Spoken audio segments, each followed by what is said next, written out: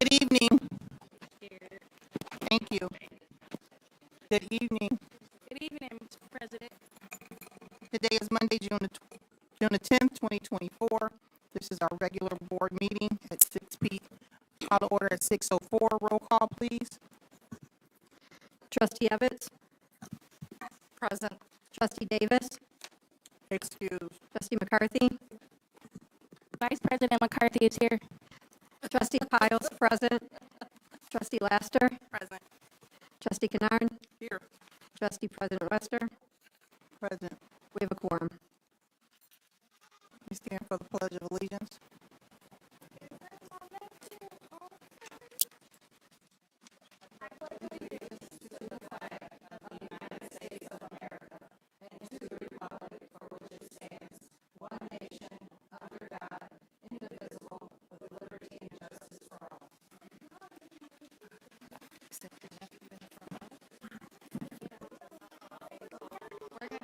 Acceptance of the agenda. Be it resolved that the Board of Education accepts the June 10th, 2024 meeting agenda as presented. Madam Chair, I would like to make an amendment to this agenda to move the employee non-renewal 24076 under the consent agenda, since that is a REA position, and we approve hires on the consent agenda, so I respectfully request that we do the non-renewal there as well. Support. So we have a motion, amended motion by Piles to move the report of the Director of Human Resources to the consent agenda. It was supported by Wester. And go ahead, Ms. Evans. And also to remove the action to approve the 24-25 projected budget. We're supposed to have a study session on June 17th regarding that. Support. And Wester supported the other.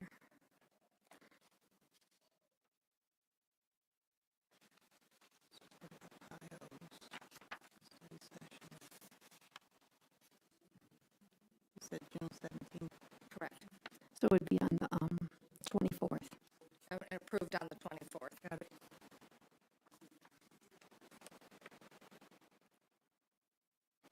Roll call. Piles, yes. Kennard? Yes. Evans? Yes. Laster? Yes. McCarthy? Yes. Wester? Yes. Motion carries. We're in our public comment section.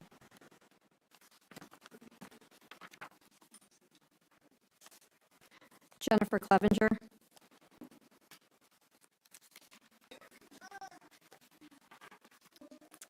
Hello, my name is Jennifer Clevenger, and I am a K-1 teacher at Barth Elementary. I'm here to speak on behalf of the need for general education paraprofessionals in lower elementary classrooms. At the beginning of October, my class transitioned from a kindergarten class to a kindergarten first grade split. Imagine a classroom full of 5- and 6-year-olds with a wide range of social, emotional, and academic needs. Many of the 5-year-olds were experiencing school for the very first time and still learning rules, routines, and expectations. I knew in order to meet the needs of all my students while teaching 2 grades, 2 curriculums, small group instruction was key. While I always strive to help students develop independence and create a classroom of independent problem solvers, the reality is it takes time to develop that, especially with a classroom of 5- and 6-year-olds. With the support of the general education para in my classroom, I was able to teach 2 grades and 2 curriculums. I was able to teach small group instruction in the morning for ELA and in the afternoon for math. She helped support the management of students who were learning to work independently in a small group while I myself was teaching a small group. With her help, the students became a little more independent each day. Not only did she help develop independence, she also provided a great deal of academic support. She worked with students both one-on-one and small groups on things such as name writing, letter identification, letter sounds, letter formation, reading with the students, sight word practice, number recognition, and math games. She was there to give extra support and reinforce the skills and concepts that I was teaching. Along with academic support, she also helped with things like bathroom accidents, Band-Aids, water spills, missing jackets, opening glue sticks, logging onto IXL, taking walks with students who just needed a little break, helping at lunch, and the list goes on and on. I was often asked the question by parents, how do you teach a K-1 split? How do you make it work? Part of my answer always included, we have an amazing para in our classroom. She played a major role in the K-1 split, helping to meet the students' social, emotional, and academic needs. Larger class sizes and split classes seem to be the trajectory of our school. The ones who truly benefit from having a paraprofessional in the classroom are the students. They are essential in helping meet the needs of our students. Thank you. Thank you.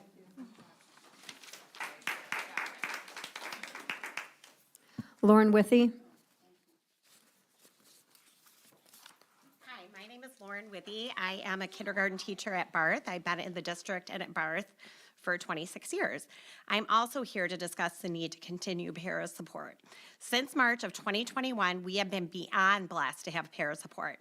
When Dr. Edmondson said we could have paras, I reached out to one of my virtual students' parents. Her name is Jamie Mitchell. She was my sidekick during virtual as I started the year having no idea how to teach 5-year-olds online. Her nurturing motherly demeanor has been such a positive asset to our school and classroom community. I couldn't imagine teaching virtually while simultaneously teaching in person would have gone. Paras are vital and continue to be vital. Last year, we had another blessing. Her name is Sarah Dubiak. She also has a nurturing and supportive personality. Mrs. Dubiak has helped keep the consistency in the classroom when I have been out. She subbed for me when I was out, and this prevents other support staff like special education teachers, interventionists, or principals being pulled away from their caseloads. Over the last few years, the needs of students has increased tremendously. Many students are coming into school with little or no school experience. We have seen an increase in students with ASD, as well as many academic and social emotional needs. Some of the students with ASD have an outside clinical diagnosis.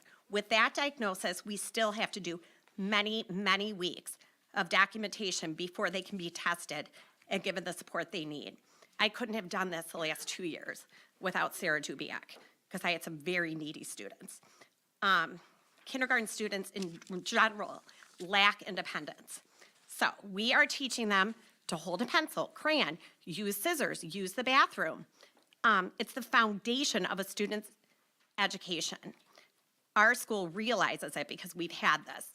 This past October, when the classes had to be rearranged as we lost a first grade teacher, Mrs. Dubiak helped to make that transition for the new kindergarten students as seamless as possible. The kindergarten expectations are high. Students are expected to be able to read as well as add and subtract. Kindergarten is truly now the first grade. It's no longer coloring and recognizing letters and numbers. I am so grateful to have had her this year to support my students. Most of my students have become early readers and writers. They can do simple math, and I attribute this growth to her support. The trajectory, again, of our elementary classrooms seems to encompass large classes as well as split classes. With a lower elementary classroom of 30-plus students or a split class of 20, how can one person meet all of their needs? I am concerned that many students will fall through cracks without the extra support. Both of the general education paras right now work part-time. They're not taking benefits. I urge you guys to spend an entire day. Paras are not extra, they're essential. And I found an article from Education Weekly. There was an article about researchers from Duke University and the University of North Carolina. I hate to cut you off. Okay. I'm sorry. That's fine. Thank you.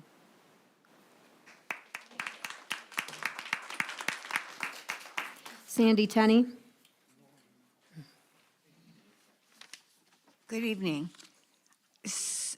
Evans, I think it was last meeting, you expressed a concern about the recreation department charging $100 for flag football and stuff. I did get a hold of them. If you'll notice on the flyer, it says in partnership with Romulus Schools. Yes, and I did call Ms. Domas, and she told me it was not a moneymaker for the recreation department because it pays for the uniforms, all the officials. Any monies goes to Coach Cersei for his football team. I think it'll kind of help whenever we have an athletic director if you have questions like that. But she suggested if you have any questions at all, please call her or come and see her at the Recreation Department. I think, it's right there as you go in the rack. Along the course of football, I just want to tell you that the Booster Club got a message from, actually it was a letter from Coach Cersei. They're doing a 7-on-7, I think it's called, what's it called? Savage Sports program.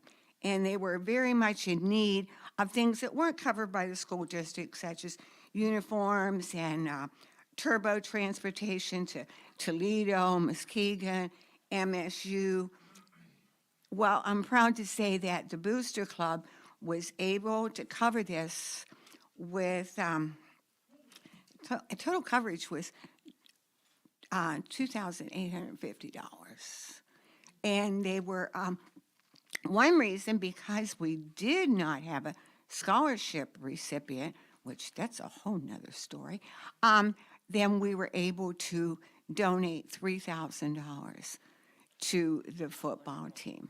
So I just wanted to let you know that, and thanks to our Booster Club for making this available to our football team this summer. Thank you.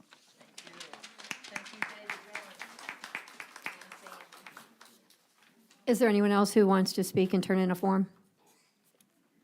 Okay, that's all, Madam President. Thank you for all the public comment. Next are our presentations. The first, we have a strategic plan update by Dr. Randy Leopa. Did you want to say something, Dr. E? Hello, Dr. Leepa. It's great to see you. Evening. Appreciate it. Yes. Looking forward to the presentation. Here we go. Thank you.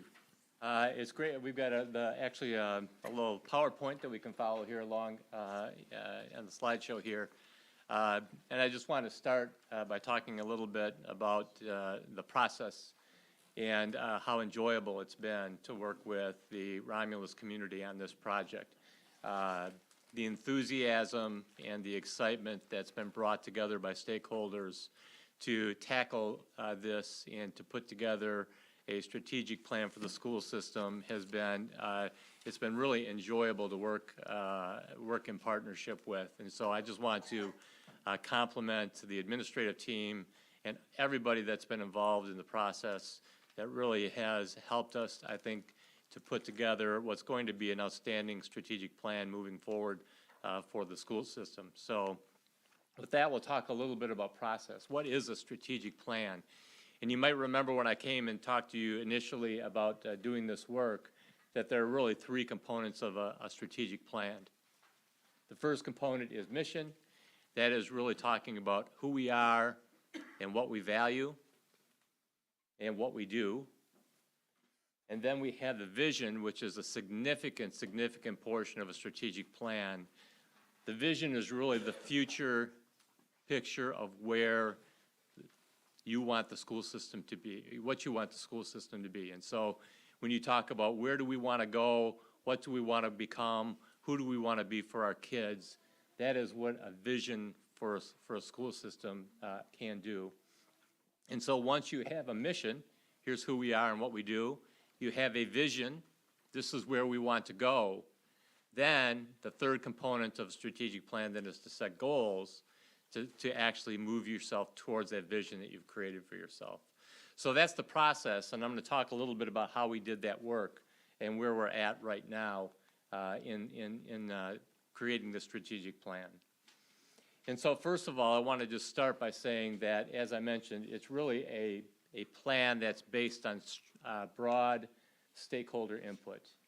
And so one of the things that we're really looking to do with the strategic plan is to have it be shared by many people, feeling that they're a part of the strategic plan of the school system.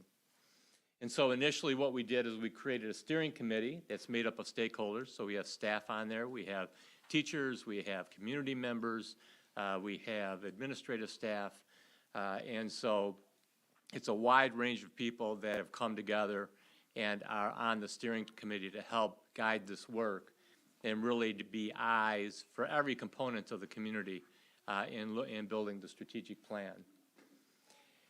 And then after that, while there is a committee, the committee isn't just looking at their own voice to represent the stakeholders in this work.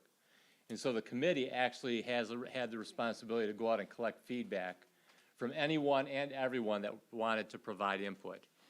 And that's really where we received a lot of feedback to build the vision, the future for the school system.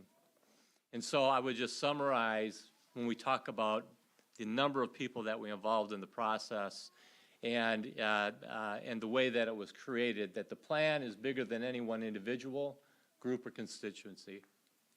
It's built on the collective thought of many. And so really when we look at this strategic plan, we are hoping that it feels that it's a shared strategic plan, that we've gotten input from all sorts of people throughout the community to build this. So it'll be something that'll last, regardless of whether school board members are still here, the superintendent's still here, administrative staff are still here, people come and go. But if your strategic plan is strong and if it's built by the collection of many, it will stay, and it will be really the foundation for work moving forward. And so that's what our thinking was when we put together the work, how we did the work. And so let's take a look at each of the components and what we've done to date. So again, the mission of a school system communicates the organization's reason for being. So how it aims to serve its key stakeholders, it really answers the questions. This is who we are, what we value, and what we do. That's what a mission statement does for an organization. And so the steering committee took this responsibility on to try to build a mission statement for the organization. And so what we did is we had discussions, lots of discussions, and for those members of the committee that are here tonight, you'll know that we really chewed on this for quite some time. But we tried to answer these questions: who we are, what we value, and what we do. And what we came up with was, when we talked about who we are, we're a community. What we value students taking ownership of their future. Students taking ownership of their future. And what we do, this is what we do as a staff in providing an educational program: we empower and we inspire. And so from that, we created a mission statement that says a community that inspires and empowers students to have pride and ownership of their futures. That is who we are, that's what we value, that's what we do. And so it's a very strong statement based on those components. And that allowed us to move to the next phase of the work, which I would highlight as, in my eyes, always the most important part of building a strategic plan. And that is determining a vision for the organization. What's a vision? Again, it's an aspirational, future-oriented picture of the organization's hopes and wishes for who they are and what they'll accomplish. And so that vision is who we want to be and what we want to become. This is the picture of where we want to go. How are we going to motivate ourselves to be who we want to be? What do we want to look like into the future? That's what we want to reach for. And that's what the committee spent a lot of time building. And this is where we utilized the feedback from everybody and anybody that wanted to provide feedback. And so, again, I would highlight this is the most important part of the strategic plan. And we utilized this process. We allowed everybody and anybody to provide feedback about who we ideally want to be for our students. And so what we did is we provided the opportunity for stakeholders to answer one of 4 questions, very open-ended questions. The questions were, when I think of my hopes and dreams for our school district, it would be a place where. And they had the opportunity to fill in how they felt about that. They got to complete that sentence. Question 2, I want our schools, okay, the first one had to do with our district. I want our schools to be places where, fill in the blank. We left it very open-ended so people could tell us what they wanted for their schools. Question number 3, envision our school district 5 years from now. What changes would you like to see to improve the educational experience students receive? And people could provide up to 3 responses to that. And then question 4, the most important outcomes, skills, knowledge, tools that I want for graduates of the Romulus Community Schools are, and complete the sentence. I had a variety of potential questions along these lines that really are aspirational, future-oriented questions. And they're open-ended questions because we wanted to leave the door open for anybody that wanted to provide us feedback to say, yes, this is what we dream for our school system. This is who we want to be moving forward. And so we received a significant number of responses. We did it both electronically, and we also provided focus group opportunities. We did that because the electronic opportunity, which is nice, it's a lot simpler. We received 150 different responses, which I thought was pretty good, and is relatively going to be a good sample size, because what happens is you'll see that there'll be common themes that will come up when you have that many responses. And so we got a good flavor for what people were telling us they want the future of the school system to be.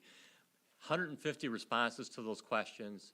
And then on top of that, we did focus groups. And we did that because we wanted to provide the opportunity for people to hear from each other on top of not just, sitting at their home or in their office filling these out, but they had an opportunity to hear from their colleagues.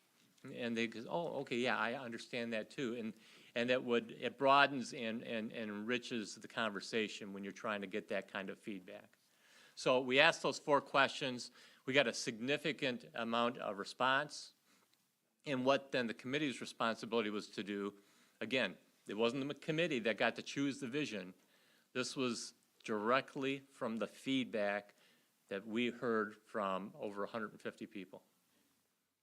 What did they tell us? And so what they did do is they looked at all of the comments and they started to identify 5 themes.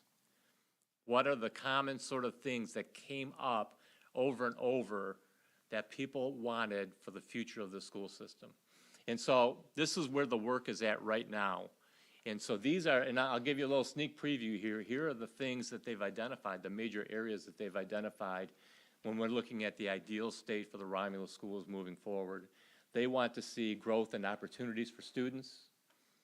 They want to see a great school climate and culture, not just safety, but kids feeling happy at school.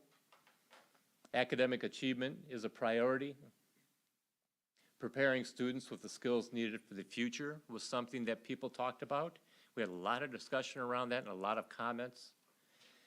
And then just from an operational standpoint, communication and providing a voice for all is valued. That was something that people said they really want to see the district strive for. And also sort of tied into that, community involvement and collaboration with school is paramount. How do we get parents involved? How do we get the community involved? How do we make sure that they have a voice as we're moving this work forward? And so see, these are some of the major areas that we've identified. And so what will happen now is we're just about there to finalize the vision component of this work. Again, in my opinion, the most important component, which is the steering committee is going to take all of that feedback. They're going to look at these major areas, and they're going to create vision statements for the organization. So hopefully something that you'll read and say, this is aspirational. Yes, this is who we want to be moving forward. And so once we have those visionary statements vetted out and we've identified them, there'll probably be 5 or 6 or 7 of them. Visionary statements of things that we really want to shoot for. Now that we've got that picture of where we want to go, then we'll have the responsibility to identify goals. So the vision component of this, again, in my eyes, the most important piece of this, because now we've got the picture of where we want to go. And so it's the school system's responsibility then to say, okay, well, how are we going to get there? And let's start setting goals. And that will help, hopefully, to provide some focus for the organization because, and believe me, I've lived this in my life. There are 5,000 things you could be doing, right? 5,000 things you could be doing, all sorts of good ideas. How do we really sit down and focus on what we want to do? What's the most important? Well, now we've got a vision of where we want to go, and we can start setting goals to get there. And so we're going to finish those vision statements up, and we're going to identify goals. We think that probably keep our fingers crossed to happen in a relatively short period of time, so then you can start out the next school year with a brand-new strategic plan, mission, vision, and goals. And you can share that and start communicating that throughout the community with your staff and with everybody in the community to say, yeah, this is what you told us, so this is where we're going to try to go, and we're going to continue to try to go there.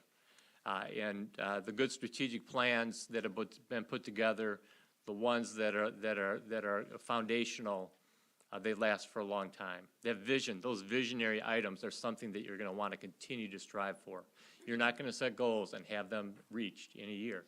That's not the way this works.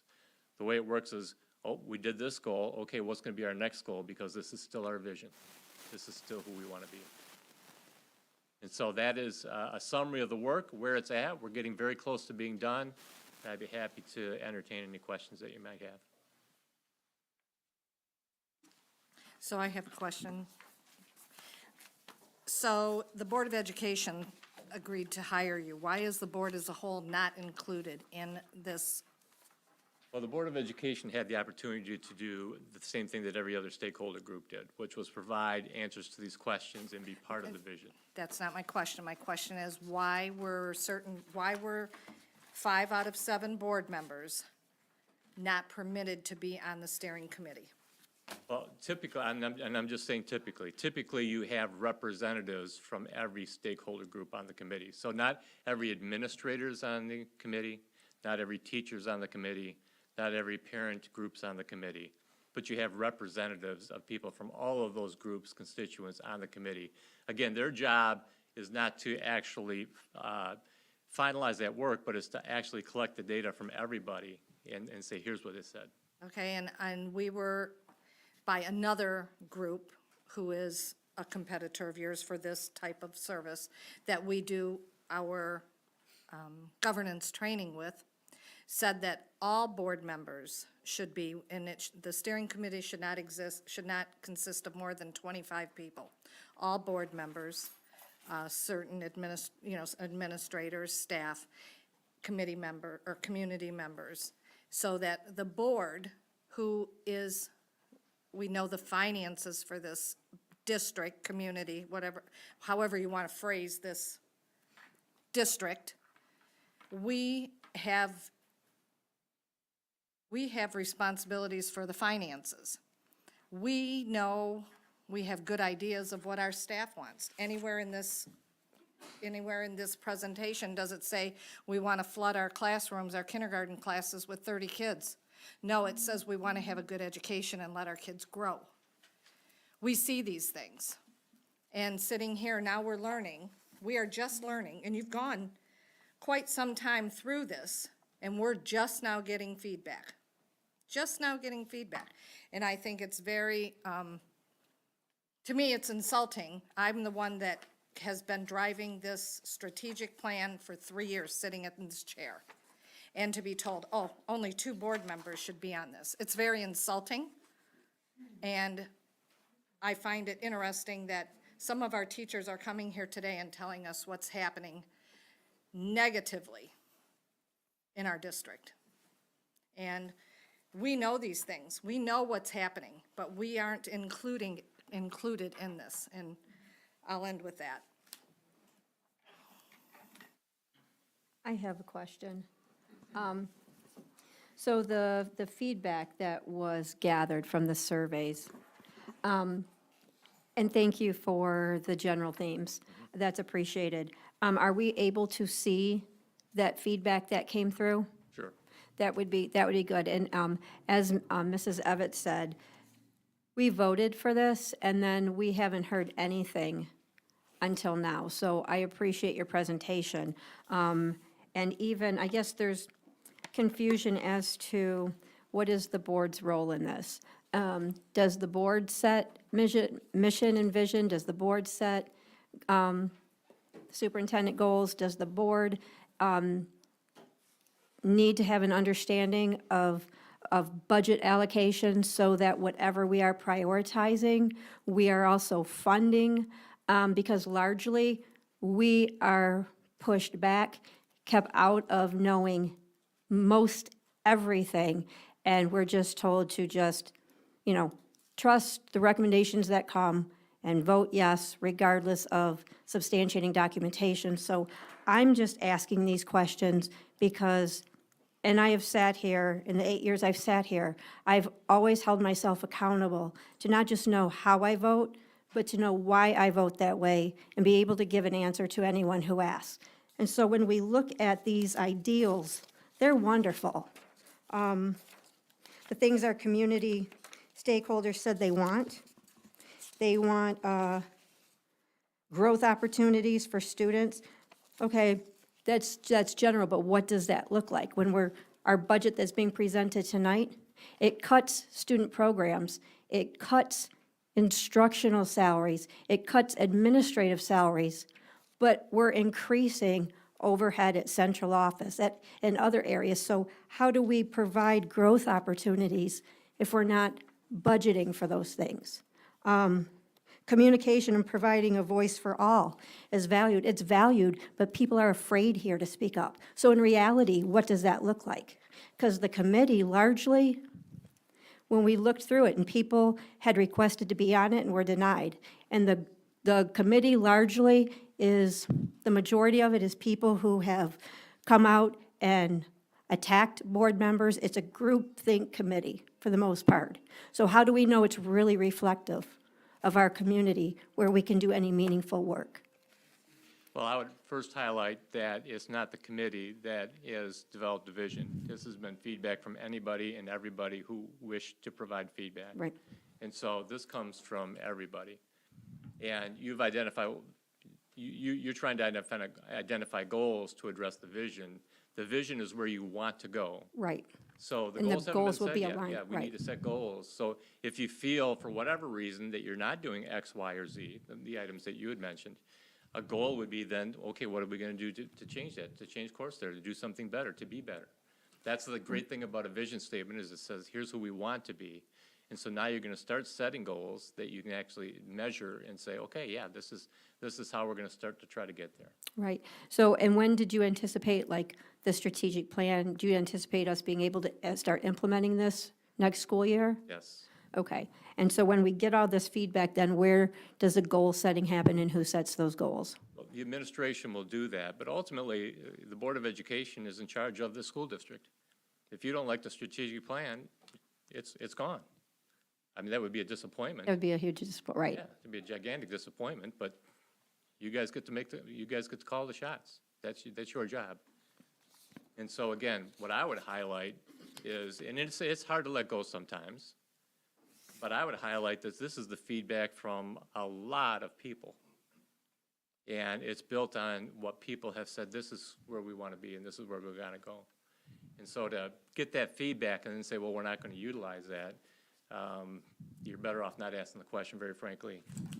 No, the feedback is great. The feedback, this is really good, and that's why I asked, like, if we can see that too.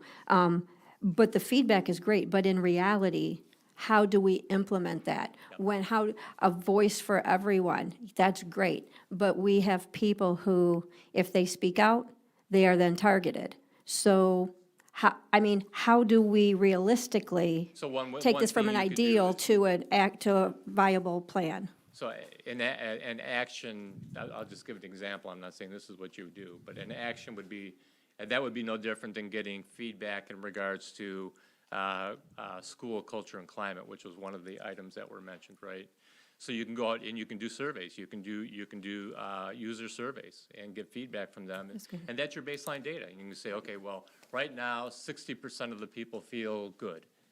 We want it to be 70% next year. That's what we're shooting for. So we're gonna start trying to change our behaviors so we can see that we're showing growth in that particular area. That would be an example of Right. how you do But that. that would be how we would set a measurable goal. Yep. Madam President, Mayor. Thank you for that information. I believe that it's more clear to the majority of us on the board and for those who have some questions. But I think what wasn't clear, and what wasn't clear for me, is that we understand planning, strategic planning, project development and process. And so what wasn't clear, I believe, to the entire board was during that timeline, where does the board fit in and where would they fit in with projecting their input in terms of when the product is finished?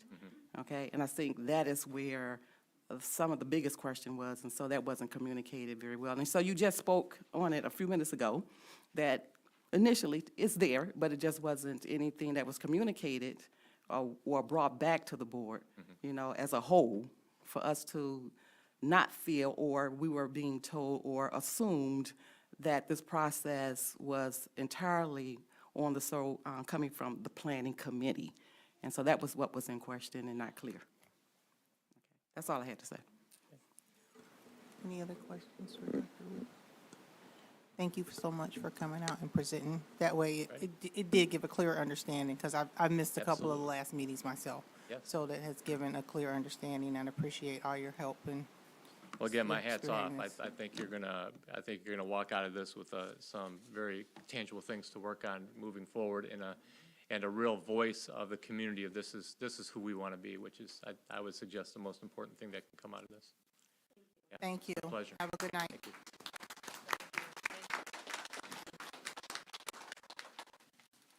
Our next presentation will be the Year in Review presentation by Mr. Mike Ellison. Good evening, Board, and good evening, everybody. I understand that there are a lot of presentations tonight, so I'll do my best to expedite my process and go through things as quickly as possible, but thoroughly, hopefully, for you all. So I'll jump right in. With the eagle as our overarching mascot, we're soaring to new heights. For those who are new to this area, Romulus Sumus Omnis means Romulus is all of us. After some research, we established that the district technically was founded in 1946. So while we want to be forward-thinking, we also want to be reflective of the heritage and the culture here. I will spare you me rereading this here, but I'll go into the elements of the presentation I think are the most important. So some of the goals that we set out to do were to reestablish the narrative, right? We wanted to present a positive narrative. We wanted to reestablish the brand, and we wanted to be forward-thinking. So towards that, you see the new logo, which has been well-received, and our motto, tomorrow starts today. It acknowledges that we've come through some things, but we're moving in the right direction. I want to echo the gentleman's sentiments in that everything that I've done and been a part of has been a collaborative effort. My guidepost is what Sarah Carter said to me a year and a half ago, is that we have to create a community-wide culture of collaboration. So everything that I'm going to show you has been a collaboration, from district leadership to students, parents, coaches, athletes, you name it. So our 5 primary areas of focus were branding, commercials, special projects, and sponsorship. Branding is not just a logo, it's who you are. If I said Nike's going to have a hotel, you could probably imagine what it looks like because of the brand, right? So when we say us, we're creating a standard, and that standard is collaboration and its excellence. So some of the assets, we created a new logo, new crest, motto, and slogan. We updated all of the school logo assets. So we were finding from all the various, from pre-K, K through 5, middle school, and high school, they didn't have access to branding assets. And then the assets that we did have were a bit outdated, and you couldn't separate it. So for example, with that Romulus Eagles, if Coach wanted to just take the Eagles or the Eagle Head or just Romulus, they could not across the board. If Ms. McCarthy wanted to design something for her team, she could not. So we've done that. The promotional materials has been throughout, whether it's mailers, flyers, postcards, it's been quite a bit. I'm going to share the mnemonic device, like what you hear McDonald's, ba-da-ba-ba-ba, or Intel, those sort of things that we want to establish. One of the things that we got from leadership is that we want to approach this like Apple. Our logos, our marks should look like Apple, and the quality of the sound and the visuals should be that, and that's what we strive to do. Sports clubs and logo designs, they had none. So when people want to design something, they had to grab an eagle, usually the Philadelphia Eagle, off the website, So now we've created those assets so that there's things that my team and with the district's input we design, and then there are things that the individual coaches and the heads of sports clubs and activities can design. So I'm going to jump in a little bit. I'll let it play twice. Can we turn up a little bit, Adam? Thank you, sir.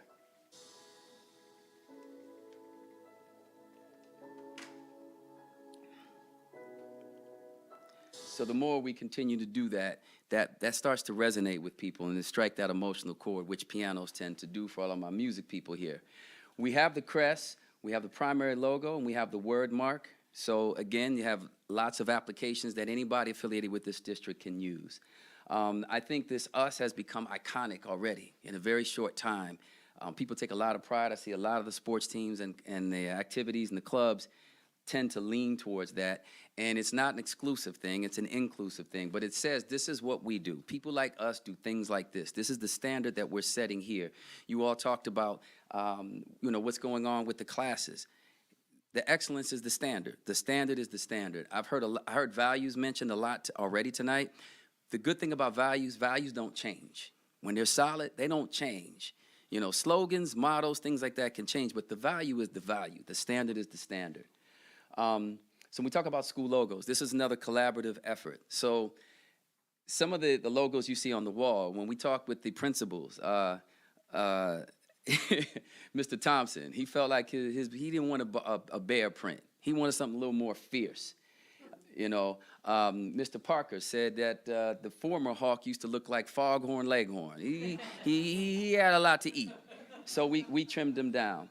The Wick Eagle was good as is, and so was the Jaguars. Bulldogs needs to still be tweaked a little bit, so we need to get back with the middle school. But we wanted to find a balance between aggressive but not too scary, and this was 100% with the principal's input. We went through about 5 or 6 different revisions. Mr. Thompson was very tough on the bear. It went from a paw print to a big sleepy bear to what we have now. So we're very happy about that. This, I think, was a slam dunk. And I have to really give kudos to the district leadership. I'll say this as a caveat. I don't believe in getting too deep into marketing strategy because this is a public forum and you do have competition. I think those type of strategic meetings could and should happen behind closed doors, and I'm happy to have those.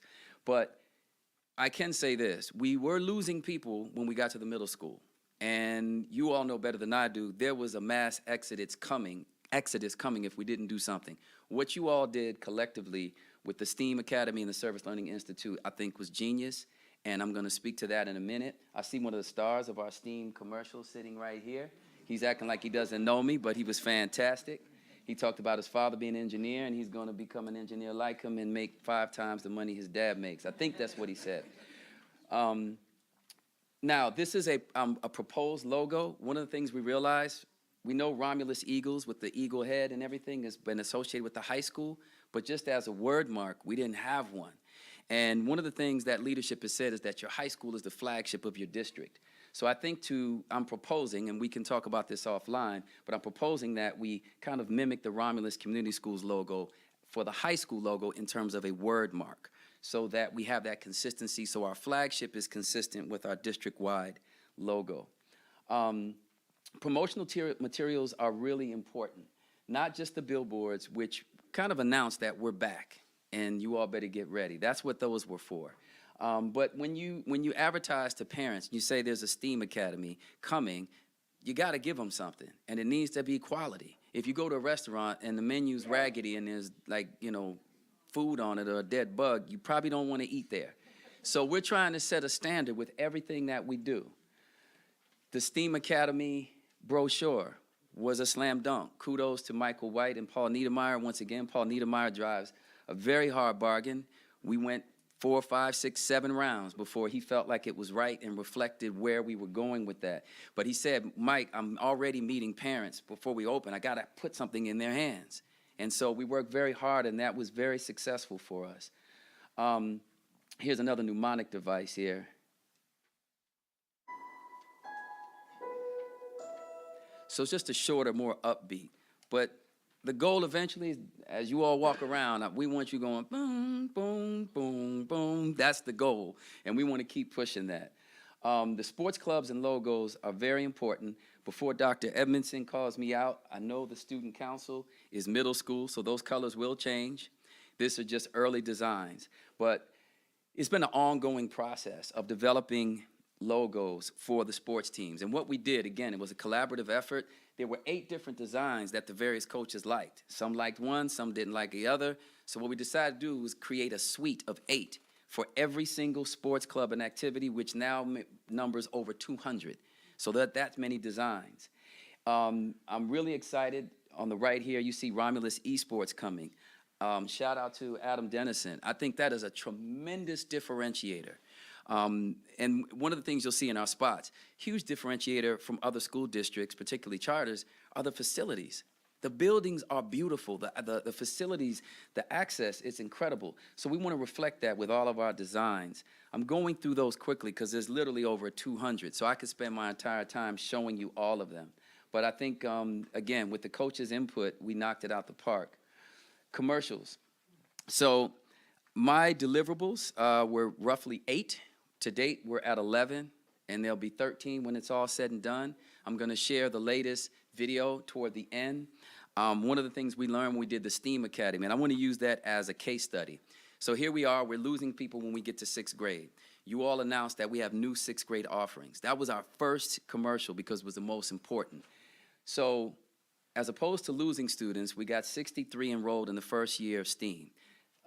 Ms. Saylor just gave me early enrollment. It's not my forte, and I know you all know that better than me, but she shared with me that the next upcoming school year, we're at 150 for the STEAM Academy, which is more than double. And I just think that that's fantastic. And there were roughly 158 in the Service Learning Institute. And by no means am I and my company, Wyndham May, taking credit for that. It is a collaborative effort. But the commercials and the messaging came from you all, and it came from you all, and it came from all of you. And more importantly, the experience matched the message. You can tell someone, using the restaurant analogy, the food's great, and if they go there and the food's not good and the service is bad, you're not going back. So shout out to, Krista Saylor, Paul Niedermeyer, Michael White, everybody's involved with the STEAM and SLI because the experience matched the message. Counting on us. We all had a spot. We had board participation in that. We had teachers, we had students, we had principals, K through 12, and basically saying they're counting on us. It was about accountability, and I thought that resonated well with the community. We introduced the Romulus Eagle flight, and I think that is a great way to introduce people to our district. There is going to be flight assemblies. I think Mary Randazzo, is she still here? She's part of the flight crew, which is, there you are, that will be part of flights in school assemblies. I'm going to show you at the end the Romulus High School extended video. We have an extended video because in typical advertising, you want to be 30 to 60 seconds. You lose people after that, whether you're talking about Facebook or Hulu. But again, Paul Niedermeyer said, Mike, I need something longer. When I have an open house, when I have people come in, I need to show a broader story. And so we went back to the drawing board and did a longer video. We learned from that and realized, in addition to these ads, we need to give all of you all. If someone says, why should someone go to Romulus High School? And you say, because there's a holistic experience taking place there, and I can show you. So that's what we've done, and it has a lot of applications, I believe. Some of the special projects. Kindergarten Festival Week was an innovation that came out of Kindergarten Roundup. When we asked people, what does Roundup mean? They thought about cattle. They thought about the Roundup you spray in your lawn. Some people thought about Roundup with law enforcement. We have these lexicon within the education system that makes sense to us, but to some of the parents, if I say Roundup, what are you gonna do with my kids? Where are you taking them? So we innovated that with Dr. Gardner. And I won't go too deep into it, but now I do think with some input from all of you all and parents and teachers and staff, I think Sarah Good had some great feedback. Timing, when we have it, where and how we need to work on. But the opportunity to bring people into our building and treat them well and let them know and let them go around the school with student ambassadors so they can see these beautiful, articulate, well-spoken students and say, that's a preview of what my kid will be able to do. So I think that's a tremendous opportunity. I've touched on it again, the media optimized creative asset development. You have to have creative assets as a district to say this is who we are, this is what we're about. The application process, I really, really have to shout out Adam Dennison once again. No disrespect, it wasn't his fault or anybody else's fault, but the website was a mess. And when people went to the website to try to enroll, they couldn't if they tried. That man spent more hours than he probably had in a day, and that's more than when I was with him, and we're still working it out. But I promise you, that STEAM enrollment would not happen if he didn't do what he did, because when you went to the website, it was a maze. It was really, so again, marketing isn't always the sizzle and the fun stuff. It's the nitty gritty stuff. It's the work that you all are doing. It's the insightful questions that get us better. So he did his fantastic job on that. I know Mr. Parker already has a chess program at his school, but we've worked all year to finally identify some people so we can bring that to the district. We've identified Kevin Fight, who is internationally renowned for his chess program, and he will be working with the district to help us grow that.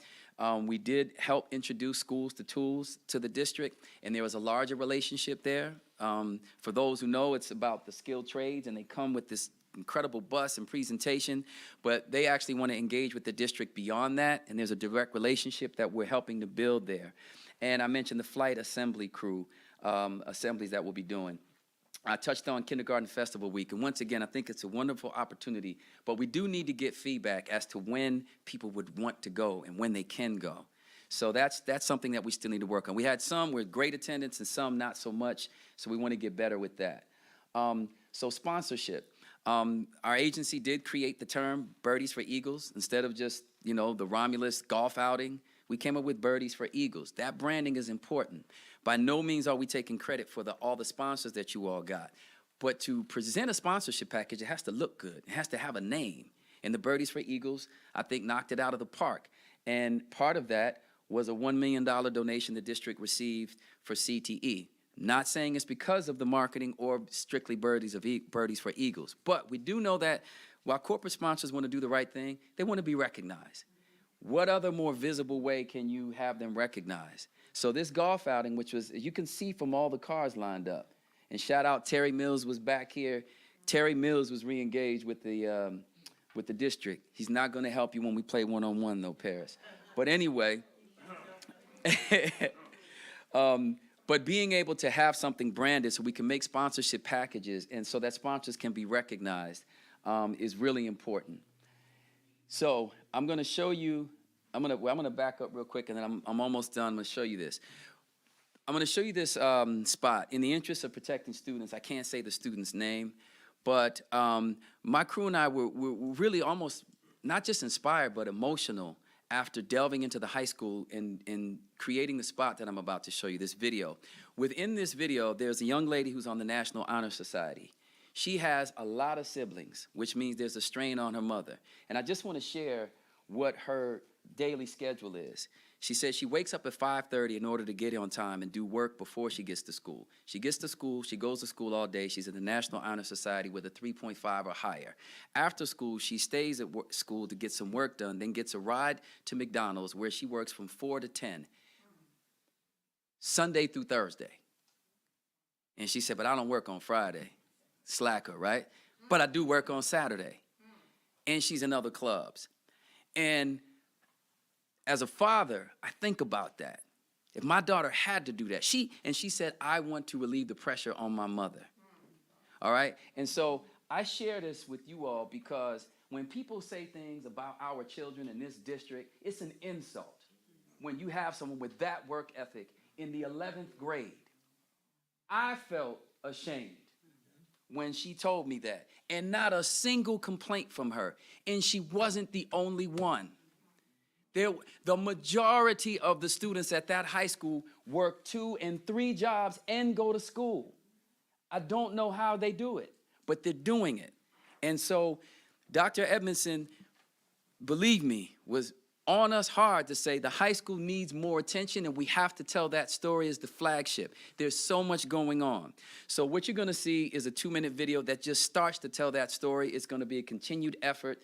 And I think we'll hopefully have the opportunity to be more involved with social media so that we can tell these stories on a regular basis. But the first and most important thing was to reestablish the brand and create the expectation. And I have to say again to the staff and the people who are here, you all have been meeting and exceeding the expectation that people have when they get to the schools. Absolutely. And please know, pre-K and kindergarten, we are not forgetting you. I hear from him, if not monthly, weekly. So we promise you, it's just there's priorities, but it is absolutely coming. That's a part of flight, by the way, being able to introduce people. So Adam, if I can get full volume on this, and this video is 2 minutes, and I'll let you see a little bit of what's going on at the high school.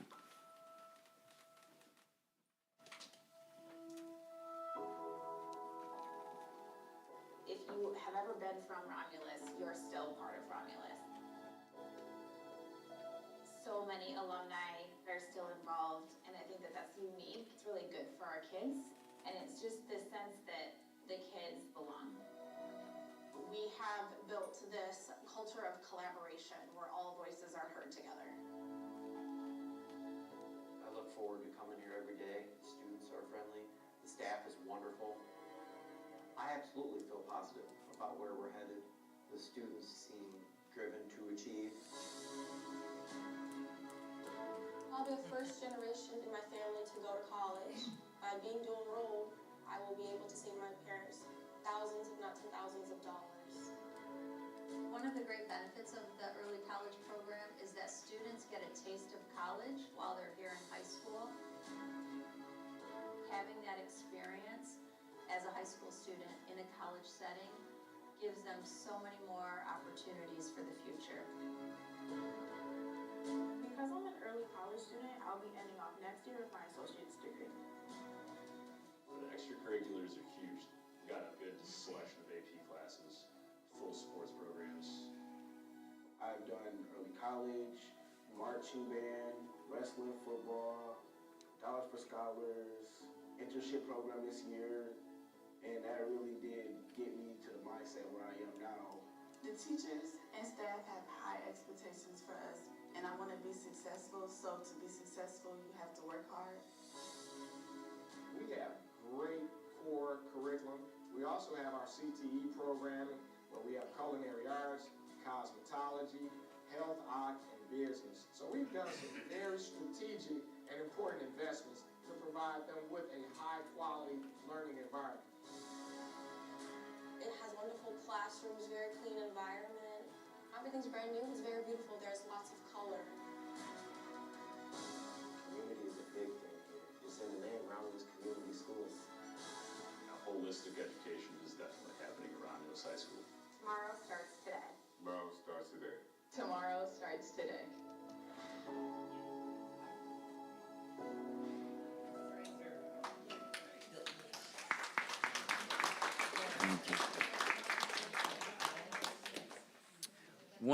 Thank you. And I have to say also, again, collaborative.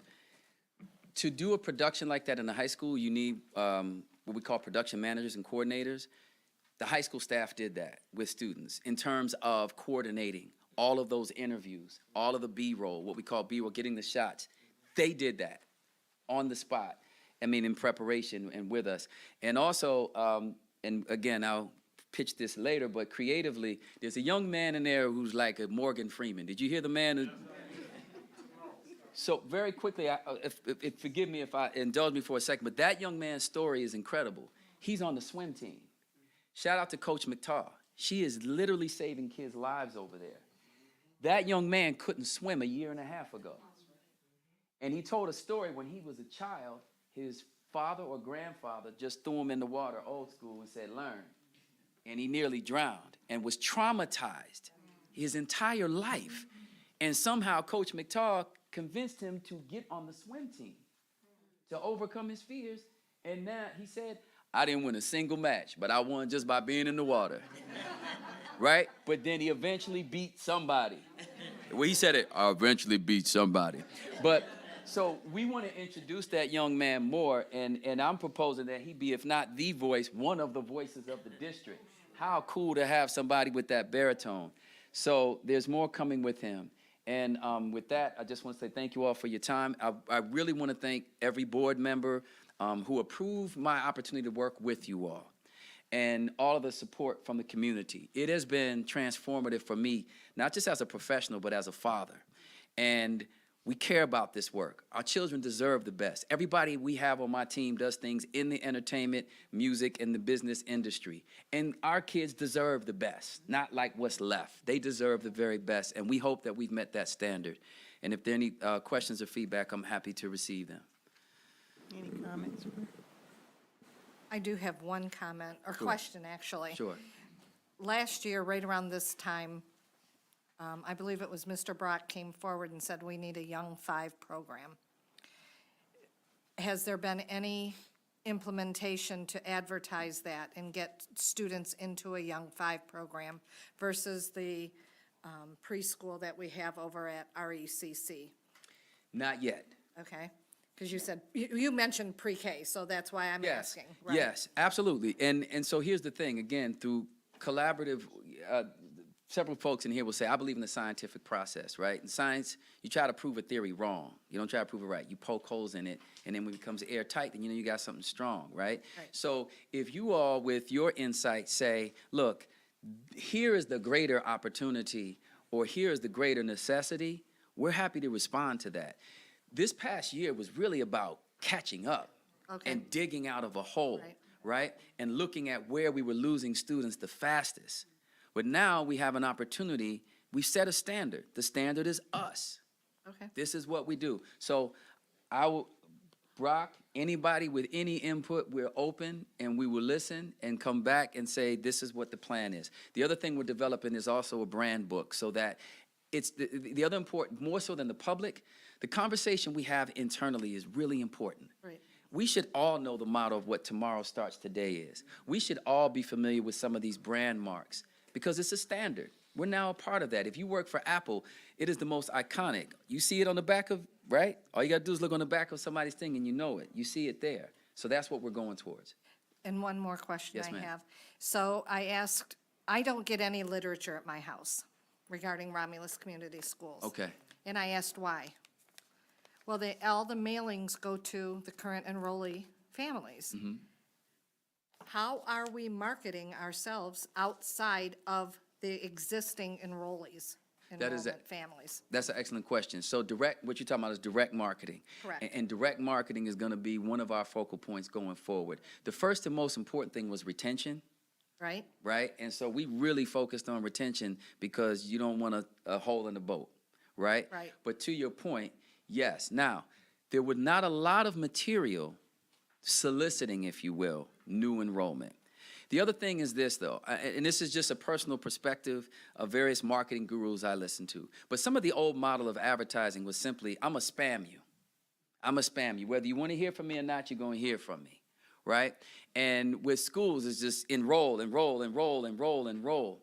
I believe, and some of the sentiment from the district leadership was, let's attract versus beg. Right. Let's attract. And now that we have something attractive, now let's brag about it. Right. So now we can do things like, call to actions through mobile phone marketing, through direct. I don't want to get too specific because I just always assume Right. someone else is listening. Right. But Doctor, to be honest with you, like, he stopped short of cussing me out, but but he did say, why am I getting something from some other school district? I don't Exactly. have. I'm like, hey, okay, I got you, Dr. Edmondson. Right. And I will never say that's not on me. It is a collaborative effort.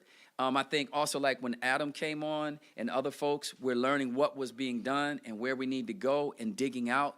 When I tell you, though, more so than the direct mailers, what that man did with your website probably saved the district several hundred students conservatively.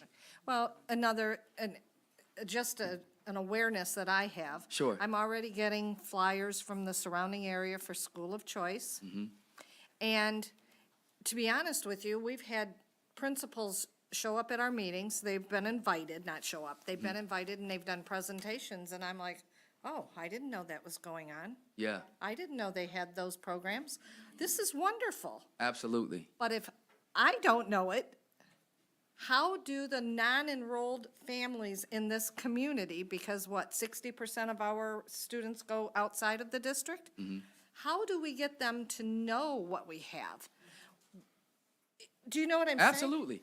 And It's mind-boggling to me why, Sure. Well, here's the thing, right? It's, the gentleman before said there are 5,000 things that you can do. right, We needed to do 10,000 to get this district back on course. And based on leadership and feedback, we tried to focus most on that. To your point, we want to do better and we got to do more. Part of it, I don't want to get into too much strategy, Right, but right. what I do know, what I have learned is that there's overall marketing and messaging that happens, right? But also, and I think it's a feather in the hat of all the principals. They also do a bit of their own through Facebook and other elements. Well, they didn't have the tools to do that. So we started with the most basic tools to give them that. There are things we're going to be doing, I'll say broadly, using automation and technology that will allow, give each school a little bit more autonomy Okay. to tell stories in real time so that you know that on a regular basis. However, the other part, I mean, and you all have been in education far longer than I, so I'm not going to stand here and tell you how to do your jobs. But I think we all know that word of mouth is the most important thing. So, you know, COVID made us all back up off each other. Now we're getting re-engaged. When you all see that, go out and share with people what are happening at the high school. And word of mouth, what we say about our district is really important. right. But everything that you're saying, I'm wondering if you work for NSA because because it's literally in my points of reference going forward. So I will just accredit it to, you're not like Jason Bourne, but you're just insightful as to what needs to happen going forward. Thank you. Yes. Thank you for the information.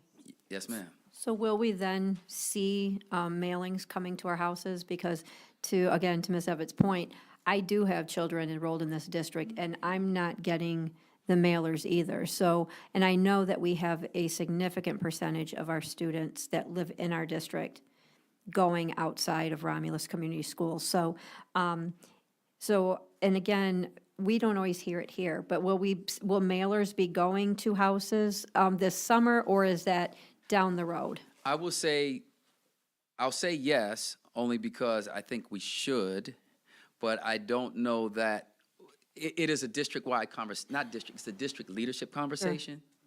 There's debate as to how well mailers work.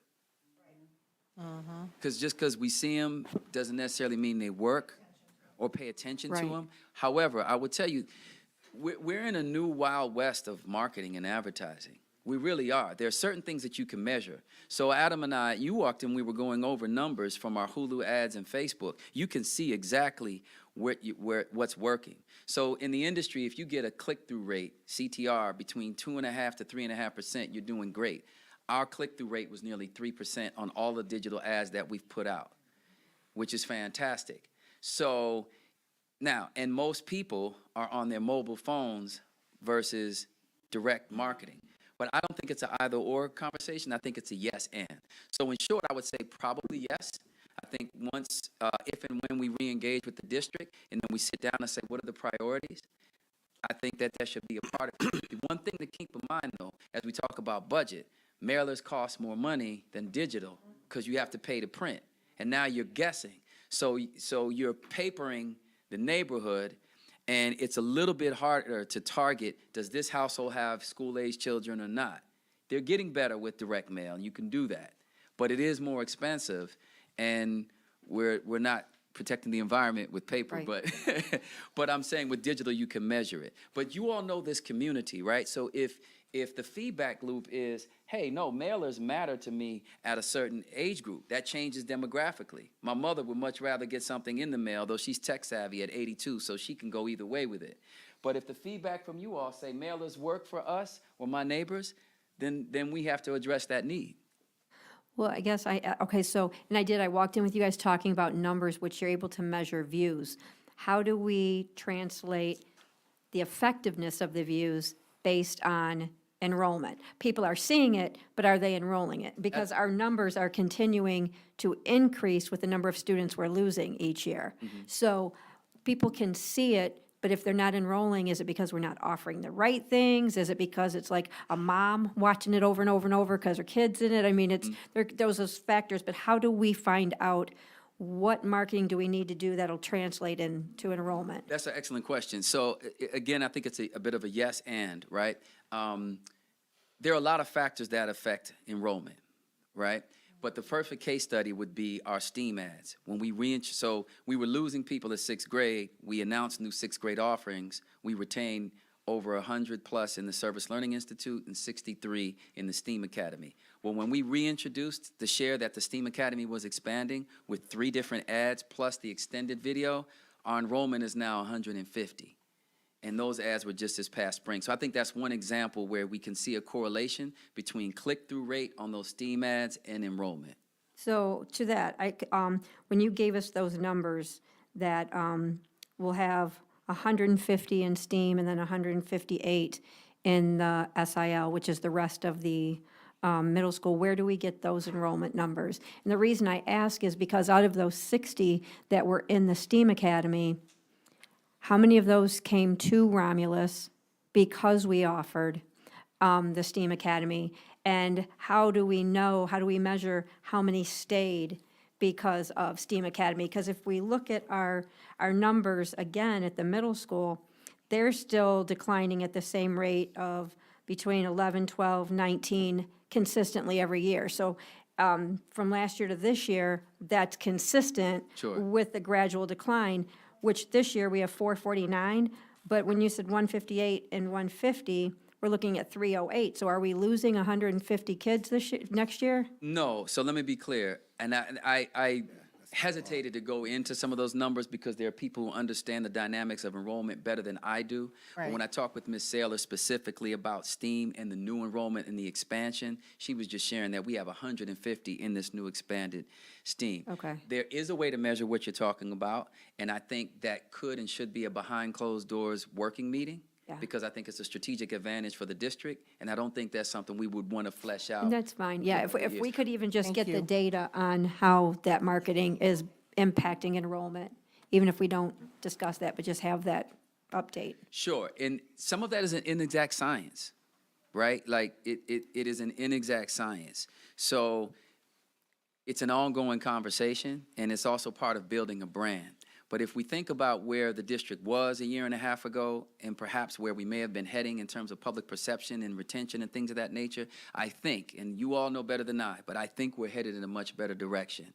The advertising is one part of it. I've said to Dr. Edmondson, literally everything is marketing. How we talk to each other, how we conduct ourselves in the building as leaders, even in these meetings. Every single thing we do is whether the bus drivers smile when people get picked up. See, again, we're in this is the attention economy. Me, look at me, selfies and things of that nature. And what we forgot is the human interaction, right? So when we interviewed all those students, there were at least a dozen or so students who accredited their life just being alive to teachers, right? So to your point, I think we want to do our very best to measure these efforts. But these are a supplement, and they're just setting the standard. But when I use the young lady as an example, as somebody who gets up at 5:30 and works 6 days out of the week, those are the stories we want to tell, not just to say, look at how great our students are, but that's an example to me. So when you ask me that question, I say, I got to do better then. So the next time Ms. Piles asks me that behind closed doors, I can connect those dots better. That's what I take from when I hear student stories like that. Thank you so much, Mr. Ellison. Yes, ma'am. Good feedback. Just happy that you're here to help us move the district forward and all the work you're doing as a collaborative team. I just applaud you. Thank you so much. Thank you. Thank you, Mr. Ellison. And just for clarity, in terms of cussing him out, he knows he's a dear friend. We go back to 1990, and it's not me cussing him out. I'm just, just, you all know. I just want them to know just because you know me doesn't mean you take it easy on me. In fact, it's quite the opposite. Yeah. Right. Thank you. Our next presentation is from our attendance liaison's end of the year report. Ms. Denise Crank, Barb Malcolm, Stacy King, Herb Buckley, and Mr. Pastor Paul Fudge. So before we get started, I see the judge. I think he might be walking out now. Oh, he's not walking. Oh, okay, okay. So, I'll give us a short preview. I think you all know who the liaisons are, or maybe you don't. Well, you get to see them all now. Sure, I will. Appreciate it, Sue. So just for introduction purposes, again, for everyone that's in the crowd, I'm going to start from my left to my right. We have Herb Buckley, who is at Barth and the high school. We have Miss Barb Malcolm, who is at the middle school. We have Reverend Dr. Futch there, who is at WIC and the middle school.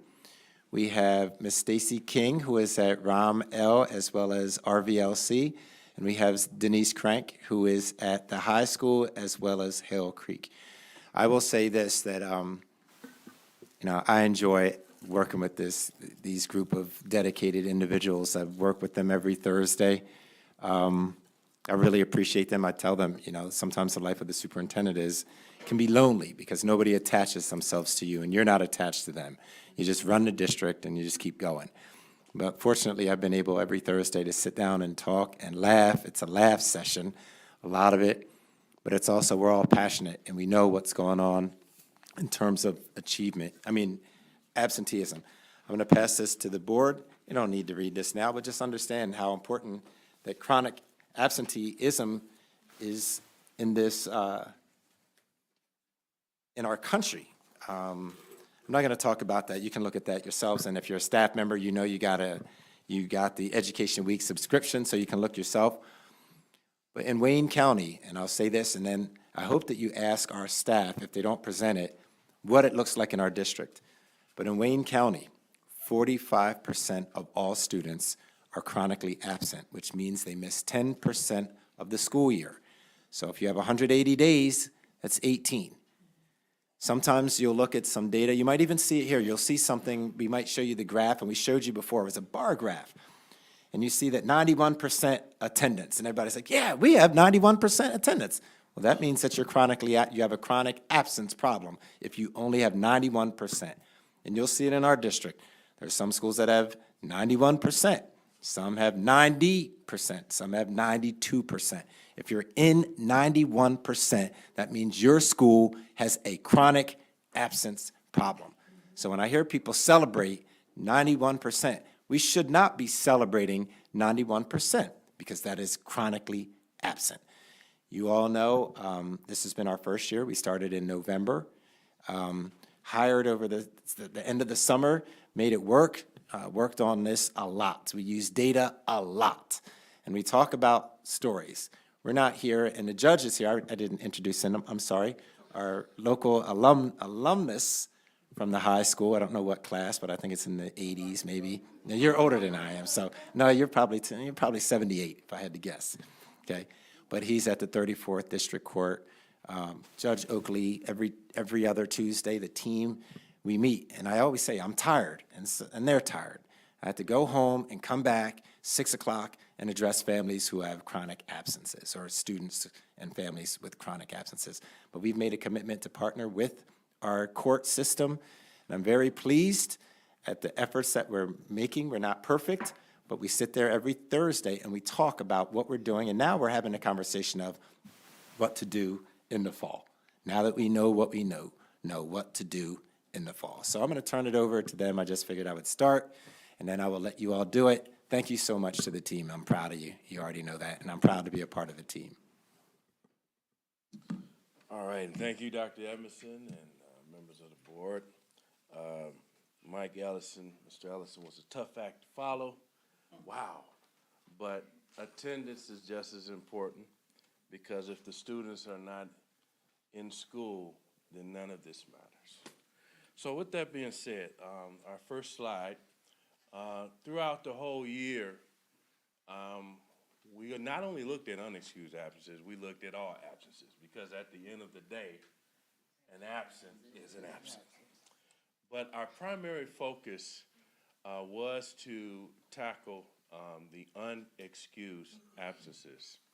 So as you can see on the slide, there are some comparisons, which is our previous school year, which is in the blue, and our current school year, which is, that looks like gold to me. So as you look at September, when we first started, of course, word was just getting out on the street, hadn't got out on the street yet, if you will. It was not really a big difference in last year versus this year, but as we move forward and as word got out on the street, you could see that the numbers were starting to decrease starting in October and definitely in November. So I want to say this, I'm just elated and excited that I've been able to work with such a great group of people. I mean, our team is a wonderful team, and we have fun, as Dr. Emerson said, but we're very serious and very passionate about our students coming to school. So as you can see, throughout the year, we have made an impact. We do have a ways to go, but we did make an impact in our efforts going throughout the year in each month. And what we did discover is that there has been some trends, and we will address those later on in the presentation. But, you know, kudos to our team, to all of us, and the efforts that we have made to make an impact in our attendance. And one thing we've learned that a lot of our families, they actually go through they have serious issues. And so not only are we to see that the children are coming into school, we provide them with resources, and we hear them out, and we listen to their actual concerns. And we have some great students. I mean, great families, great students in this district. And we turn more into just attendance liaisons. We literally become mentors to a lot of our young students. And so, but as you can see, we have made an impact so far versus our unexcused absences. And I'll turn this over to Mr. Herbert. All right, let me get these bifocals on. Okay. In November, our team implemented the parental representative program, responsibility program, I'm sorry. With this program, we contacted the parents, and at the high school, we talked to the students, and after 3 days, we let the students know that you're going to see the judge after 6. So the kids are paying attention now, the parents are paying attention, the parents are calling us, and they're understanding that we're not messing around. They don't want to see the judge, so now the kids are hunting me down. They sending me their doctor letters. The parents are actually calling us up and having conversations. So the parents now are on notice. So as you can see, the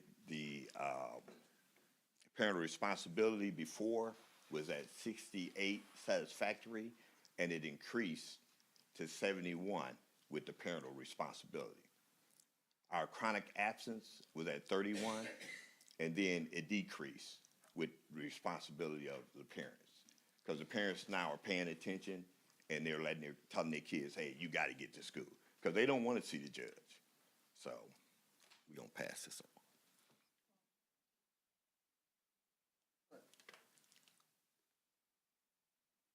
So here we have our parental responsibility. We laid out exactly what was going on with the parental responsibility. And just to kind of go back, what we did do is we looked at our attendance, the unexcused, and then patterns of absences, beginning with 3 full days. And so with that, we monitor through our reports, and then we reach out to contact parents really to do what Herb said. We'd like to find out what's going on, how we can be of help, if there's any extenuating circumstances, which we have found out that there were extenuating circumstances in working with our families. So we're very excited about that. We're able to pass on resources. We're able to help them to know the next step in which they need to take. So what we have here is our parents, again, it is contacting us, having communication with us. Once we call, text, if that's not going to be a resolve, then we move to a letter. We will email you as well. And so after that, what happens is when we see that there is just no follow-up contact, we're trying to meet with you to understand what's going on. Then our next step is to come and meet with the judge on that Tuesday night. And so from here, what you'll see is citations. So each school is an account. We had from each school the numbers there. So we had a total of 243 parents who had to attend the session, the required informational session with the judge. And then we moved on from there, that once a parent, if a parent did not, again, communicate with us to help us to understand what was going on, did not make it to the session with the judge, then that next step would then be a citation to go to meet with the judge in the court. And so as you can see in the green, the numbers of each school of who did receive a citation. And then in our peach coral color, you see those who, again, did not receive the citation because they did attend the informal session with the judge. And they were able to get a lot of questions answered. And as the judge will also state, too, is getting other resource information that comes from the court. Can I just ask you a real quick question? So those that receive citations, did they receive them in front of the judge? So they came and the judge still issued a citation? Or once they are in front of the judge, their issue has gone away? Well, what you have is, I think it's two questions that I'm hearing. As I stated, parents attend a required session with the judge, which is right here. Oh, okay. Now, if that guardian does not come on that Tuesday evening, then a citation is written by our resource officer. Thank you. I didn't understand the Okay, process. no Thank you very much.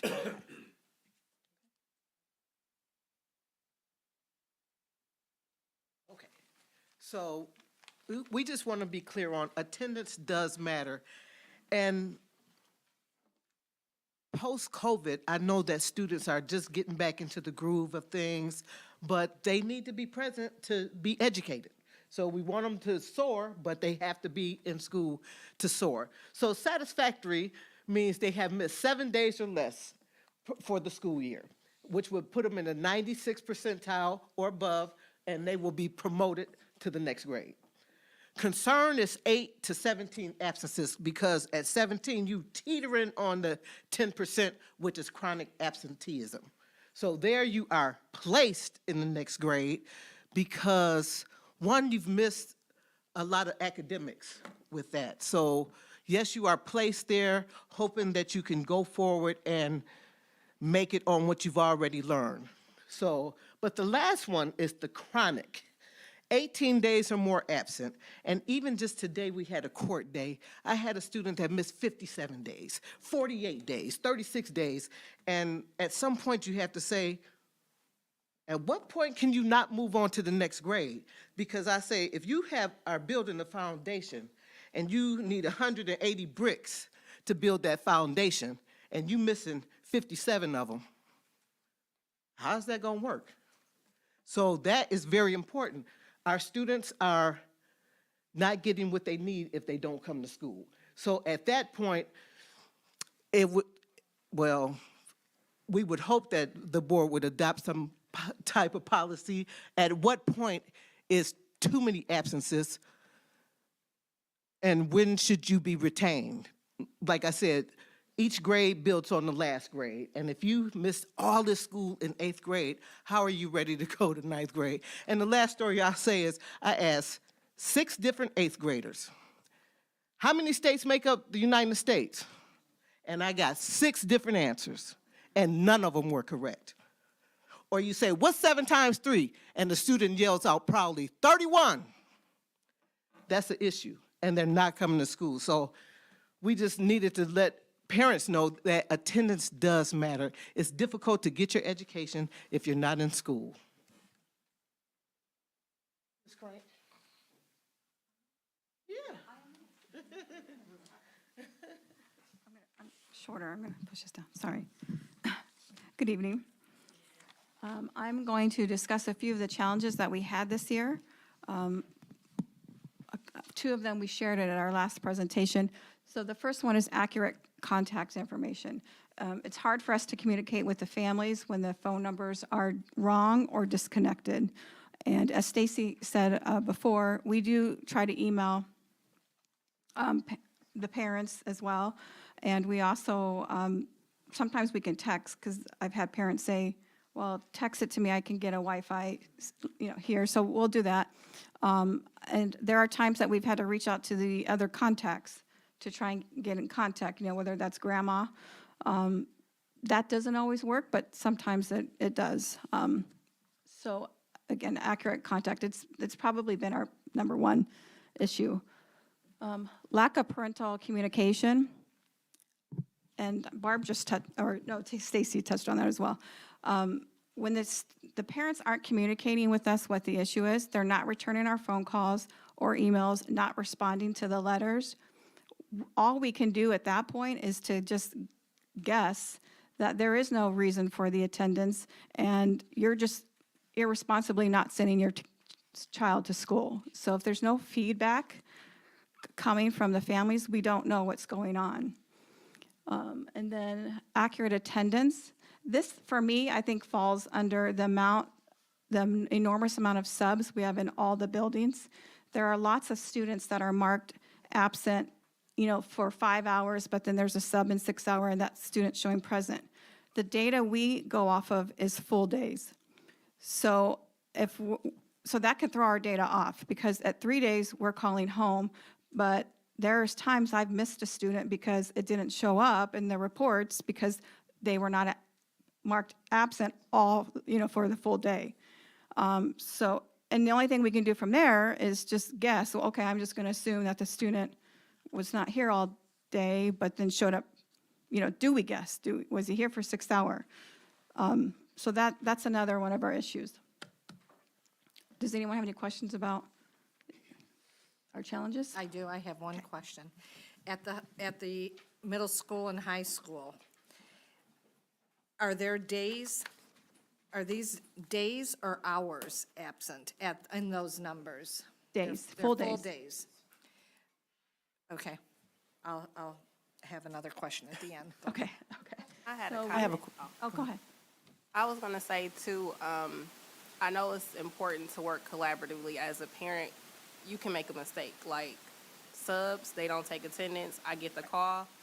I'm gonna hope that my student isn't skipping. I send the text, were you in class? He sends me back, yes. I go with the honor system and I'm calling immediately, so that doesn't turn into 3 days and now I'm seeing Judge Oakley over a mistake, because things happen. Attendance can be just a click of a button can mark someone, not there, or subs not putting it in. So it is a point for the parents to also be involved and do what they need to do to make sure that their students' attendance is accurate as well. Correct, yeah. And I want to thank you for any time I email. You always. And I want to thank you for being the parent that does communicate, because you always have, so thank you. Listen, because Judge Oakley, I never want to be in the chambers. That's all I have to say. Yes, I have a question.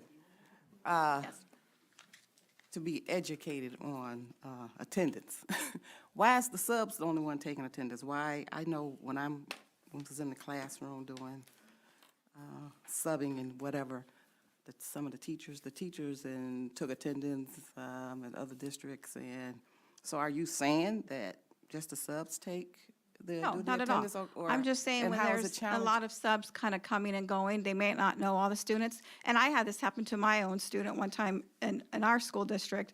I got the call and he was like, and then I happened to know the sub who was like, yeah, I messed up.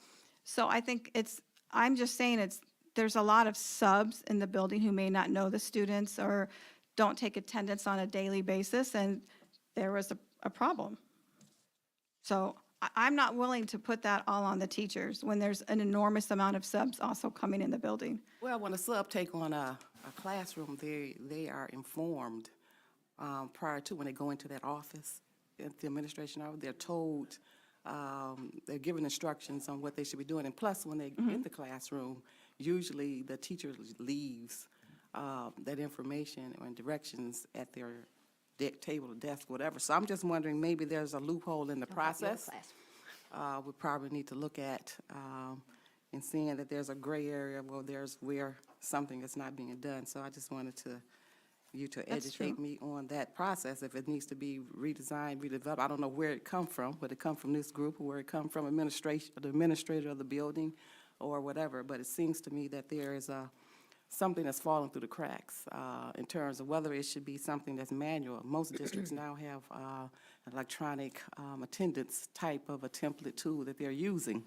If we don't have that, then Romulus, I think we should be having that come before us, or having some type of discussion where it could be a little bit more accurate, and we are more into artificial intelligence. If anybody knows what that means, that type of thing, so. Yeah, And that's this- computer. Our positions are still evolving. This Yeah, whole so attendance is still evolving, and we pretty much built it from the ground up. So those are things that we can look at going forward. Yeah, and so that was my next question, but it's not for an answer or whatever, but it was like, how would you monitor the process? What are you doing now that you could do different? You can answer that later. It could be whatever it is that you guys have your conversations with, but that was the question when you were talking, for me, is how could you better monitor the process? Thank you. Thank you. I have a question.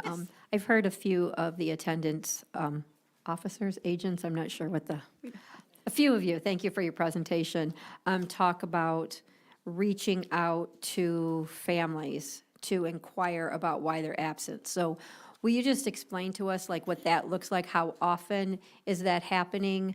When are families reached out to? Is it every time there's an absence? Is it every so many? Or what is that process? Well, if it's unexcused, generally after 3 days. So if we haven't seen a student for 3 days, we make the phone call. We just use it as a, hey, I'm just checking in, is everything okay? That kind of phone call. It's not a, where the attendants were, you know, where's your kid? So it's more of a check-in. We can kind of get an idea of what's going on by that phone call. We'll know if the student's going to be out longer or if this is, they'll be back tomorrow. That initial phone call is more for the unexcused. The phone calls for unexcused come when like Stacy said, when there's a pattern. So when we see students that have a pattern of being excused 1 to 2 days a week, that can become an issue. Then after the 3 days phone call, I'm sorry, we also send a letter. A letter is required by the MDE to go out. So we send a letter at 3 days. At 6 days, we also send a letter, and for the unexcused. And if we're still seeing that pattern for the excused, then they also will get the letter. The 6-day letter is the Tuesday night session with Judge Oakley. Okay. Do you, do any of you meet with the students at all? Like when you see that they have unexcused absence or excessive excused absences, are your communications just going to the homes, or are you touching base with the actual students at all during the day? At the high school level? Or at it's- any level, It's yeah. the students. Okay. It's both at the high school level. Okay. I know Herb and I and Stacy, we have both pulled students into our office to communicate with them, to ask them what's going on and to tell them where the situation will be going if it doesn't improve. Great, thank you. My last question is, how many days this current school year have we had less than 75 students in attendance district-wide? Do we know that? 5%. Yes, 75%, sorry. No, less than 75% in attendance. Zero, because you have to make up the day, and I'd have to tell everybody that, but we haven't had any Okay. close 'Cause, on a yeah, I couple, thought that on on a a couple couple half very, days we very did half well. days, Okay. couple close. But we haven't had any. That's good. And what is our, what is our chronic absenteeism this year? Do we know that percentage?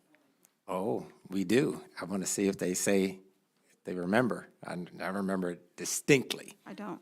You don't, do you? Any of you? I do. Okay. 45%. We're I was chronically just absent? blown away. I was blown away. I was We blown did know away that. disappointed. I was blown away disappointed that, That- Wayne County is 45%. I'm like, well, we can't be that high. But then when Scott Rourke disaggregated it for us, we saw, it was very clear.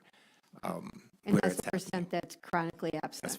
That's the Okay. percent that's Well, chronically because last absent. year we were at over 52, so I Oh, guess then I there's feel better. improvement. Okay, Thank you. so. Thank you for telling me Yeah. that.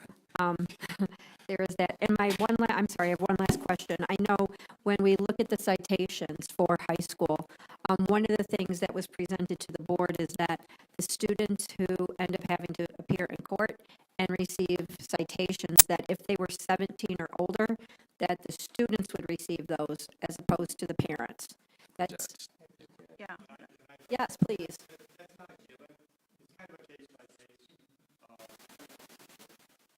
Right.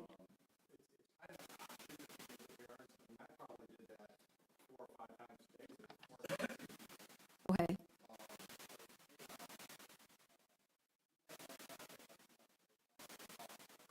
Right. That's good. I'm glad we're doing that.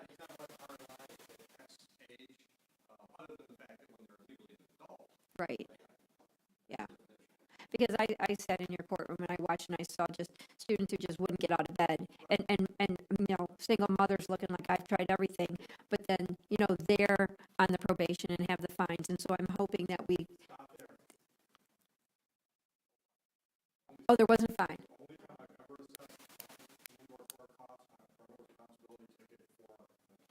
Uh-huh. Okay.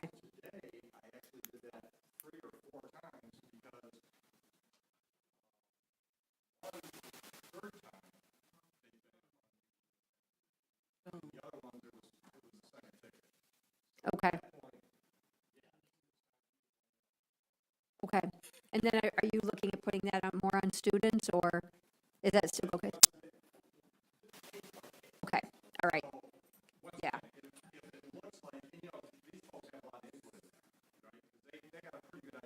Sure. Right.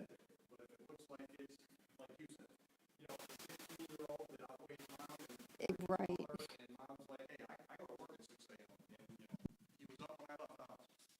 Because he hadn't been to bed yet? Right. Right, thank you for that. But yeah, it still is high, Dr. Edmondson, but we were over almost 53% last year, so the benefit is appreciated. Okay, so on to moving forward. For the 24-25 school year, our goal as the attendance liaison will be to collaborate with the PBIS team on attendance incentives for students already demonstrating good attendance and for the students who improve their overall attendance over time. Our other goal would be possible attendance policy adoption. We feel it's important for the school district to adopt an attendance policy. We have spoken briefly about putting together a panel of admin, counselors, social workers, teachers, parents. Sorry if I left someone out. To work with us as a team to come up with a policy that we could present to the board. And the last one is monitoring attendance patterns earlier in the school year. We started off running November 13th. This year will be right as not long after school starts. Something that we're doing too now is keeping a running list of the students who have had an attendance issue so that we could start monitoring those students right off the bat and make any needed phone calls home early on. Are there any other questions? I have a couple. I've been making notes. How are doctors' notes handled? Are they automatically excused, or are they considered, every Monday and Wednesday they have a doctor's notes, this is going to go away? And you're saying excused absences, is an absence an absence? So if a kid has 10 excused absences, he's still considered chronic, right? Yeah, or excused counted as absent and negative toward So their the attendance. doctor's notes does excuse the attendance, no doubt, but we're also looking for those medical patterns. And I'm going to give you an example of a student. I had two sisters who were chronically, they missed 3 to 4 days a week at the high school. They came here with a session with Judge Oakley, and we found out there was a medical issue. So the next day, Mom gave me a doctor's note excusing the girls for monthly cycles. So as time went on, I realized, hold on, these girls are still missing 3 to 4 days a week. I actually called the doctor's office. And because I thought, hold on, we're missing 3 to 4 days a week for this. Yeah. And so the doctor said, hold on, that's not why I wrote that. I'm going to rewrite the note and I'm going to communicate with the families. I ended up letting the counselor know what was going on, who then reached out to Mom, and now the girls are in virtual. So it's those patterns of medical too. So, but we get students get strep throat and they get sick and all that. So yeah, the doctor's notes do excuse, but it's those patterns. Okay. And then my last question, comment. So let's say you have a student that's a gifted and talented student. Their grades are off the chart, but they have an attendance issue. So do they get promoted? Are they placed because of their attendance? But yet they're getting straight A's and they're in 4th grade. I'll be glad to answer that. I mean, I'd be glad to answer that, but right? you want to So- do it. You go ahead. Straight A's and miss a lot of schools. Yeah, you can't have attendance issues to have straight A's. Yes, you can. Yes, you can. Well, then that would definitely, I would say that would have to be addressed. Well, to speak to Trustee Evans' point, I taught 4th grade at one point. It was the year after COVID, and me as a teacher, that's why I utilize Google Classroom and ClassKick. Kids are not responsible for getting themselves to school in elementary. They have to rely on their parents or the bus. So I utilize that so none of my students can ever fall behind. If you fall behind or fail in my class, you're just flat out lazy. I even send the parents a copy of the emails.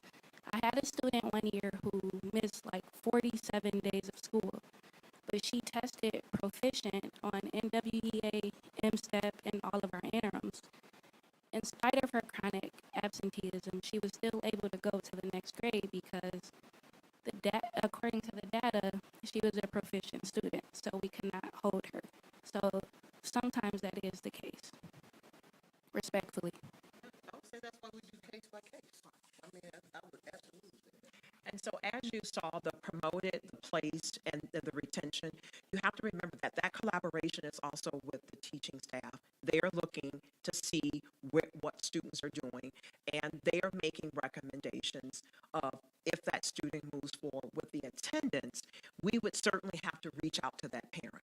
And as we said, when we reach out to that parent and they're helping us to understand what's going on, then we know what type of resources, making sure that they're speaking with the teacher, making sure that they're speaking to the principal, especially elementary, where you have middle school, you have counselors. So we're recommending that they reach out to these other disciplines so that they can also help them to understand what's going on. And then we work collaboratively with everyone, including the high school, because if that is the case, we still have to deal with the attendance issue.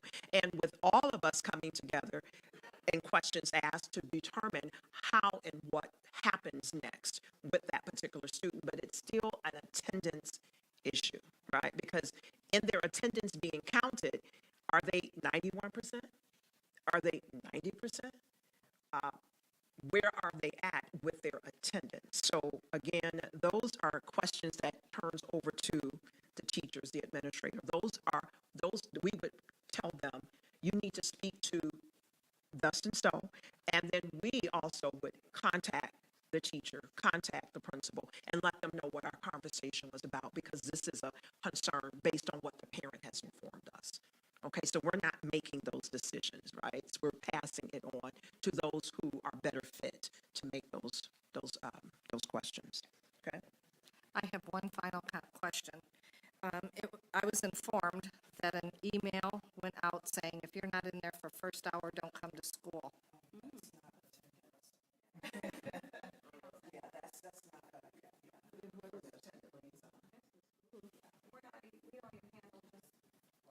No, and I'm not saying it's you, but I guess this is regarding attendance. So we've sent out a letter, somehow it's gone out, that if you're not in first hour, don't come to school. Our numbers are just gonna go through the roof. Yeah. And then what do you do with the poor student that is an hour and a half late because they had to get up and get their brothers and sisters off to school? So that would be, when you're talking hour by hour, that would certainly be something that the school would have to look into. Our concern would be full-day absences. Okay. So where there is a full day of absences, then that is when we would step in to make that contact with the parents. And sometimes emailing the teachers and say, hey, we see this gap in the attendance. Was the student there? So that we're getting an accurate account of what was really going on. Okay. Excuse me, explain full day of absence. So that means the student shows up first hour, not there in the middle of the day, or first hour, come towards the end. Explain that. What do you mean by 4 day absence? For our high school, there's 6 hours, right? So they're absent all 6 hours. Middle school is 6 hours.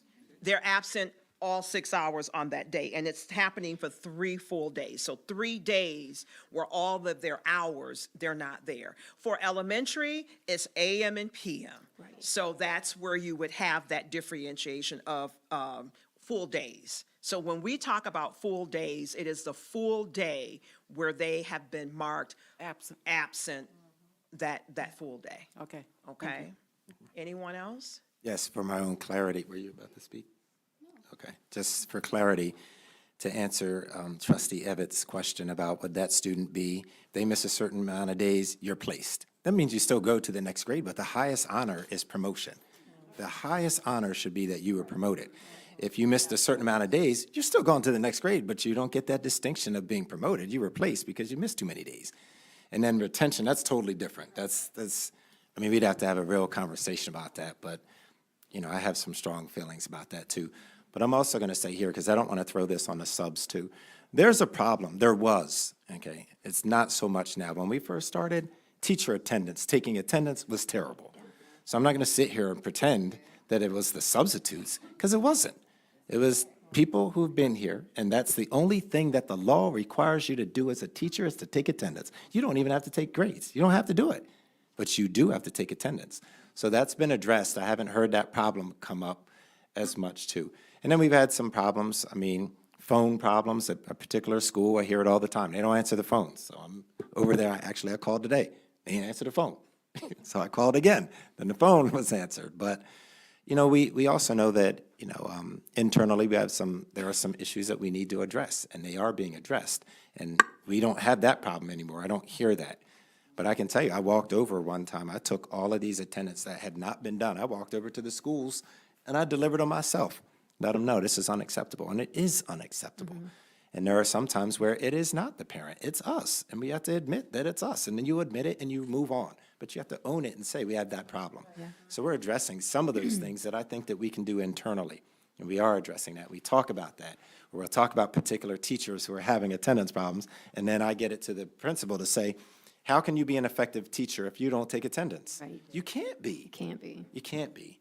So again, I'm not here to protect. That's not my job to protect anybody. My job is just to tell the truth as I see it, and that's one of the things that we are addressing, or not as much, but we can't let our guard down, because next year you have to say the same thing. We didn't discuss it. I don't have to discuss it here, but we saw patterns. You already know Mondays and Fridays have been a problem here. Things are way better, though. I mean, I don't know what happened, but at one point we started dipping down recently in the last 3 months to like 180 absences per day. I was thrilled, because it used to be 250, 260. Right. Don't let there be a half day. And that's another conversation that, you know, when you're bargaining, you can have those conversations about half day versus full day, and, you know, understanding your community that a half day isn't really helpful to parents and families, so somebody's going to keep their child home. So I think we've kind of backed off on the half days, coming, you know, counting that toward a parent when we understand and understanding your community. So, you know, there are definitely patterns, and we can have that conversation another time. We have kids that are here to do their presentations. We want to get to that. Any questions? I have one last question. You talk, and thank you so much for like actually delving in to find out what barriers exist to students being in attendance. What have you found are reoccurring barriers as to why, and I know sometimes we have older students who start school earlier, but are responsible for getting younger siblings, so they're late or they miss. But what are some of the barriers, and what have we offered those students and their families to help remove that hindrance and get them present in school? Well, what we found as barriers would lead us to resources for McKinney-Vento, Okay. where the family has been displaced, have had to leave their homes, again, those extenuating circumstances. So we then turn them over to McKinney-Vento, letting, again, collaborating with the disciplines here in our district and giving them the resources that they need to help them, where their students is still able to be picked up by the bus, and other things that can happen for that. Is there anything else that? Transportation. Yep, transportation. Okay. Yep, transportation. Car broke down. One family shares all the car, shares one car. Okay. Like school of choice, and their family, or their kids are missing the bus, and, Yeah, it would be school of choice Okay. as well. Madam President. Thank you. Go ahead. I just wanted to thank y'all for the work that you do, because you can tell that there's a standard. I can just tell from the high school, like I can't see inside the walls, but I see that there's a standard of getting to school. And then I know y'all are not on tardies, but I can tell that that's also being worked with as well. So I think going into the next year, it will be, your job will be even more important, and just what you learned this year to take into the next year. So thank you for all that you do. Thank you. Judge Uckley, sure. And I know, I apologize to you folks, I know it's been a long meeting, but I just have to say this because the timing was so perfect today, because I had this type of docket in court. And he told you, I'm a proud graduate of the Romulus school system. And today I did something 2 times that I would not have done 3 years ago. I had parents, and they both happened to be parents of Summit kids, and transportation was an issue. And I asked them, why'd you choose Summit? And I told them, I said, I want you to take another look at Romulus schools.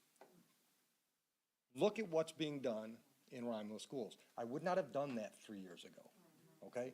And that's a big deal for me, okay? I was not proud of our school system a few years ago. And I shared with Dr. Edmondson, years ago I was at the middle school, I was asked to come in for a career day, and I vowed I would not go back because the whole atmosphere was out of control. It isn't that way now, okay? And I just want to commend you for putting the money into what these people are doing, because they're doing stuff. And it's not just them, obviously. They're not changing the culture at the middle school and the high school. But there's a new wind blowing in Romulus schools, and people are talking about it.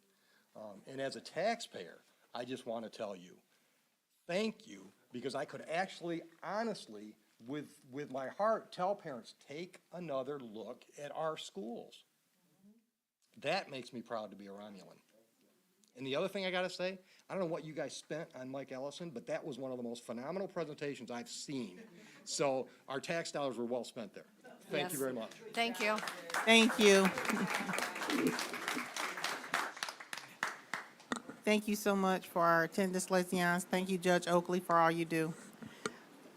Next, we have our consent agenda. Be it resolved that the Board of Education approves the June 10th, 2024 consent agenda as amended. Matters listed under the consent agenda, excuse me, thank you.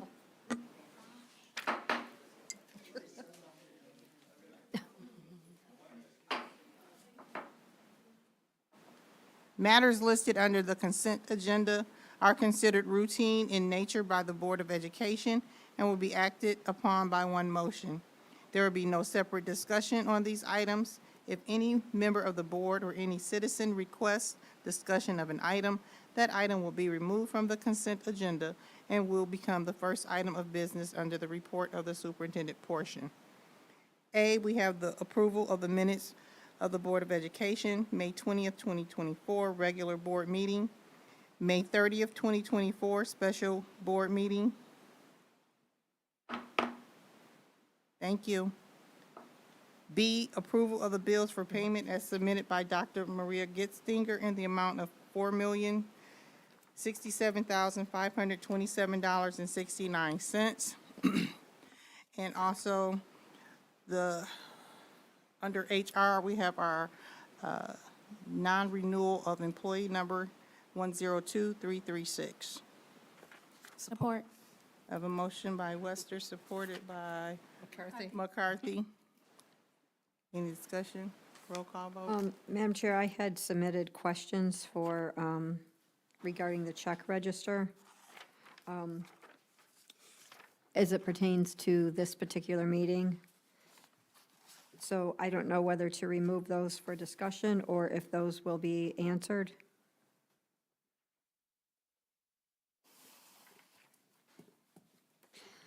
Well, let's remove those, because I do have, I asked some before, but I do have one specific question, so if we could remove that, please.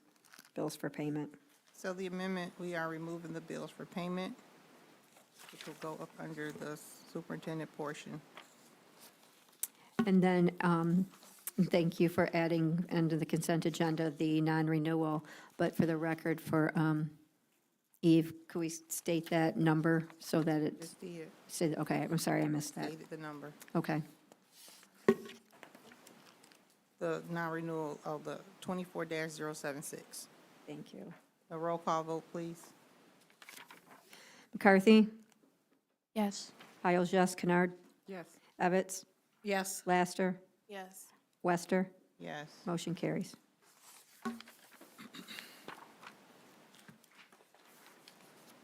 Report of the superintendent, so you have your question about the, Yes, I do. Let me pull this up.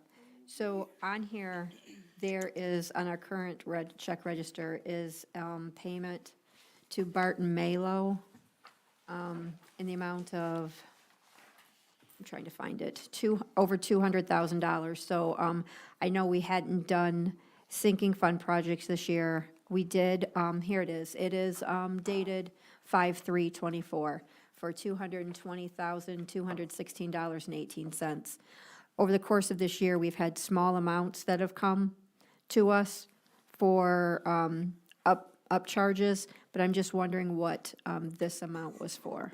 As part of the sinking fund and operations subcommittee, that is our very last payment to Barton Mallow.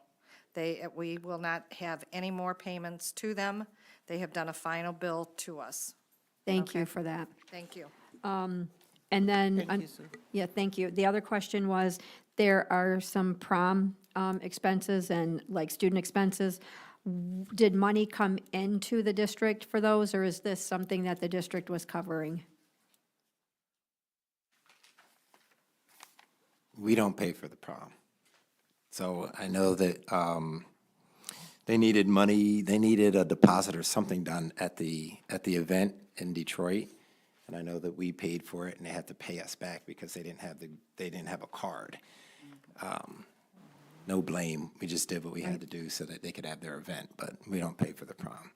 So that's what this amount is here? which Like, check was that? well, there's, Oh, there's one on here, but it's been consistent over months where there's been some districts that have gone out to that venue. So my question is how much had come in to cover that?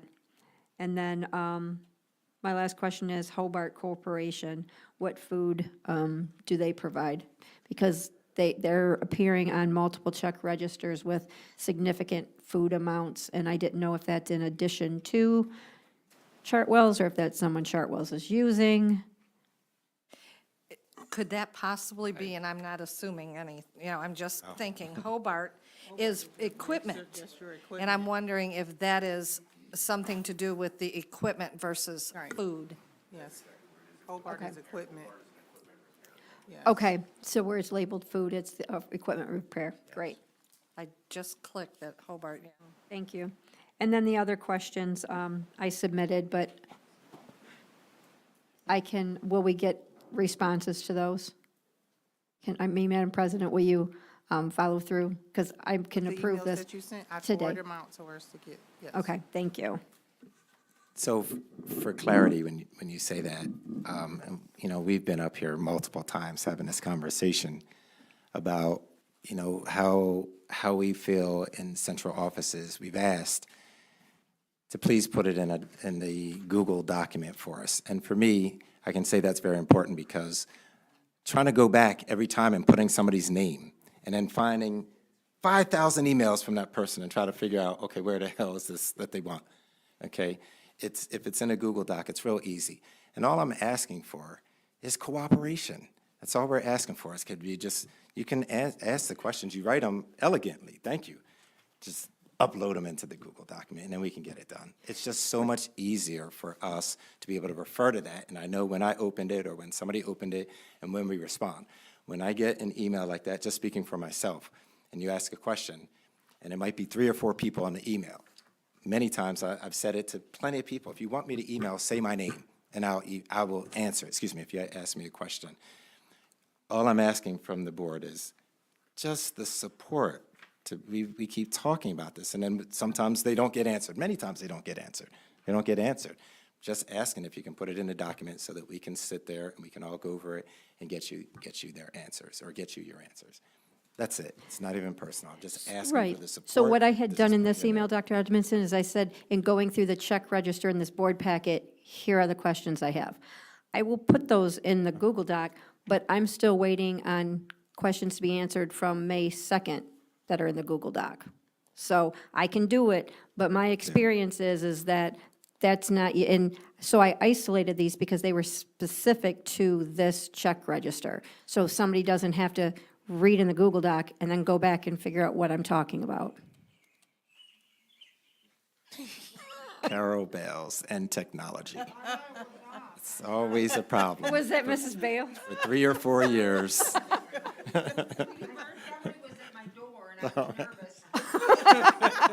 CJ Bales, boy, I'll tell you, thank you. That's great. That's great. Yes, we'll get that to you, please. Thank you. So we do have, Oh, it's my report now. no, we need the Oh, motion. yeah. Make a Sorry. motion to accept the bills for payment as presented. Support. Have a motion by Wester, supported by Piles. Roll call vote, please. Piles, yes. Kennard? Yes. Laster? Yes. Evans? Yes. McCarthy? Yes. Wester? Yes. Motion carries. Thank you. Thank you. Dr. Edmondson. I'm going to be as brief as I can because I recognize there are students, and she's yawning right now. And you should, I'm yawning too. I want to be asleep. Actually, I want to be home watching maybe hockey or something. I don't know.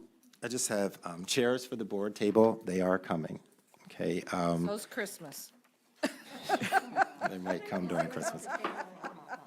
So the vendor said he'd like me to have the chair as one. He's like, I want you to try it. So I don't have to sit there. I can sit there on any particular day.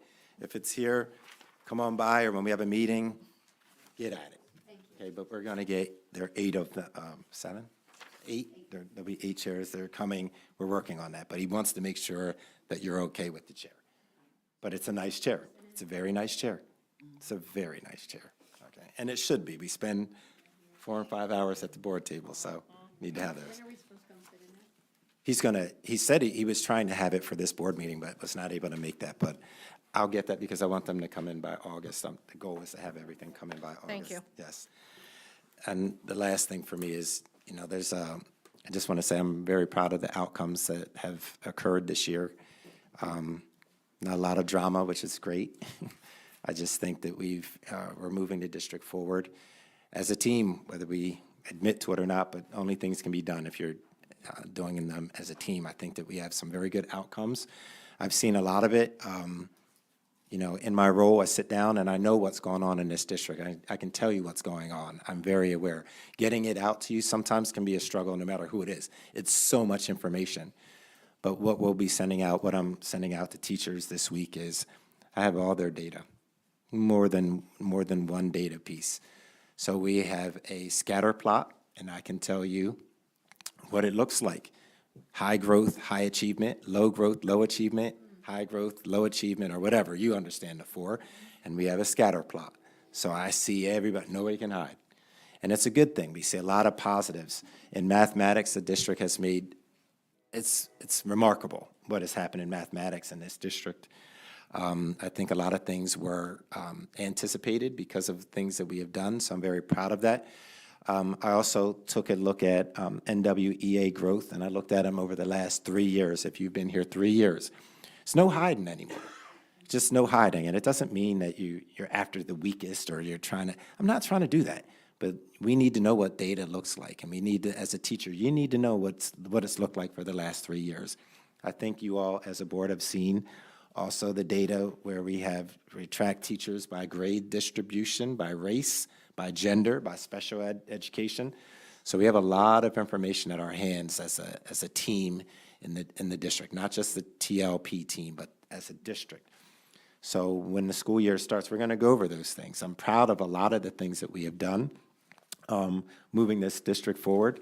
And I just wanted to share that we have some really good outcomes that I'm proud of. Even, thank you, Secretary Piles. Of course, I'm not happy with 45% truancy, or I'm not. But when you remind me that it's better than 52%, then I have to say, okay. But we still have some work to do, and I'm excited about doing the work. And, we have some very favorable outcomes that you'll be hearing about. Now, I guess next is for me.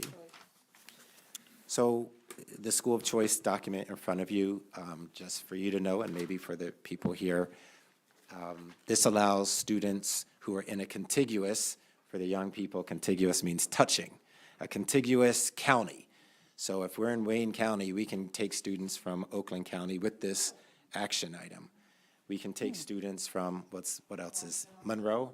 Is this Monroe County? Washtenaw, but we can't take Genesee, because Genesee is not contiguous. So we feel like this is a good opportunity for us. It could even help in our sports programs and academic programs where people that are touching.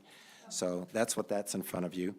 The notification of the Maisel insurance pool is, we are going to another company. Actually, we have to find another company to take on our insurance claims.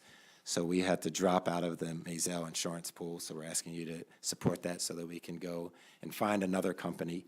And then the last thing is the regional enhancement millage. I'm going to remind you as board members, because you have to know this is a renewal. So what you tell the community is there's no cost to it. It's to keep the $1 million in the district and all the districts in the county.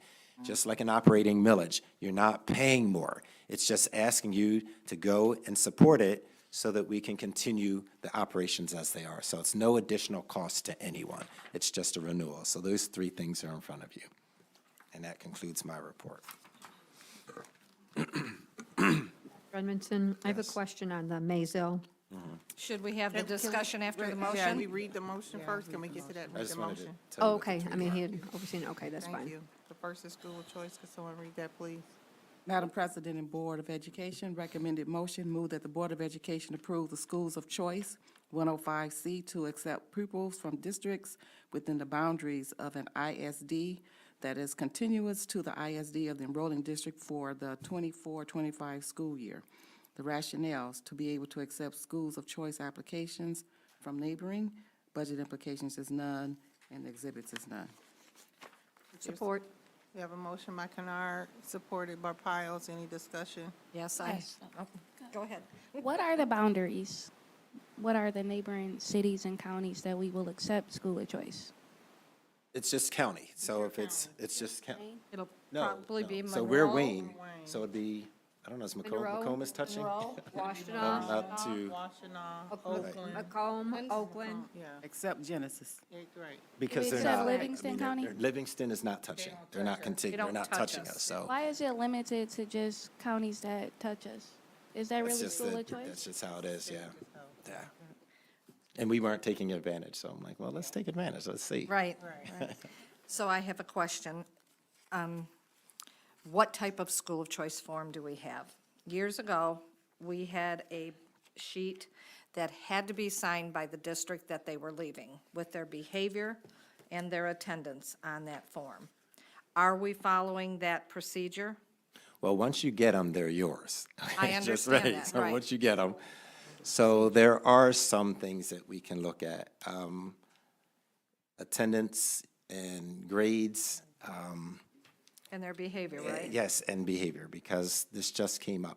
And, you know, my response is this: we got to take care of our own kids first. I'm Right. not here to save a kid from Oakland County to come here and disrupt. Right. So I made the decision on that one.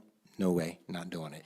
So yes, we look But at there those was a things. form. Does that form I don't know still if the form- exist? I don't know if and the form exists. How I do know we it goes to screen? Kathy How do we, okay, Andrews. how do we screen Yeah, then? Kathy for- Andrews gets all the information, and then we'll send them, it's an application.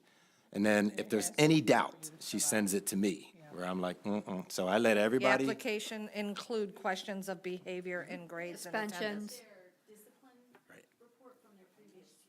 Okay. Okay, very good. Before we make the decision. yes, and before, so that the board knows, I reminded some schools today, no student will come through here without coming through me.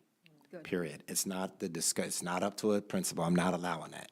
Not at all. It will come through me. And we need to have a high standard for students here. You know, we have our own students. I'm not here to try to save someone else who's disrupted their school in another district and gonna come here.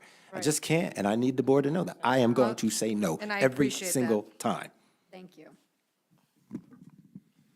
Sorry, can I speak on that just for a second? So the reason this has recently come up for us is we've had a few good families who are students of ours who have moved out of the district, cannot remain in the district under 105, which 105 is what we currently participate in. 105 is just Wayne County schools. If they move to Oakland County, they move to Macomb County, they move to a contiguous county, this allows us to continue to take them as schools of choice kids.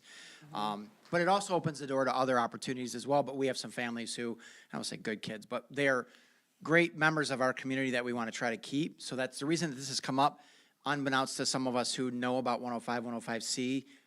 We're not aware that we were not participating in 105C. So this is just a Didn't know it board was action. legal. So typically, this action should read, when you approve 105, it's 105/105C. In the future, when we do schools of choice, it should be brought up again in the future.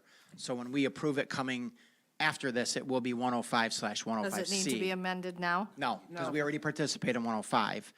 We just selected to only participate in 105. This is 105C. The C stands for contiguous. All right, So, thank you. just want to speak on that. Any other discussion? Roll call vote? Kennard? Yes. Piles, yes. Laster? Yes. Evans? Yes. McCarthy? Yes. Wester? Yes. Motion carries. Next action item, someone like to read it, please, the notification of Mizell. Move that the administration recommends that Romulus Community Schools, as a member of the Maisel Insurance Pool, provide notice of withdrawing from the trust in order to consider multiple bids for insurance beginning July 1, 2025. Move that the Board of Education approves notification to the Maisel of the withdrawal from the trust to consider multiple bids for the insurance beginning July 1, 2025. Romulus Community Schools understands that withdrawal from the pool shall be in accordance with the Maisel bylaws and under the terms and conditions established by the Maisel Pool Board of Directors. This resolution shall be submitted in order to be in compliance with Maisel bylaws and does not constitute a final decision on this matter. Support. We have a motion. Motion by Powell, supported by Evans. Any discussion? I have a question, Madam Chair. So this is beginning a year from now, 2025? That's I what's, thought it was supposed to be 2024. this motion reads beginning July 1, 2025. Is that correct? 25.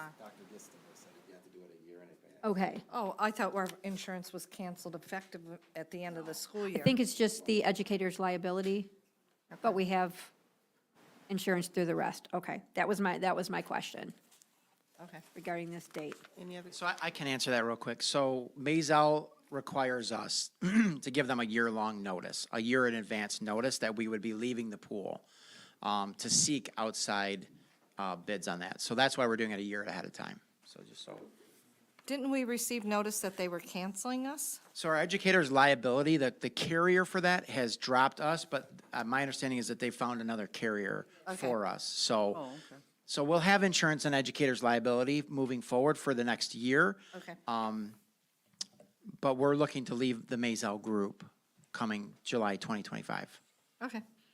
Mr. Brock, what is the amount of that coverage that we found from another I carrier? believe it's the same as what we had before, this current year, not before this year, but this is the same coverage we had this year, which was 1 like $1 million? million and. $1 million? 1 and 2, I'd have to look, but I think it's $1 Okay. million. Later, will you just send us what the amount and what Sure. the premium is for that? And that's a different Yep. umbrella? Okay. Yes, that's a different, it's under Maisel, but it's Sure. different One carrier. of their carriers. Okay. Yes. Thank you. And so then, once we give this notice, when will you go out for bid for this? Great question. I mean, we could probably go out for bid at any time, but it'll probably be a midsummer project or even early next school year. Okay, so we're not okay, so it'll be soon. Yeah, I think we have plenty of time to do this. It's not like we're not going to have insurance come July 1. We'll have insurance Okay. from July 1 through June 30th of next school year. Right. And then if by chance we get these bids and we realize, oh, it's not any better than Maisel, are we still able to stay with Maisel? Or no, I would because this say- says it doesn't constitute a final that. decision. Yeah, no, I would say we could rescind that and stay with Maisel. Okay. But we'd have to find a carrier for, I'm guessing for our educator liability. Right. Same Okay. as we did last year, same as we had to do this year. year. So And you're it's looking gonna for be- one company It's to going to cover. be a different company again next year because of our liability, Okay, thank you. our exposure. Thank you. Roll call vote, please. Piles, yes. Evans? Yes. Laster? Yes. McCarthy? Yes. Kennard? Yes. Wester? Yes. Motion carries. Regional enhancement millage. Someone like to read that? Recommended motion, move that the budget budget implications, wait a minute. Here we go.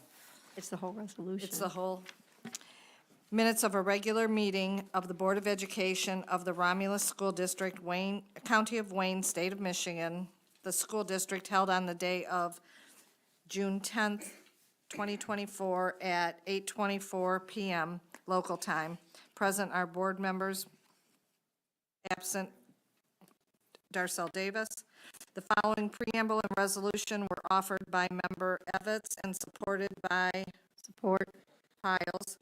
Whereas Section 705 of the Revised School Code of 1976 is amended, MCL 380.705, Section 705 provides for the levy of a regional enhancement property tax by an intermediate school district at a rate not to exceed 3 mils for the purpose of enhancing other state and local funding for local school district operating purposes if approved by a majority of the intermediate school district electors. And whereas proceeds of a millage levied pursuant to Section 705 are paid to each constituent school district by the intermediate school district in an amount calculated on a per-pupil basis as provided in Section 705.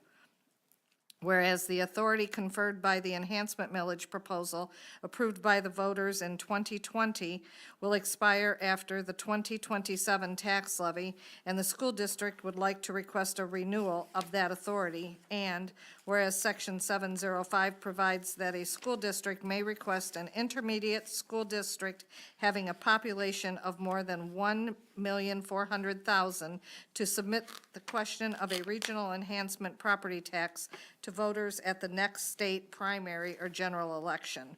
And whereas it is in the best interest of the school district to request the Wayne County Regional Educational Service Agency, Wayne RESA, to submit a regional enhancement millage renewal proposal to the electors at the general election on November 5th, 2024, in accordance with Section 705.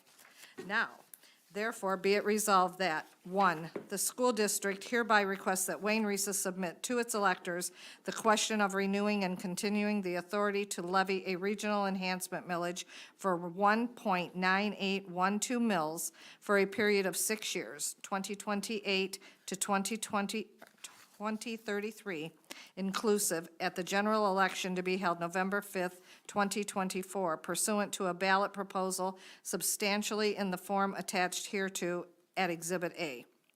Number 2, the school district hereby approves the ballot wording of the Regional Enhancement Millage Renewal Proposal substantially in the form attached hereto at Exhibit A, provided that such ballot wording is subject to revision and finalization by Wayne Risa as may be necessary or convenient. Number 3, the superintendent is hereby authorized and directed to deliver a certified copy of this resolution to the Secretary of the Board of Education of Wayne Risa. Number 4, all resolutions and parts of resolutions insofar as they conflict with the provisions of this resolution be and the same hereby are rescinded. Ayes? All in favor? A? A, right now? Ayes, yes? A. A. All members? Any nays? No? Resolution declared and adopted.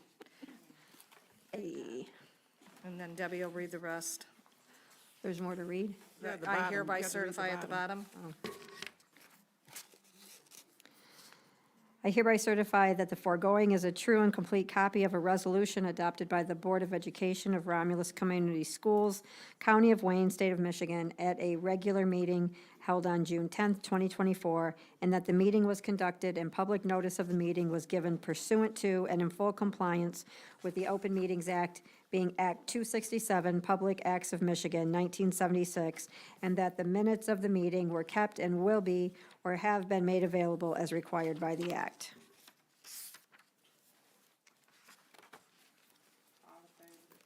Aye. Motion passes. So just a note to Eve, we need a blank copy. I wrote on mine, but, I wrote on mine, too. yeah, we need a blank copy of that to sign tonight, too. Thank you. Next, we have the report of the Director of Teaching, Learning, and Professional Development, Dr. Gardner.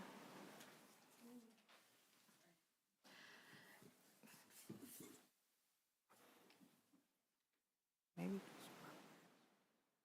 Good evening, Board. Good evening. I was wondering if it's okay if we start with the Smart Lab presentation since we have our students here?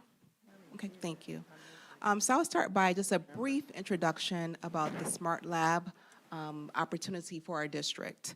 We were provided an opportunity based on STEAM innovation for our middle school. One model I'm very proud that we have adopted in Romulus Community Schools, when we think about an initiative, we actually go out and see it in action. So we visit districts that are actually implementing the option for us and see if it's a work for us. Does it work? Is it for our students? And so what we did with the Smart Lab is we toured 2 districts. And when we toured the districts, our first district, we actually had STEAM staff and STEAM students. For the second tour, we actually had staff from the middle school to tour with us. And we actually debriefed afterwards to get the thoughts of the staff and students. And so I'm not going to say much. I want to give the students and staff an opportunity to kind of reveal to you all what they actually saw on the tours and their thoughts about the tours. I do want to just say this for you all. We are going to bring this to the board next board meeting for you all to vote on it. But we wanted to present it to you first to give you an idea and to hear from our staff and students. So at this time, I call up our STEAM teachers, and also we have some students that are going to present to you all on the Smart Lab.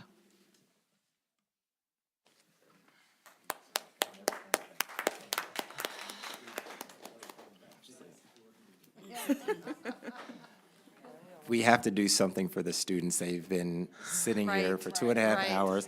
Very good. I know they're thinking, I'm never coming back to this joint, and that's what I was thinking, me either. Yeah, thank you, guys. Sure. All right, thank you for the introduction, Dr. Gardner. My name's Andrew Hepner. I'm the STEAM math teacher. Adam, could you go to the next slide? Clicker's here, sweet, okay. Okay, so Smart Lab is the name of the thing, right? Smart Lab environments. The whole idea is inquiry by design, so it's exploration-based learning. The teacher is kind of a facilitator, and the kids do a lot of exploring, and teacher provides the resources, but it's a lot of like hands-on stuff with the kid, less the teacher talking, more the kids working. So here's some pictures, stock pictures, I guess. Yeah, so this is now what we saw. Again, this is kind of an example from the website. But these are the kind of stations that they provide. They provide furniture and the workstations in addition to all the materials, I guess. And like all of these little plastic boxes full of materials, that's all Smart Lab provided stuff. I guess I don't know about those shelves there, but certainly the boxes and all the stuff that's in it is all provided by Smart Lab, that green screen in the back. It's kind of cool. Okay, so this is what we actually saw. We went to a school in Bridgeport. We went to a middle school, elementary school combined building, and then the high school as well.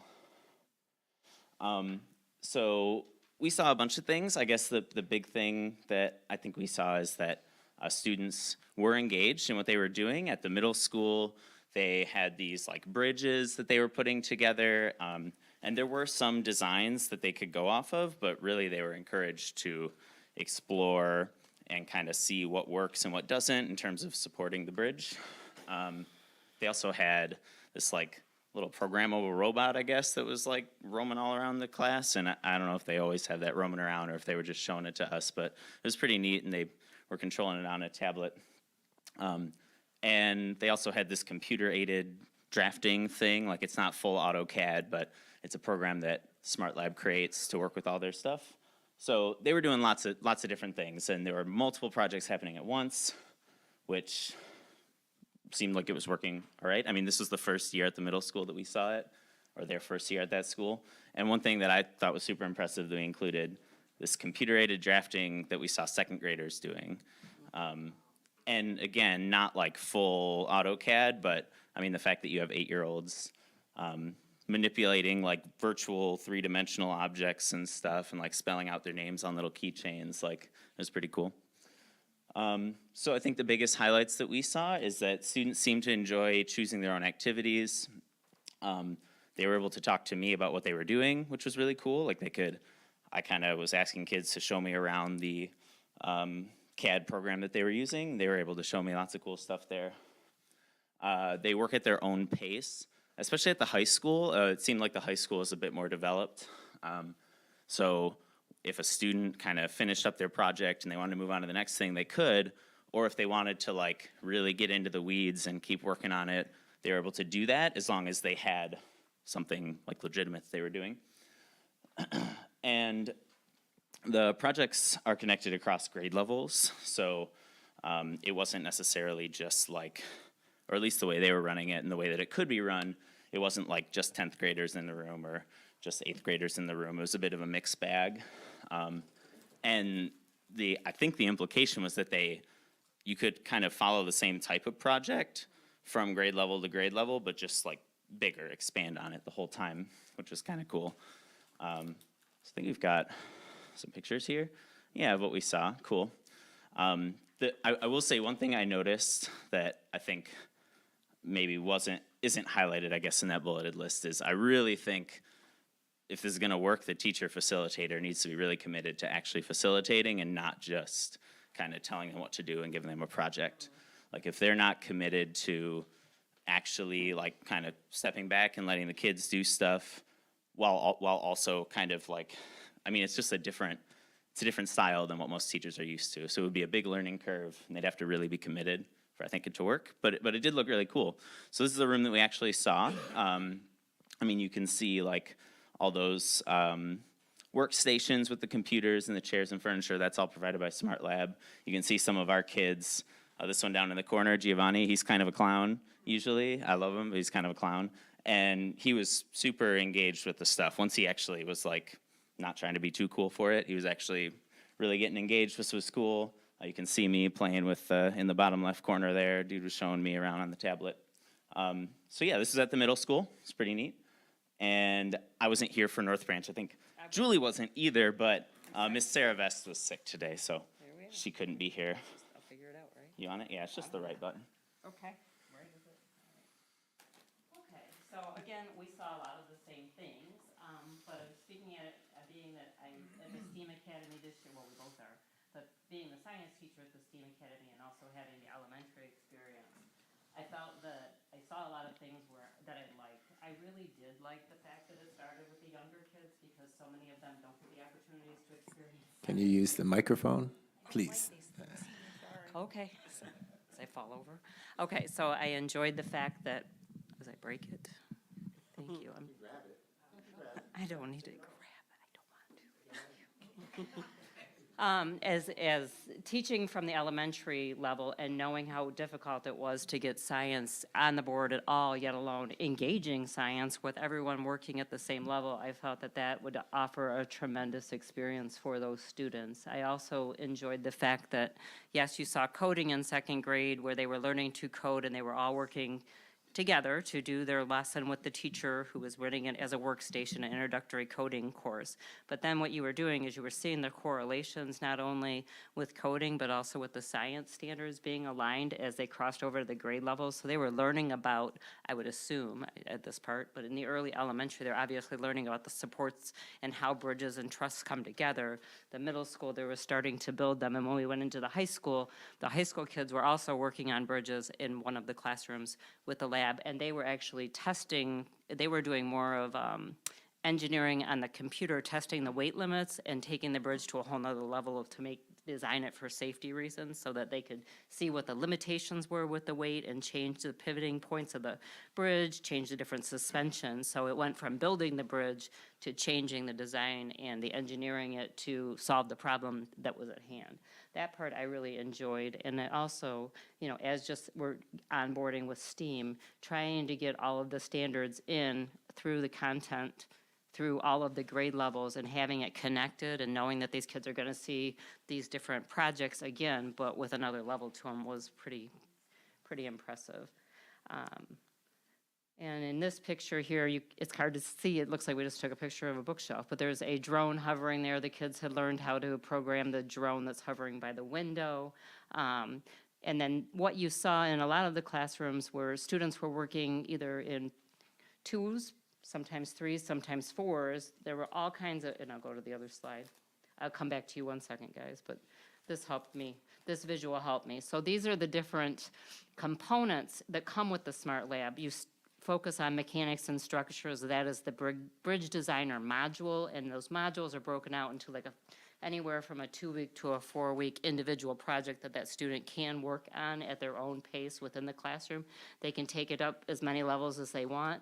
And then there was something like audio engineering where they can make music. There was a lot of incorporation of art, which was nice because our kids don't always see that, and creativity. One of the big things that the middle school girls were into was architecture and design. They were designing these amazing houses with beautiful wallpaper and all kinds of really awesome pillows and everything else that a girl would want in their bedroom.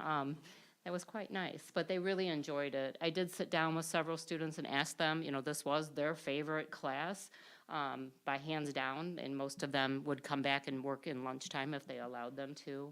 Piggybacking off of Andrew, I do think it's very important and strategic who you put in that classroom because it could easily become a babysitting period. Our experience, and I think that collectively as a lot of the staff that I have spoken to, is we don't want to have what we had before with the, what were they called? The other labs. Meta lab that we had, okay, we don't want that back because that didn't work. This is not the same thing. We don't want people to think we are replacing that because this is not the same thing at all. That was a whole different package. This has multiple packages all under the same roof and not separate components. So, my poor kids, would you like to tell us something you learned, or do you even remember this field trip? Speak up. Go ahead. By the way, they're probably not going to want to come up to the mic and introduce themselves, but if you want to talk, definitely. We got Kevin here on the right with the glasses. Kevin Reed. Awesome. Thank you. You've been here for 2.5 hours. Now is the time to grab that mic and say, I'm ready to go home. Yeah, you were here that whole time. You guys, I mean, you don't have to say something, but I would want to. In the middle here is Mubarak Sani. Yes, I thought so. Sani, cool. And then Aaliyah Villeneuve here. So here, do you... Your highlight, maybe? You can come on up and make it simple. Come on, girl. Come on, girl. I really liked is like that it was like problem solving. Like they gave you a problem and you had to like figure it out on your own. Okay. Like with the bridge, like they were like figuring out how much weight they had to put on like the truck for it to cross over the bridge safely. And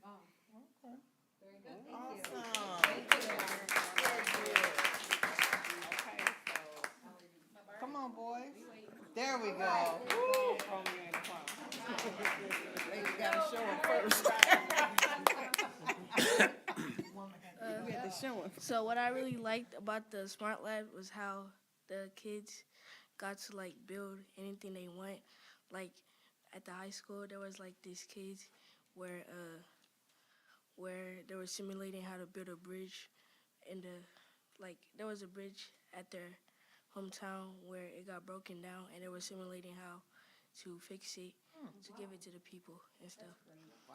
So that's what I really liked about it.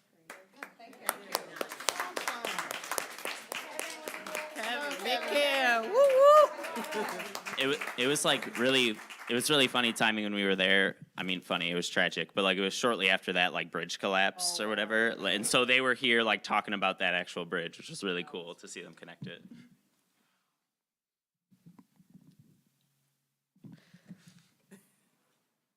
What I liked about the Smart Lab was how they used like computers design, how they wanted to make the bridges and then like use stuff to like see how much it can use to weigh for like how much it takes for the bridge to collapse and see how much weight it can take and then like fix more it so it can hold more weight.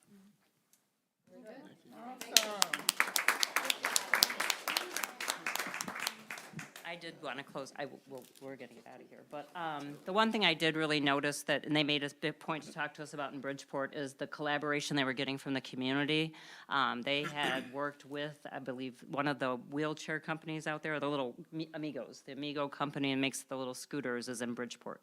So they have partnered with them, and they were actually giving them problems for the high schoolers to solve while they were designing, and then they were actually hiring their graduates to come over onto their program. So that, going in the direction that we want with the district as well.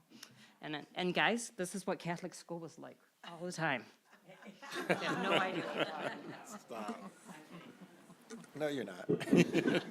Sitting for long periods of time. Okay, so I don't know, did you want to say it? All right, did you folks have any questions or? Yeah, well, the thing that I went to the Bridgeport Spalding and I ran into Dr. Hall because he's the principal over there. Didn't know that. We've never really met, and we didn't meet then either. But he was at the high school, and I walked into the high school class, and I walked into the middle school class. And it's interesting. I mean, for me, it's something different for kids. Kids need something different than what we have to offer, and that's not just us. It's just period. Like anything, you know, I'm not referencing the past. I wasn't even here for that. Bottom line for me is, a lot of this is, as Ms. Wadsworth said, it's dependent on who you put in front, and that scares me. I mean, I guess that could be a great thing too, but it scares me, because if you don't put the right person in, we're making an investment, and I liked what I saw. I mean, I liked what I saw. It's one lab, so it's not like multiple places, it's one lab, and what I need the board to know is, I made certain that this is not a STEAM lab. It's not for STEAM. This is for our middle school students. So this lab would be shared by the SLI, and it would be shared with STEAM. So all of our kids, I want all of our kids to have an experience of doing hands-on work. What's that like? You know, when you do hands-on projects, I think it can tap into some other things and some other skills and allow kids also to dream about what they really can do. Something as simple as this, what I would do is I would have a smart lab, and when I watched what kids were doing, I feel that doing a presentation is important for kids. They don't get, look here, I mean, we have an opportunity, kids are scared, and they would be, if they don't get to practice.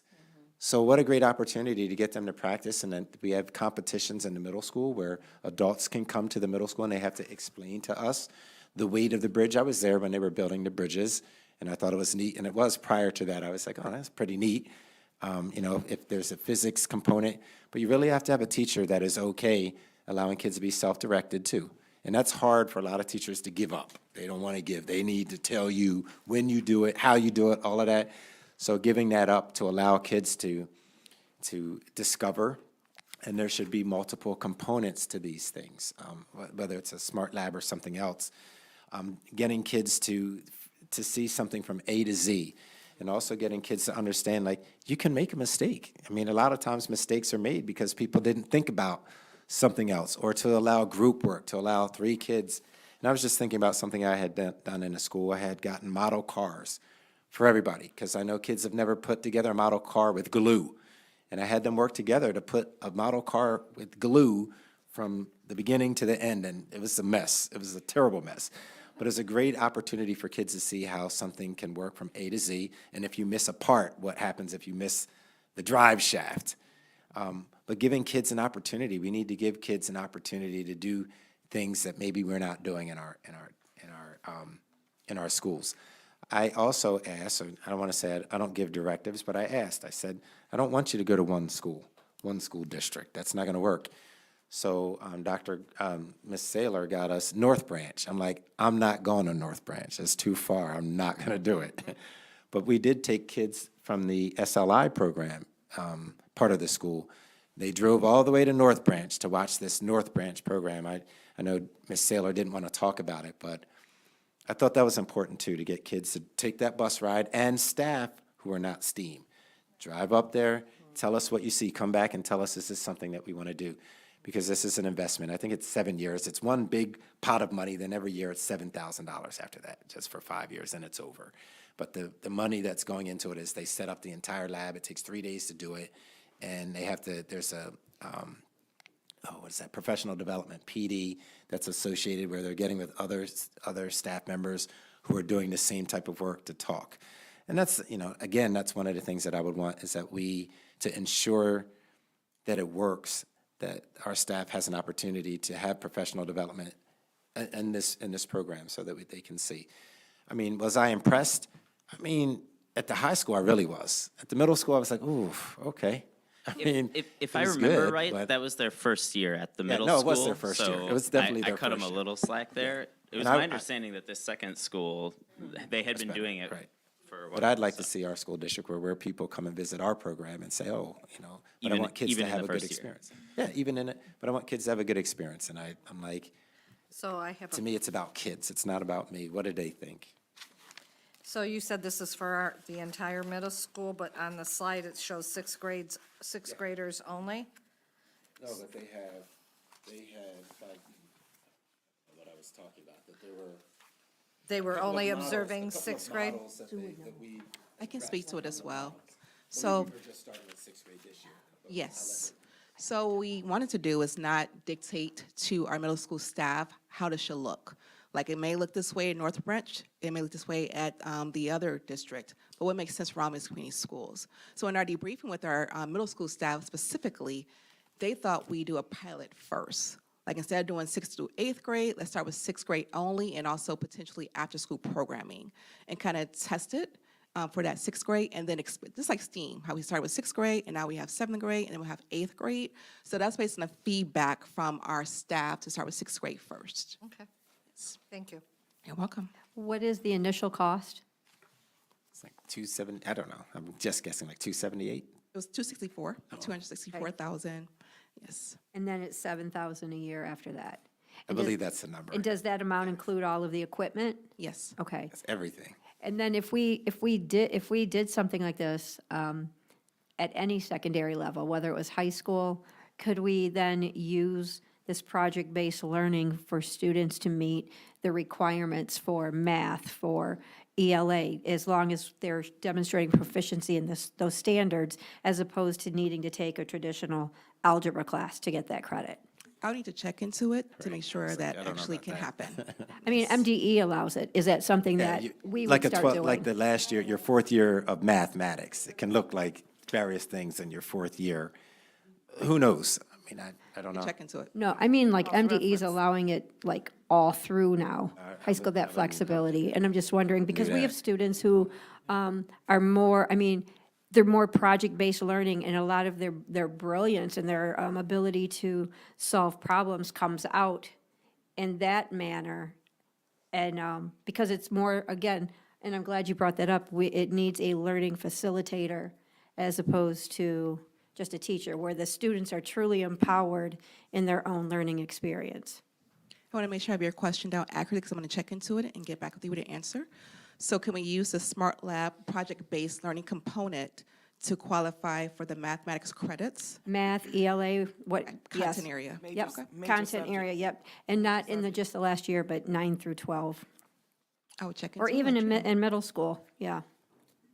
Okay. We're Any other having great questions? success in mathematics this year, so I'm very Yes. excited. I don't know about this idea, but we can do it. All right. Well, any other questions? Thank you all so much. Our esteemed. Thank you for students, staying. families. We want to give our children and our parents a round of applause. Thank They you need for they staying. need a shirt or something. They thank need you a so shirt or much. something. I don't know. Dr. Gistinger, can you find money for a shirt and pizzas for everybody since we're starving? Buy them some Blue Starving. Sky. This is Thank you.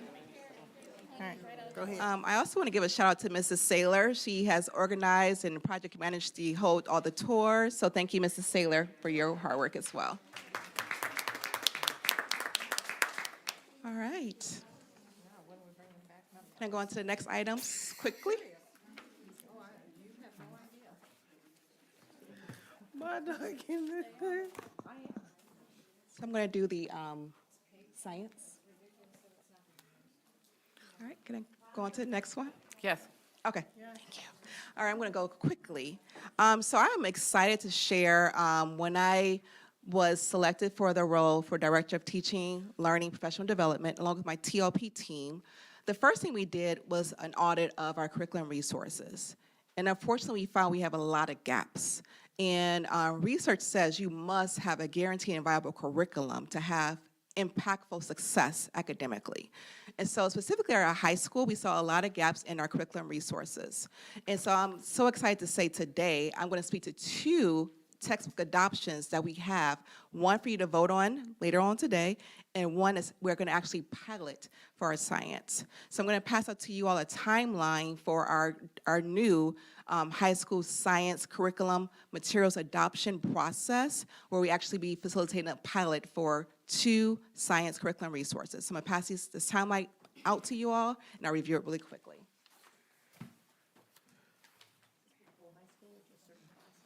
All science.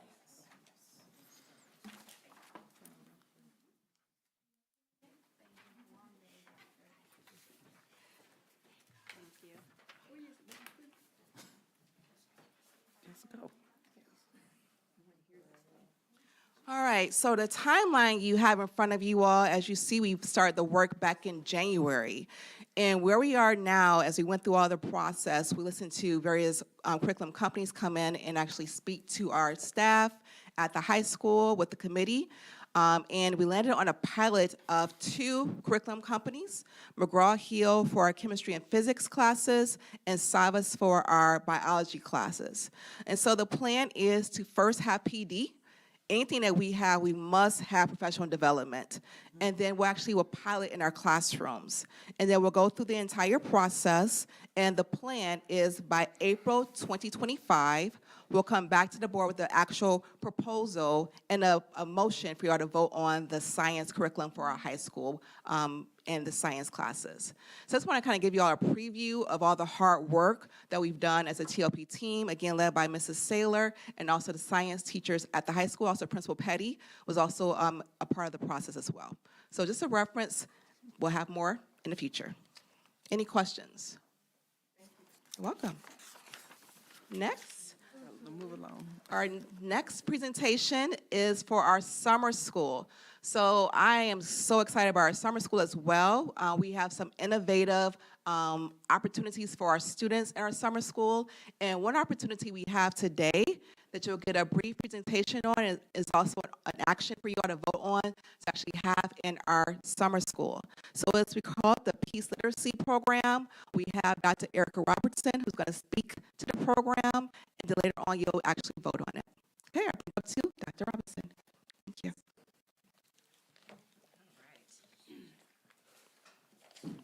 So hopefully I can bring some energy because I know I'm almost last and it's time for you guys to go, but thank you for having me. Dr. Erica Robertson, I'm CEO of Adventures Publishing House. And before I jump in to the presentation, I just want to share that there is an exciting, innovative opportunity that we have where we get to collaborate with students to help identify their superpowers, where we get to help our students learn how to use their superpowers. And then we also get to help them co-author their own books to help them navigate through social dilemmas that they may have. And in addition to that, we get to partner with them to help them design their own virtual reality video game. So that's what we're gonna talk about here today. And I'm gonna try to keep it a little bit briefer because I know you guys had a long day, but I wanna give you a little bit of context first. So just as a way of an introduction, and so let me get steady here. I am former superintendent of a pre-K through 12 school in the city of Detroit. I'm former deputy director of Detroit Children's Fund, which helps to provide professional resources, curriculum resources to our schools across the city, and then former strategy, technology, and data lead at KIPP Memphis. So what kind of weaves, through all of that is my passion for literacy for children and tools for educators to help engage and increase our kids' competencies. So let me give you a little bit about kind of the why. So in my journeys as an educator and running school districts and working for organizations to support our teachers and our children, we understand the social context that our kids live in today, right? They're exposed to a lot of content that promotes violence. It's exciting and engaging because we've learned how to reinforce, recognize, right, kids who can play on these platforms and, complete various tasks, but these tasks are violent. So for instance, Grand Theft Auto, you get points for stealing a car. You get even more points if you beat up the person for stealing the car. But these games that our kids are playing they're not innocent, and they actually are leading to developmental delays in our children. So developmental delays academically, but also developmental delays social emotionally. And so you see the younger and younger children as early as 1st and 2nd grade getting into aggressive behaviors over something very simple. So for example, I had two young men in my 1st grade classroom, Rashawn and Jim.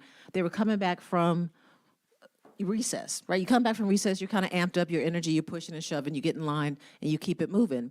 But because our kids are exposed to all this aggressive behavior, they're desensitized, this turns into a fist fight in 1st grade. And so part of what we see then is if those behaviors aren't controlled for or solved for or talked about earlier on in 1st and 2nd grade, like Rashawn and Jimmy, then you see now we have kids in high school bringing weapons. So really my passion is around how can we decrease violence in schools and how can we increase positive mental health in schools. And so there's a concept called peace literacy, and I'm not the owner of that, but I have evolved that. And it came from this gentleman who was a veteran in the U.S. military like myself, but he saw a couple of wars. And he came back and he said, you know what's so interesting? We're so great at waging war, and we're so great at teaching strategic principles on how to kill. We're not intentional about teaching peace. So he had this whole concept around peace literacy for adults.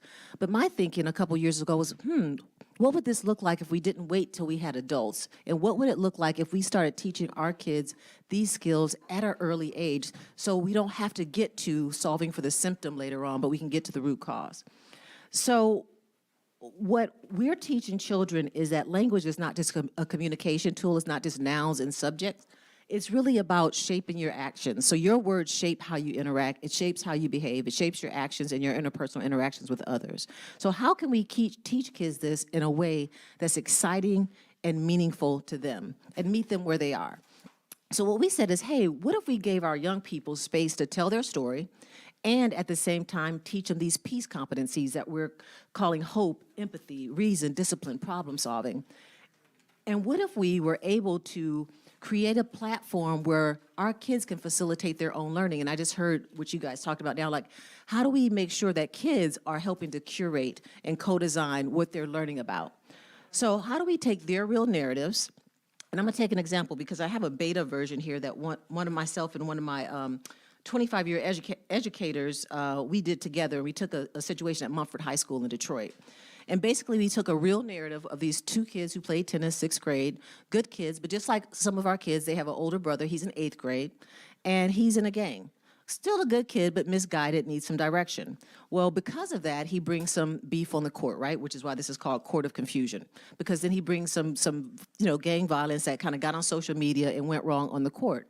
And we turned it into a story. We said, well, what if we took these stories and had young people bring their actual narratives to the table, right? Where there's bullying, where there's vaping, they're in all sorts of things these days, and then showed them which peace skill that they possessed that they can use to navigate this social dilemma. And then we showed them how those skills are actually the superpowers, and then we created a superhero based on that skill and that superpower. And we co-created and designed a storybook around their situation. Because what we learned, whether it's urban, rural, suburban, all kids are having similar dilemmas, but then there are some nuances depending on where you live. And so what if we helped them co-author their own story, helping them develop their superpower, and then shared their story across schools, across districts? And so that's what we're proposing here, is how can we create a space where we're working with schools to sit with a cohort of students, understand what some of their dilemmas are, give them the skills, and then co-author a book, which they'll become authors of, and they'll get royalties on from our publishing house. And then in the fall and the spring, we take that same book, and that book becomes the foundation for a virtual reality game. And now we're teaching them not just literacy and peace skills and becoming an author and an entrepreneur, but now we're teaching them how to develop these digital skills, these technical skills of the future to help them now develop their game on a virtual reality platform. So this is a launch of an amazing initiative, which I'm partnering with the state of Michigan and 16 pilot schools across the state to bring this to life. And the goal is, after 3 years, to have this pilot demonstrate evidence that we can decrease violence, we can promote positive mental health, re-engage our kids, and then how do we make this a part of our ELA curriculum across the state. So this is an opportunity. And again, we had this group of young people actually as a beta helping design their virtual reality video game where they did the voiceovers, they're doing the design of the game, and they just love it. And part of the work here is they get to work with kids across different schools that they hadn't met. They get to develop great skills. They get to tell their story. And by just becoming authors of a story, you already re-engage them in literacy and the love of learning. So these are just some testimonials from some young people that went through the pilot beta of developing the virtual reality video game. We did the voiceovers, the scripting. It was really nice. And so what does that look like for you guys? So what I'm proposing and what I've shared with Dr. Gardner and Dr. Edmondson is adopting this program and partnering to do writing and storytelling this summer, where kids are developing their own book, and at the end of the summer, they would have a published work like this, working with us, our team of writers, our team of illustrators, and graphic designers. And so at the end of the summer, they would have a published book. But then going into the fall, what we would do is we would also have after-school programming for them to help now develop their digital skills and help now take the book and turn it into a module in this virtual reality video game. So 16 different schools, 16 different cohorts, 16 different games in one video game. Now we are sharing across all the schools in the city. It's very innovative. And then the third part of it, which is really great, my board, Education at Scale, which is my nonprofit, they're international. My background is international. And so they said, you know, what would be great is, what if we connected these kids as a part of a network, as a part of an ongoing partnership, and now they're connected to sister schools in Amsterdam or sister schools in France. Wouldn't that be great for exposure? So this is a pilot, but it is a year-long. It focuses on creating the skills for writing, for peace literacy, for digital learning, and then also for collaboration and global learning in a global community. So I said that really quick and fast because I know I'm at the end of the day, but I hope you guys got the gist of it, and I'll pause for questions. Does anyone have any questions? Yeah, I do. Thank you for all of that. That's wonderful. When you're talking about the 16 schools where this is being piloted, is it being piloted everywhere as a summer program, or have some people already started? Yes, so this first summer is a summer program. So we have 3 schools. We have proposed, so we have Dearborn, we have a couple charters in Detroit, and then we have this school proposed for the summer. For the fall, we have DPSCD, we have a school in Lansing, a school in Grand Rapids. So just depending on where schools are, they're starting at different times. So for this particular venue, we have a couple schools in Detroit and Dearborn schools starting this summer. Okay, thank you. And this is being proposed, is it sixth grade? So the program is 3rd through 8th grade, so we want to get kids as soon as they start to read. And it depends on which classes and your scheduling and how you want your kids to move through. I know some conversations I've had with Dr. Gardner was 6th, 7th, and 8th grade as a pilot for this summer, if you guys chose to go with it. But across the schools in Detroit, for instance, we're doing 3rd, 4th, and 5th. So it's 3rd through 8th grade. So when I'm. Okay, yeah, because I was looking at our motion and it just had the sixth grade, but I'm wondering, like, when when they get to the point where they get to collaborate and interact with students in the other schools in the state, I was asking that question to see like what grade levels they're at and. Absolutely. It'll be apples to apples. And sometimes we'll have large collaboratives where it may be some lower grades to older grades, because part of what we're thinking about the global learning community, it could be some peer mentoring later on as well. Sure. And what did you say, I'm sorry, what did you say the name of your nonprofit is? Education at Scale Foundation. Thank you. This is wonderful. Thank you for bringing it to us and for staying at our long meeting and presenting. Oh, yeah, definitely. I have a question. Yes. I'm sorry. So it seems like everything that we get for students starts at the 3rd grade level. So our K2 just seems to not have any of the extras. Is there anything that you see futuristic for K2? Yeah. I'm sure they feel the bullying, they play the games. Is there any development for K2? Yeah, you know what, yes. And so I'll say this, and I come from experience of running school districts, and I see that as well, that these dilemmas start very early. For this particular program, why we started at 3rd grade is because the virtual reality component, in order to wear the goggles, there's a certain age threshold because of the eye development. Okay. So that's why we started this. But there could be a situation, because part of the great news is, because the state is partnering, their funding will come next year, and there'll be opportunities for us to continue to do work, right, at cost to us and not to you guys. And so part of the thing could be, right, we go to schools and they have the same conversation, say, hey, well, we want something for our K through 2.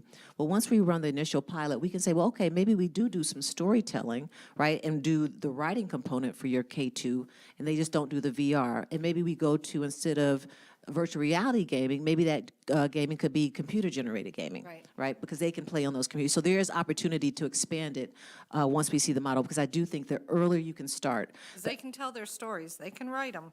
Absolutely. And I think that's the other piece, the literacy, because up to 3rd grade, we're learning to read, right? And so sometimes that could be a little bit of a heavier lift in trying to create some content, but I do think there's some opportunity. That's a great question. Thank you. Have you thought about having publishing parties at the end, once the students complete their books and maybe with their cohorts and get together and have one big, and then the news can be involved? Like, has it been thought out? You know what, that's a great idea. I mean, we're building it this is a pilot. So at the end, we did a virtual book workshop several years in a row with other books that are already published, and we just had kids reading and part of it. And what we did at the end is we did bring all the kids together. This is during COVID, and we did have a big end of the year party. So I think that could be absolutely something that we could do to celebrate, and even after, because the book will be finished at the end of summer, because it's over 5 weeks, 2 days a week. It'll be published by the top of the school year. So when kids come back, that could be a great opportunity to have the publishing party, even with their peers in their classrooms or something like that. That's a great idea. That is. May we see that book that you brought? Yes, I please? brought you guys a copy too. Oh, yay. Yeah. Thank you. It would be really unique to have a copy of everyone's book in the library as our own scholars, authors, right, Yeah. And that's the key thing, is like having media center, not library. kids being authors of their own experiences is so exciting to them. Thank you. Oh. Thank you. I think I gave you a copy, Johnson. Thank you. Thank you so much. For real. This is great. And how long have you been doing this program? So this is a newer program, so we've been developing it. So what you'll see in the deck, and I just kind of flashed through a whole bunch of stuff. Oh, here it is. I have a collaborative at the University of Michigan Dearborn. So we've been working on the research behind this for the last year. And we did the beta book at the top of this year. And so it's a 3-year program where we're piloting this work. So this is a newer development, and we're really excited. We know that this is something that's going to take on. And I think to what you guys have been saying all this time, and I'm just listening to how you talked about the feedback from your community and how they want to make sure they're developing skills for, the future, collaboration, kids are in charge of their own learning. It all pulls that together. And we're building that into how we're putting the model together for our kids. This is great. This is nice. Very good. All right. Any other questions? Oh, Ms. Gardner went. What's the startup for something like this? The startup date. Expense? The expense, it's for 3 cohorts of 6 students each this summer. It's about $18,750 per cohort. But that startup expense is the only expense, so that covers summer, that covers fall, that covers spring, and it does cover the global learning community. So it's just a one-time cost, and then as the program progresses, we'll continue to get funding and we'll cover the cost ourselves. So you said 18 for a cohort of 6? 18,750. Okay, and I think we're doing then, according to our motion, 3, looks like. I believe that's what's being 6, yep. proposed. Now, is this just one student's work? No, that's 6. So Okay. each cohort creates one book. So at the end of okay. summer, they'll have 3 co-created books, and then they'll co-share the co-author byline, and they'll also share the royalties for that. So they're working on taking their individual stories and meshing them together to create one story? One story. Okay. Do you record or film the process, like how they start, the middle of it, like any type of documenting? We do, and so part of the work is parent consent, and so part of the family engagement component is making sure, and then with you guys, because I know you guys get consent as a school district, so you can have, but we do tape part of it. Some of it is hybrid because, one of my illustrators is in Brazil, so we kind of tape that interaction. So we do recording and documentation. We don't do the full thing, but we take snippets as a learning, but also as a celebration too. Yeah. Is that what you were thinking? Love this. Yeah. Just something to something tangible. And as I was listening to Mr. Ellison about just how we're branding and marketing and bringing this on, this is something that would be to, fantastic. intertwine with what we're already doing. This is great, our students writing. Yeah. Do they sell these? So I would sell them as a part of my publishing house. And so, and I sell to schools, right? So our schools buy books in the bulk. So kids would then get royalties from their book sales. So you said that you are partnering with the University of Michigan Dearborn. Is that in the School of Education or is So that it's a cross collaborative. So we have the School of Education, Education Technology, Health and Human Services, Computer Engineering. So it's Oh, okay, so it's across all It's those cross, right? schools. Early childhood, because we really want okay. the research from all the different disciplines to go into this. Okay. Wow, and that's neat. So each school, as they're doing this, obviously they're getting that representation in books because they're writing the stories They're about writing themselves. the stories. Yeah, exactly. Yeah. So our kids can literally see themselves, themselves in in a book. They're writing their own stories, their authentic narratives of their lived experiences, and then they're sharing them. Now they're creating other awareness, with others, Yeah. right? So we have the school in Lansing, when they come, in the fall and they join, they get to see what, Romulus wrote about and some of the dilemmas that are similar, but then they Yeah. get to write about their own and share those. So it's a shared learning Yeah. process too. And I imagine that shared learning process would also grow and deepen empathy too, because you're, looking at things, so just not a self. Absolutely. And that's what we teach them, is trying to understand how to walk in each other's shoes. And that's why the series is Quantum and the Empath, right? So the empath, she can read hearts and minds and put herself in other shoes. And we teach kids the skills throughout their journey in writing the book. And then it gives it appreciation, which is another piece skill. We get kids starting to appreciate others' journey because sometimes you look at others, and if you're not exposed to others, kids in the suburbs can say, oh, those kids, in Romulus, or Romulus can say, oh, those kids in Bloomfield. But then you start reading and saying, you know what, they're not so different.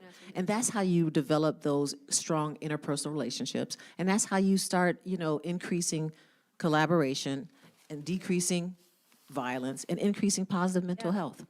This is wonderful, thank you. You're welcome.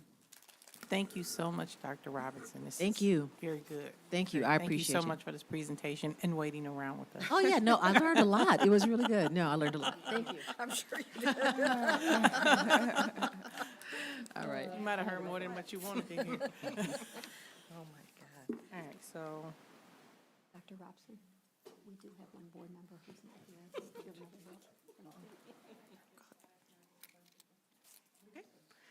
All right, so thank you for that presentation, Dr. Robertson. She's been very collaborative with our summer school team and also working closely with me as well.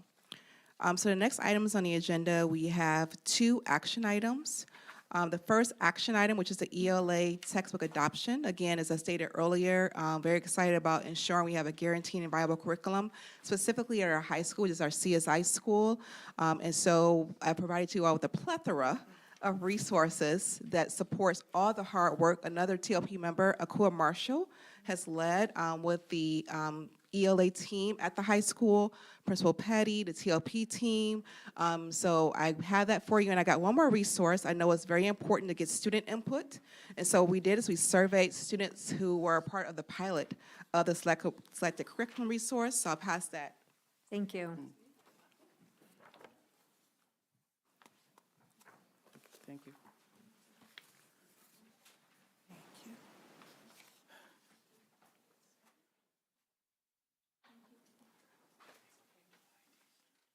Thank you very much.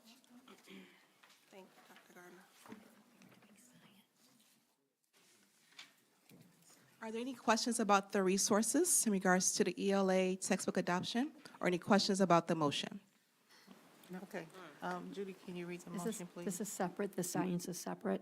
Yes. Okay, just making sure. Madam President and Board of Education, the recommended motion, move that the Board of Education approves the 2024-2025 ELA textbook adoption for Romulus High School. The rationale, Romulus Community Schools will implement a new ELA textbook adoption at Romulus High School. The textbook adoption will provide a guaranteed and viable curriculum for the ELA high school courses. The budget implications, ELA textbook adoption budget is $103,707. The funding source and the account numbers on the motion. The exhibits are in your package. Textbook adoption for the high school, textbook selection process for the Romulus High School, the ELA textbook committee for Romulus High School, the ELA textbook selection rubric for Romulus High School, and the ELA textbook adoption budget is in their exhibits for the Romulus High School, and finally, the ELA textbook adoption timeline for Romulus High School. Is there support? Support. I have a motion by Kennard, supported by Piles. Is there any discussion? Roll call vote, please. Kennard? Yes. Piles, yes. Laster? Yes. McCarthy? Yes. Evans? Yes, Wester? Yes. Motion carries. Thank you. thank you. Our next Board of action Education and Madam President, recommended motion. Move that the Board of Education approve the 2023-24 Summer School Peace Literacy Program. The rationale, Romulus Community Schools will implement the 23-24 Summer School Peace Literary Program for 6th grade students. The Peace Literacy Program will be an innovative experience that will include intervention and enrichment for students in English language arts. The budget rationale is summer school budget of $56,250. The exhibits are in the board packet, the Romulus Community Schools Superhero Peace Literacy Proposal, and number 2, Service Contract Agreement, which include with the financial terms. Support. I have a motion by Kennard, supported by Piles. Any discussion? Nope. Roll call vote. Kennard? Yes. Piles, yes. McCarthy? Yes. Evans? Yes, Laster? Yes. Wester? Yes. Motion carries. Thank you.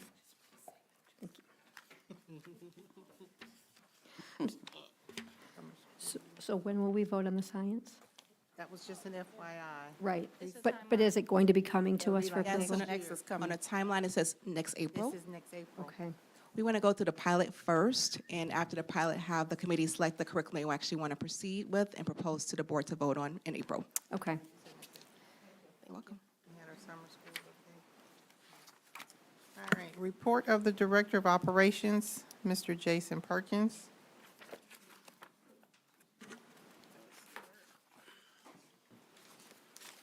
Hello, good evening.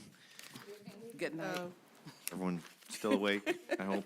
Gotta draw this one out. We got pizzas All coming, right, so. I'll make it fast No, then. draw it out. Oh, draw it out. You gotta get draw that it pizza, out. buddy.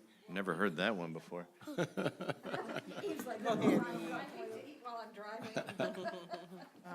All right, so first item on the agenda is room 507 construction update. So as you guys remember, room 507 is a room at the high school that the board voted to renovate. We went through the whole process. It was a bidding process, the post-bid interviews, the pre-bid interviews. We found a great contractor to move forward with that work. I think everyone was really in favor of that program. There's a great teacher in there. It's a great program. The room's super outdated. I think everyone was very in favor of moving forward with that construction. Everything was good to go, ready to start as soon as summer kicked off here, and then the state came through. So the state came through, and they are requiring some additional things that were not anticipated in that room. And basically, they're wanting hoods above the cooking equipment because we're cooking in that classroom. They're wanting hoods, some makeup air units, exhaust fans, an Ansel system, which is a fire suppression system because of the cooking that's taking place in that room. So we just really did not anticipate the state requiring that level of things for the cooking in that classroom. But the state is the state, and we can't argue with them. That's kind of what they're requiring. So what I did is I went back to the contractor who we had chosen, Shaw Construction, and first of all asked them, hey, is this something you guys can do? They said, yes, we install hoods all the time. We're very familiar with it. We can give you a proposal. Because that was not included in the original scope of work that you guys approved that amount to move forward with for construction. So we went back to them. Shaw Construction was the chosen firm, and basically, because of all that extra work that the state is requiring, Shaw came back with an additional estimate of $85,000 for that additional work. So it's quite a big change to the construction of that room. But without it, we can't cook in there, according to the state. So the alternative would be to not cook in there and do like toaster ovens or that sort of thing, which obviously isn't any good for these kids learning life skills in this program. They want to be able to cook in there and learn these life skills. So the original amount was $327,456 that you guys so graciously approved. And if we add in the additional $85,602, the new total is $413 and $58. So $413,058 would be the new total. Because of all the extra work and the kind of scope of work that's involved, I would also recommend putting a contingency on this of probably 10% for this construction for the Ansel system and the hoods. That way, if they do run into any more problems, I don't have to come back in front of the board. As a reminder, this is a sinking fund project, so our sinking fund is getting replenished in July with those funds.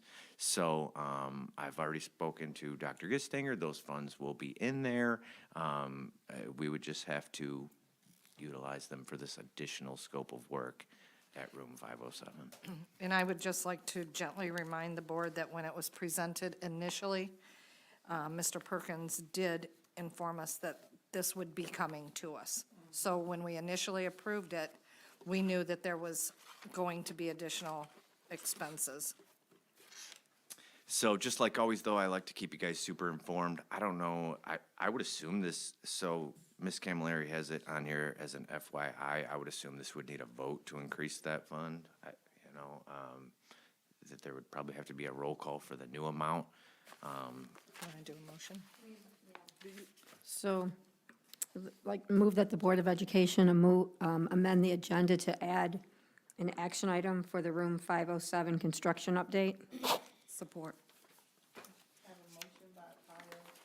Supported by Kennard to amend the agenda to add the action item. Piles, yes. Kennard? Yes. McCarthy? Yes. Evans? Yes. Laster? Yes. Wester? Yes. Okay, the motion to amend has passed. So I move that the Board of Education approve an amount of $85,000 plus a contingency of 10% to meet the state compliance to do cooking in room 507. Support. Have a support by, motion by Pyle, supported by Kennard. Any discussion? Roll call vote. Piles, yes. Kennard? Yes. Evans? Yes. Laster? McCarthy? Yes. Wester? Yes. Motion carries. Thank you guys for the support. I'll make sure that's an awesome project and everyone's looking forward to it over there at the high school. Thank so. you. Is this the lift room? Yes. Great. Will you let us know when it's complete and you can do an open house for us? Walk us through, that would be great. Of course. Thank you. Okay, thank you, guys. So next on the agenda, I have Operations Department Leadership. So I did put together just a couple slides here.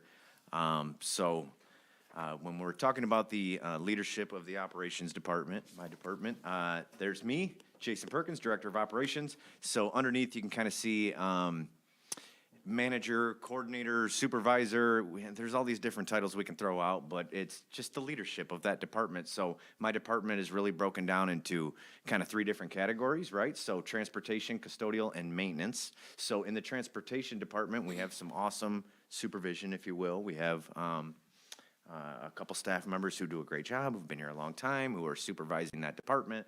In custodial, we have a person who is acting in that role. So, I'm not going to say any names, obviously, but that person is part of the union group that they're overseeing, which, in my opinion, is a conflict of interest. They're supervising their own people. So when we're talking about the chain of command, it's someone acting in that role, but they're not really that role. They don't have that title. They don't have, I guess they have those responsibilities, but not really that title. And then in maintenance, there is no head of maintenance or manager or supervisor currently. So kind of problems with the current structure that I can see is no maintenance manager position. So nobody in charge of maintenance who's under me, that supervision, that leader of that maintenance department. The custodial manager who's currently in place, or custodial coordinator, I guess would be the correct term, is part of the union contract, which is a conflict of interest in my opinion. They're in a union contract overseeing union people. They're all part of the same bargaining contract or bargaining agreement. I don't see that as a good way to go. Overtime versus salary, so the 2 people that are acting in those positions, the custodial coordinator and the person who's, I'm going to call him my unofficial head of maintenance, if you will. They're both working a lot of overtime because they're serving in those roles. So when they're serving in those roles and things go bad at night, or there's problems, or there's pipes breaking, or there's water mains breaking in the parking lot at the board office, this person comes in and handles a lot of those things for me. I do too when there's a big enough emergency, obviously come in and do what's needed. But what if I'm not available? What if I'm out to dinner with my family and the water main breaks in the parking lot here? So that is where my kind of head of maintenance. You got to come, you got to bring the family. Get it boxed up. That is one option. I'd be willing to. That's what we got to do.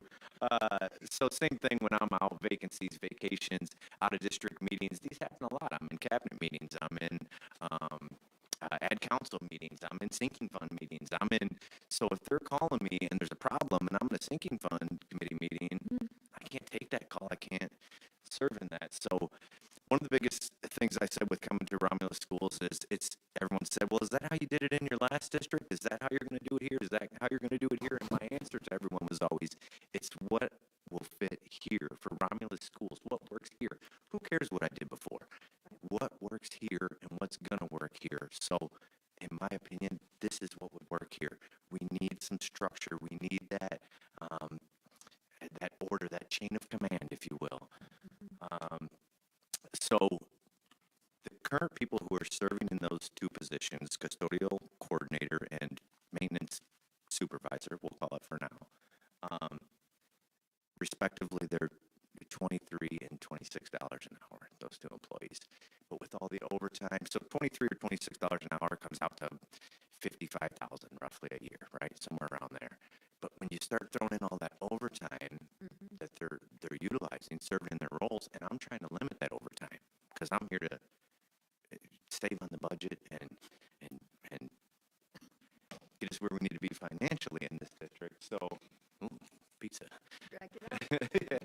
So, I lost my train of thought with the pizza there, but,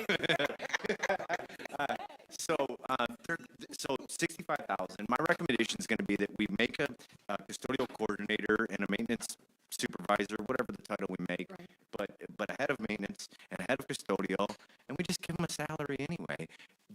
So it really won't even be a budget implication to the district because they're already making that much.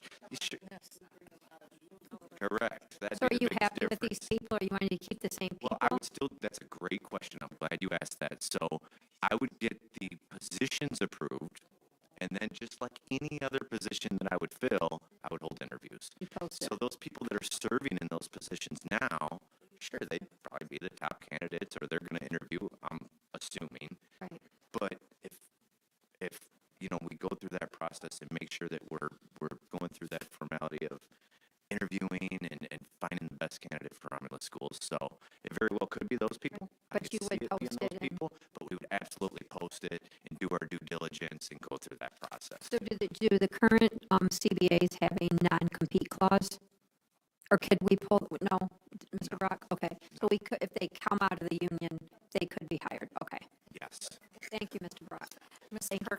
I'm sorry. So I believe in our sinking fund meeting, we had a discussion, and I asked if, and correct me if I'm wrong, that these positions that are being left, we don't have to add another custodian or another maintenance person. Is that correct? So I'm glad you asked that too. When Dr. Gistinger and I were building the budget for custodial, we made cuts in other places too. So, we're really making sure we're running as efficiently as possible with all of our other staff too. So that's kind of part of it too. So will you be adding another custodian and another maintenance person after we hire the two supervisors, managers, whatever you want to type? I would say custodial, no. If anything, we're slimming down in custodial. Maintenance, we're short a guy currently. So possibly maintenance, still adding one more staff member. I could see that Just wanted to, all possibility, yeah. Yeah. right, thank you. Any other questions or anything? So, again, it's not on here for action. This could probably be voted on the next board meeting. I'd be happy to entertain a motion. We have to have job. Yeah, so, right, and all so, that, so yeah, we can absolutely. Get that, and then we can work it from there. Yes. Did you have anything? Yes. I know this is not like the parking lot at the high school and anywhere in the future. Something. Parking lots are definitely on our radar, and I would say sinking fund committee is a good way to get there. Yes, we've talked about that. What we're doing is, the three of us, Trustee Kennard, myself, and Mr. Perkins are sitting down at our sinking fund committee meetings, and we are doing a hit list for future, expenditures, right? And we know that parking lots were a big challenge, a request, a need, all of the above. Sure, so we're a little off topic now. This is more like a report of a subcommittee, but we might as well, while we're here, right, that we're working on a lot of those things in the sinking fund of building that list of projects and then prioritizing it from a budget standpoint. That's what we've been working on so far. Thank you. Parking lots are at the top of that list. But there's a lot of other needs too, buses being one of them. It's way up there too, so. All right. Well, thank you so much for. Thank you guys for your consideration. Thank you so much.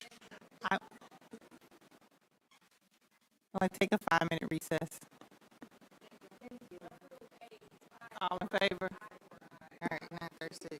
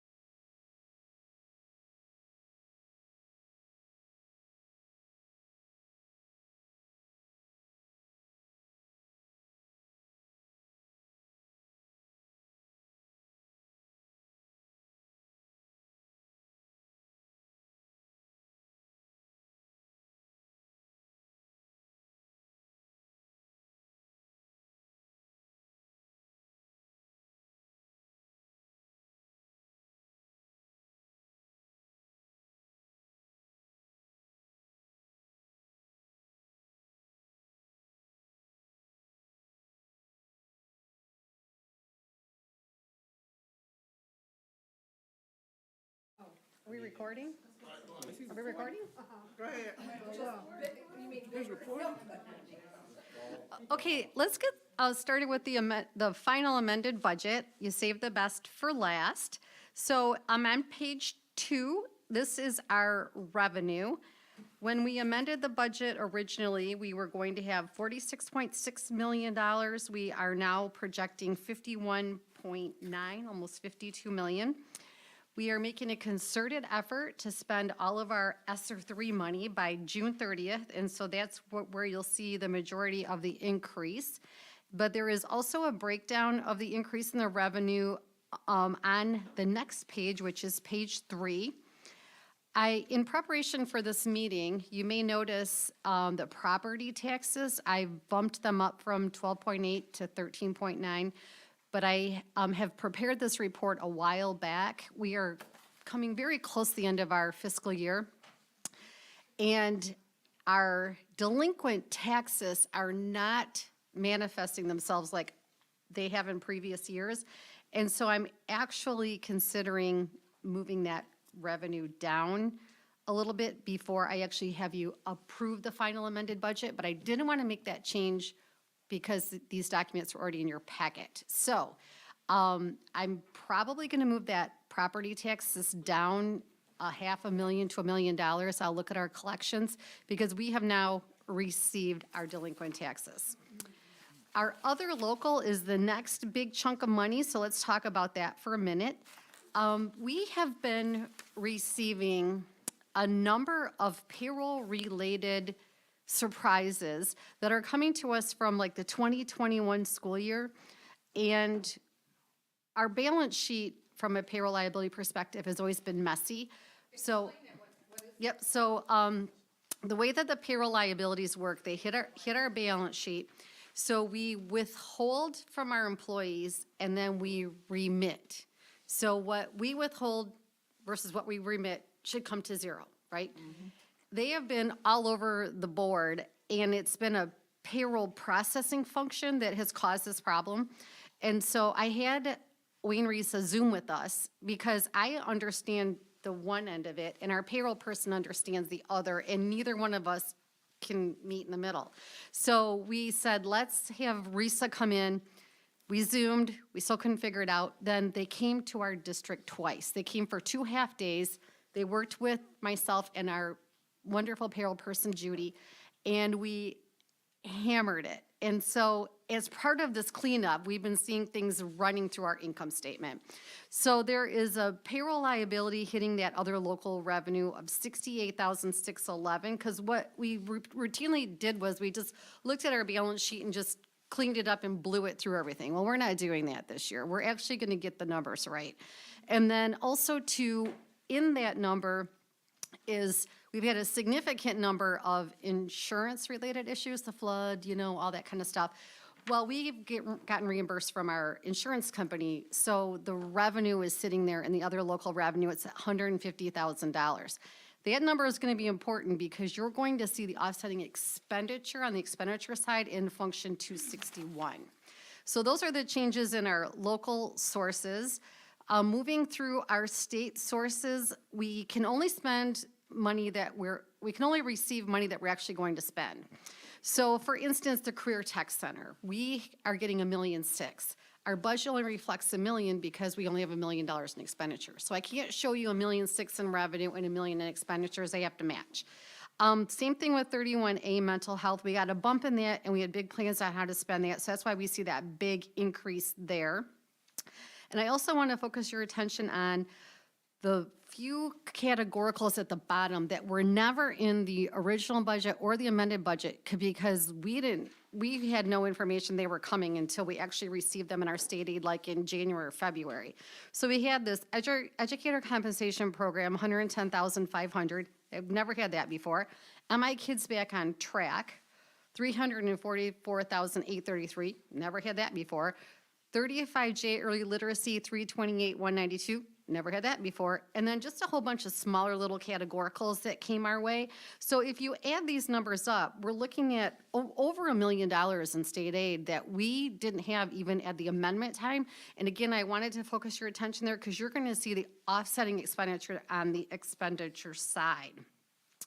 Nothing unusual in our federal grants other than small increases in flow through our title and other federal grants. And then the changes in our intermediate sources are related to increases in our enhancement millage and our reimbursement from RISA for our PA-18 aids. We are planning on putting $1.6 million into our fund balance, but if I knock the property taxes down, that number might end up being closer to 6 or 7 or 800,000. So, yes. I'm sorry, where you were talking about the categoricals, Mm-hmm. and they weren't reflected on the first amended budget. Yep. Now we see them. Have we left any of that money on the table from knowing about it too late? Or No, because if we don't spend it this year, we can spend it next year. Thank you. Okay, page 4. I know I'll talk fast. You guys are tired. It's late. It's been a long night. Okay, so we're on the expenditures. 46.5 million, we're going to go to 50.3 million. I like to focus on the increases and decreases, but I want you to hold your questions until I get past page 6 and 7, because that's where we really lay out where these changes are coming from. And you may notice most of them are increases, but a lot of them have to do with all the reasons I talked about on the revenue side. And I also want you to focus on that $50.3 million final amended budget number. It's broken down by how we spend it. So if it's in instruction, instructional support, right? So of course, the majority of our expenditures are going to be in instruction and instructional support. Let's flip to page 5. It's the same $50,347,161, but now I've broken it down about the areas we spend it, salaries, benefit, right? So the same numbers is just cross-sectioned a different way. Look at the bumps in salary, benefits, purchase, service, materials, capital. Most of that is related to our increases in these categoricals and bumps in our federal grants as well. So flip to page 6. I don't know how detailed you want me to be, but let me just pick at some of the things I took notes about. Function 112, the decrease is mostly related to teachers that we moved into our ESSER grant. In function 122, special education, we hired a HI para, a special ed EI para, a middle school special ed teacher, and I also had to increase our subs by $100,000 over what I originally had in our budget. Substitutes under function 122, which is the purchase service category. Function 211 is funded exclusively through our at-risk grant, and these are our people that we contract through EduStaff that work in our district to retain our truancy rates. Psychology services function 214, we hired a psychologist. And these people are hard to find. So they're all funded through that 31 AA grant. So do you remember the big revenue increase on the revenue side? Here we're seeing it on the expenditure side. 3 social workers, a teacher consultant, and increases in our pupil support. All of that's funded through our 31 AA grant. Function 221, a bump there from 753,000 to 1.2 million. This is all of our ESSER money. We budgeted for additional hours for performing things related to our ESSER grant, as well as the Michigan Kids Back on Track grant. So that is in the purchase services. So that is mostly ESSER and the MI Kids Back on Track. Function 226, also the big increase there is because of 23G MI Kids Back on Track. Function 231, we received a bill for $280,000 for past due withholding from 2021. So we're seeing, you know, this is all part of the cleanup process. Sometimes it takes years for these things to flow through our financial statements. But we saw strange things on the revenue side, and this is where we paid that withholding bill from 2021. Nothing unusual for the rest of page 6. I'm moving on to page 7. In function 261, the big increase there is because this is the offset for the insurance claims for all of the weird things that happened in our district this year with the flood hitting the sign. Jason could go on and on. Function 271 mostly increased due to just the costs coming in over budget. So let's talk about that. In 22-23, our transportation costs were 2.477, 2,477,000. In 23-24, we are currently sitting at 2,639,637, and we still have a month and a half of bills left to pay under transportation. So I had to bump the budget up there. And I didn't see anything unusual for the rest of page 7. I will pause for questions because once we get past this page, we are through the general fund. Yes. So this transportation, this isn't just our base bid, but that's for all our field trips, our after-school. Okay, so then what was budgeted for next year was just based on that being increased, but since then, we entered into a contract. So will that need to be increased again? Maybe. So we bid that out, and when I projected the budget, if you recall, the numbers weren't in yet. But again, a budget's a fluid document, and we can always incorporate those changes into the amended when we get better numbers mid-year. Any other questions? I have a question regarding, you made a statement that you had increased because of edu staff, substitute teachers for 100,000, was that it? Under function 122, is that what you're talking about? I believe so. So, I don't know which one. yeah, so I did have to increase the sub costs under function 122 by $100,000. Is that because we have so many subs in our district on a regular basis? I don't know exactly what it's attributable to, but if you look at what I budgeted for compared to what we're tracking on our costs, we are we need more money in our budget to cover the cost to get through the end of our fiscal year. But 122 is special education, so is that just special ed subs? Okay. And then you talked about the $280,000 invoice that came through from a couple years ago. What was that for? Past due payroll withholding from 2021. And so, of course, you get a bill like that and you're like, all right, that was like 3 fiscal years ago. Where do I put it? I put it in function 231, so that's where you see the big increase. So I'm confused with this one, and I'll tell you why.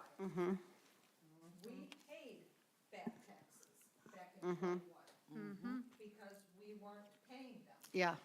So this, and it appears that this is close to the same number that was determined. Right. So, I don't mean to challenge you, but. Oh, no, we got the bill. I can show you. No, but we paid past due taxes almost $300,000. Sure. To clean us up. Sure. Yep. But Now we're getting in 2021, it probably was from like 2018. Yes. From 2021.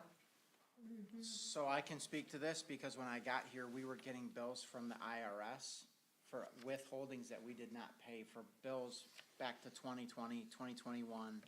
And they were like, in the, I don't know if the total was 280,000, but some of them were, $343,000, I believe. and that's probably from prior to, we have the bills, and we contested several of them. No, obviously. No, Judy Wills and I contested several of those. All right. So, Any other questions on the general fund? Okay, let's move on to page 8. This is, oh, sorry. Why is this associated to a Board of Education? Well, you're right. So like, where am I going to put it, right? Like, where would it make sense to put it? So I didn't know. I mean, I got a budget of $300,000. Where yeah, I mean, I don't know where, I didn't know where to shove it. I mean, we could have put it in 283 personnel, but regardless where it ends up, it's going to be in the budget. Yeah, exactly. Okay, so page 8. Until somebody comes to the podium and says that the district paid MASB $280,000 for somebody's award. Page 8 is our food service fund. Not any really big changes there, just small tweaks to get in line with our spending. We're projected to end the fiscal year with $558,000. If you recall, we are part of the spend down plan, just like almost every other school district in the state. But I think we're going to be okay. I mean, if not, we're gonna be close to being okay, but we're trying and so is everybody else. We're not in any different boat than they are. Page, yes. So, this fund balance of 558, that's after we just approved all of the cafeteria furniture and Yes. everything? Okay, so that came between the first amended and the final amended. So, my question is we were looking at a fund balance being 451,760, but now it's 558 after we spent a ton of money. So how did all that revenue come in between the first amended and now? Well, if you look at our revenue, it hasn't really gone up. It's only gone up about 41,000. So, you know, from the first, we captured those expenses in the first amended. Oh, so all of these, the cafeteria? Yes. Okay. Page 9 is our student activity fund, and that's just the activity that we scoop out of the 6-2, the student activity accounts at our trust and agency, and journal entry to the special revenue fund. And you may notice numbers aren't changing. You're like, why aren't those numbers changing? It's because this is what our students are doing. It's hard to track. We don't even know what it is. These numbers are as good as any, and they're volatile, right? It's not like your utility bill where it's the same amount every year and might go up by 3 or 5%. Until we journal entry this activity into there, again, these numbers are as good as any. Page 10, something to talk about here. This is our debt fund where we pay down the long-term debt of the district. It's just principal and interest of the district. However, we are in the school loan revolving fund, and I didn't know that until recently. And so that's why you don't see that on the first amended budget, but we had borrowed $4.8 million from the school loan revolving fund. And the reason for that is because as our debt structure fluctuates and our property values go up, we borrow from the state to make our debt payments, and then once we are back in line with our revenue stream, we pay the state back, okay? So we had paid back the $4.8 million. It reset the interest clock for our community because interest clock was ticking. It was about $110,000.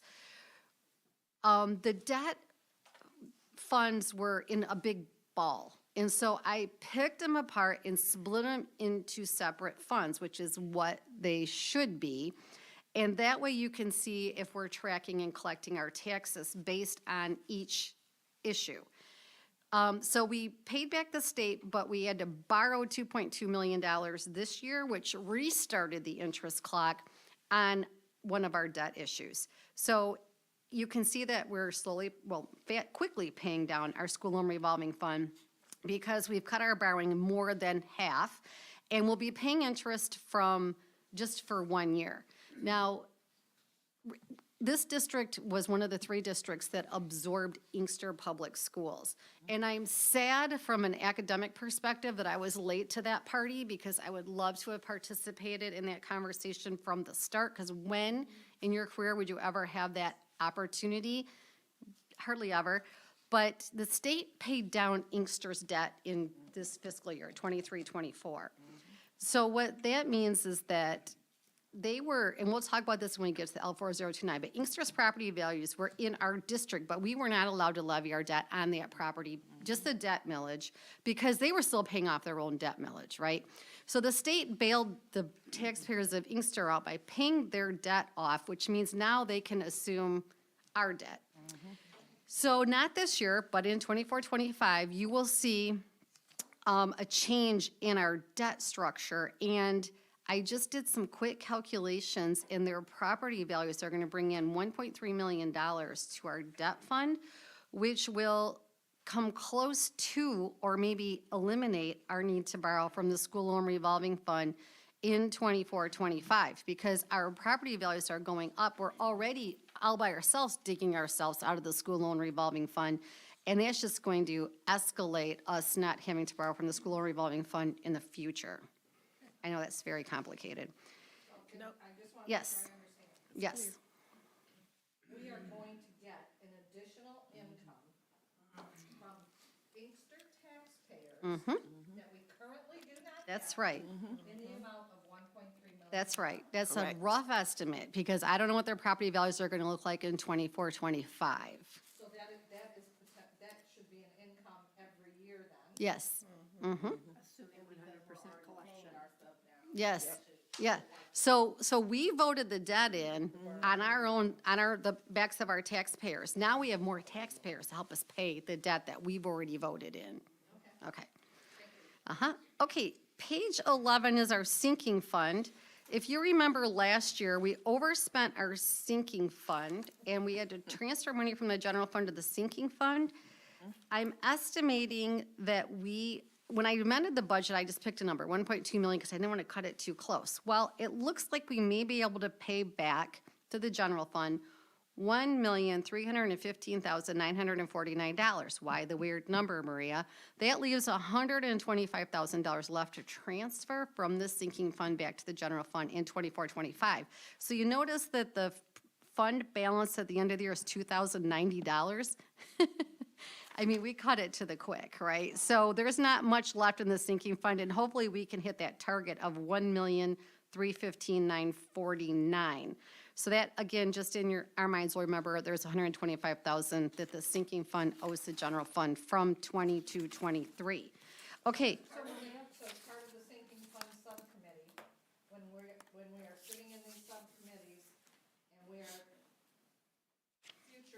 looking and planning and coming up with ideas to bring before the board, to bring before the community, we will have 1.3 million extra. Additional. Well, let's talk about that when we get to the projected budget, right? Okay. Okay, so yes, go ahead. So on the sinking fund, that 220,000-ish that we just paid Bart Malin, where did that come from? That is a good question. Jason, do you know? Because I know I left some cushion in the sinking fund. Did we pay that out of the sinking fund, or did we? Because we didn't have it in there. Yeah, it had to have been general fund, yeah. Okay, Okay. so then that's more money that's owed back to sinking fund. What we already owed plus this 220. Well, once you make your choice, okay, and the year closes, it's hard to make an argument that you really wanted the sinking fund to pay for that and the general fund paid for it, and you undo that. The reason why the transfers are okay is because you can trace that. You can see, oh, the general fund had to bail the sinking fund out, and then the sinking fund had to pay the general fund back, right? So, once you commit and the fiscal year closes, I don't think you can transfer that money back to the general fund. Money was already owed, right, from sinking fund for 23, 24. I mean, what we could do is have the sinking fund pay it and have the general fund not transfer as much to the sinking fund, and then in the next year have to transfer that much more. That could be a consideration as well. Yeah, exactly. I'll look into that. So let's put a pin in two things. I'm gonna make an adjustment to the local property taxes, right? Because I can already see that's way too high. And if that situation comes to pass, I'll make an adjustment in the transfer between the general fund and the sinking fund, and those will be the two things that you will see different from the documents we put in your packet now compared to what we're gonna ask you to approve on the 24th. Also, there's going to be a budget study session next Monday, the 17th, and I will know by then, so those documents will be perfect then. That is wonderful. Okay, so moving on to the original budget for 24-25. So it has been a long haul through COVID, right? I mean, we've been at this for 4 years with these extra federal dollars and whacking our budgets out of shape and losing comparability from one year to the next and not really having a solid understanding about how much it really costs to run our district because we're getting all this money thrown at us. Well, guess what? 24-25 is the first year where, hey, we're standing on our own two legs now. We're done with all that federal funding. We're through all that COVID stuff. This is what our district would look like if we were just back in business and COVID never happened. So I'm on page 2 looking at the revenue. The new budget, 46.6 million, we're down to 38.7, okay? It's almost an $8 million reduction in our operating revenue. The majority of that is coming from the $7.3 million of ESSER money that we are no longer receiving. on page 3 is a better breakdown of our revenue, and we can go through these changes. Again, you know, you can see my amended property taxes is too high. So again, that's nothing to do with this budget. But look, so let's talk about the changes in our enrollment. I budgeted for 100 student decline based on historical changes in our enrollment over the last recent years. And also too, the governor's budget has not been approved yet, and neither has the, they haven't decided on a budget yet, but the House, Senate, and governor's budget is out. Every district that's been tracking this has kind of agreed we're going to increase our foundational allowance by 2.5%. So our foundational allowance is going to $10,230 a kid. We happen to be one of those districts that levy homestead millage on our property taxes because we were over the maximum in 1994 when proposed lay was implemented because we have lots of industry around here. And our blended membership is just over 2,000 students. If you look at the changes in our revenue, you notice at the bottom those categoricals that were one time, we're not putting back in the budget. We don't know about the stability of our 31A money. I'm not sure about the plans for career tech, so I didn't put the revenue in there because the expenditures are not in there. But look at the federal grants, the reduction of 7.3 million, that is the majority of the decrease in our enrollment or in our revenue is because of that federal dollars. And this budget is balanced. We're projecting a balanced budget for 24-25. Page 4 is our expenditures. Yes? I'm sorry, back to the CTE. Mm-hmm. Is there a reason why our 0.6 million can't go in the 24-25? It can, but it's not gonna have an effect on the bottom line. If we put 600,000 in the revenue, we have to figure out how we're spending that. So we put $1 million in last year.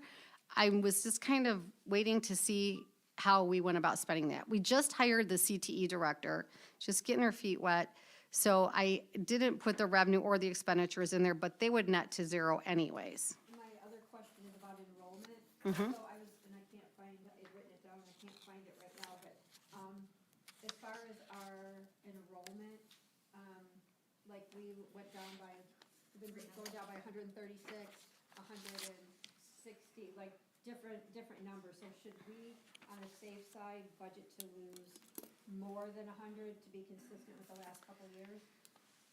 We could, I mean, it's an estimate just like anything, and it can be revised once we have our pupil counts in. So, you know, it's just like a budget is just our best estimate of where we think things are going to be. So we studied the historical trajectory of our enrollment over the last sequential number of years, and we thought 100 was as good a number as any for right now. What is our student count right now? It is blended 2,156.94. 2,000. 156.94. Oh, okay, because there's not full FTEs there. Okay.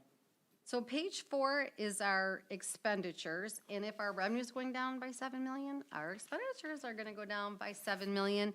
And you can see that, you know, we're pulling ESSER out of every area in our budget, so that's why there's decreases everywhere. And if you flip to page 5, you can see there throughout every area of where we spend. And again, the majority of that is ESSER funding. Page 6 and 7 have our budget spread out by function and object code. You know, it's nice to look at when we're back to business as usual. This is what our district would be operating on if we didn't have any support from the federal government. Any questions on the general fund before I move to food service? Well, I'll be asking questions, specifics, but I can ask them at the end. So. Page 8 is our food service fund, and again, we're projected to end up with about almost 600,000 in our revenue, or in our fund balance. Really just small tweaks to our amended budget. This amended budget was your first amended budget, not your second amended budget, because the board has not approved that yet.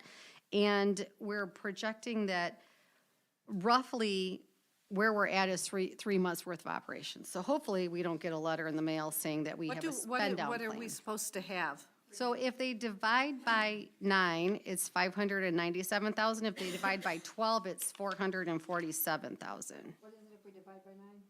597,000. And again, page 9 is our student activity where we journal entry the expenditures and revenue out of our trust and agency account. First amended budget, the projected budget is projecting 9.6 million of property taxes, not reflecting the increase in Inkster taxes because we just found out that the state paid off Inkster's debt. And when we get to the L4029, the county has revised their property values 5 times. So hopefully we have their final numbers because we're running close to getting this information on their tax bills for summer. So our debt fund, again, is in really good shape. We have strong support for our property taxes to pay down our financial commitments. Page 11 is the sinking fund. And this is the conversation we were having when I was going through the amended budget. $3.6 million of property taxes coming in. We thought we had to transfer the remaining $249.49, but we know now that's $125,000. So to answer your question, you have about $3.5 million to spend on the sinking fund in 24-25.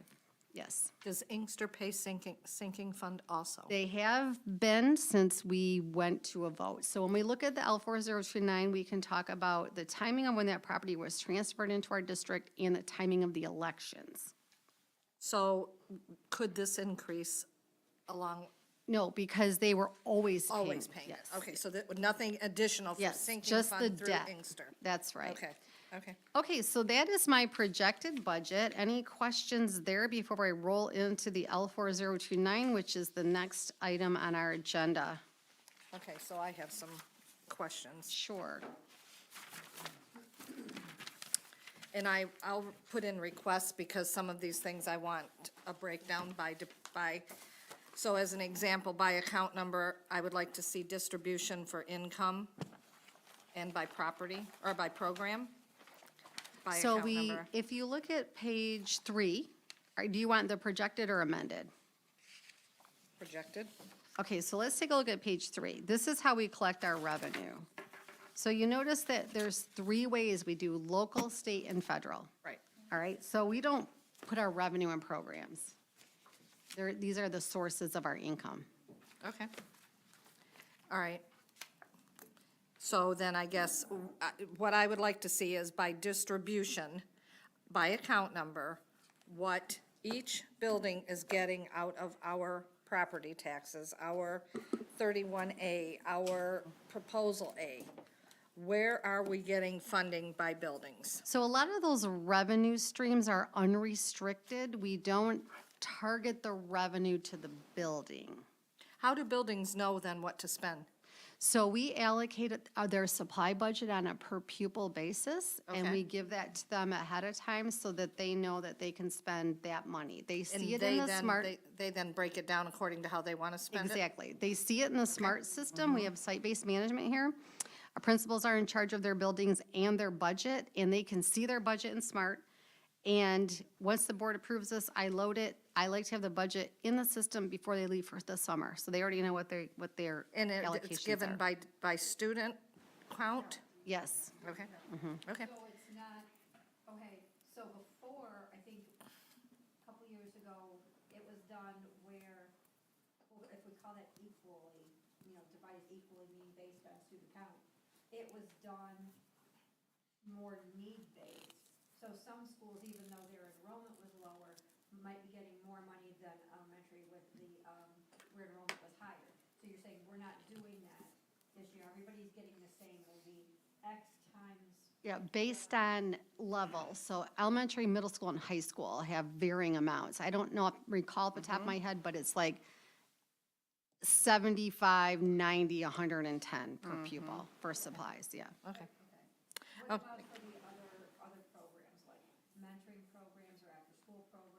So those are mostly funded by grants. We have the the Sunrise Scholars and the after-school stuff. That's all our 31A money. No, we know we're getting 31. Yeah, 31A, actually, they've, it's based on need. Questions?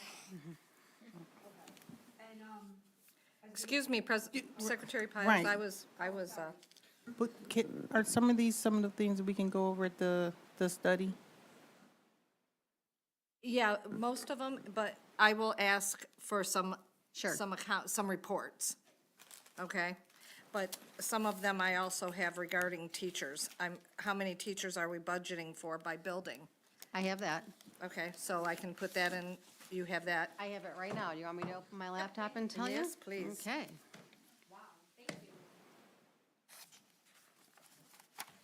Because this leads right into the comments and by the teachers at Barth.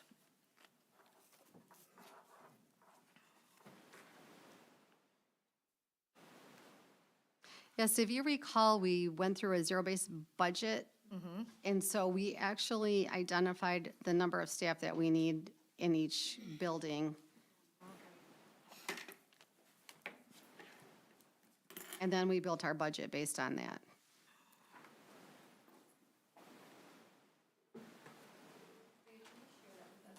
She's getting ready to.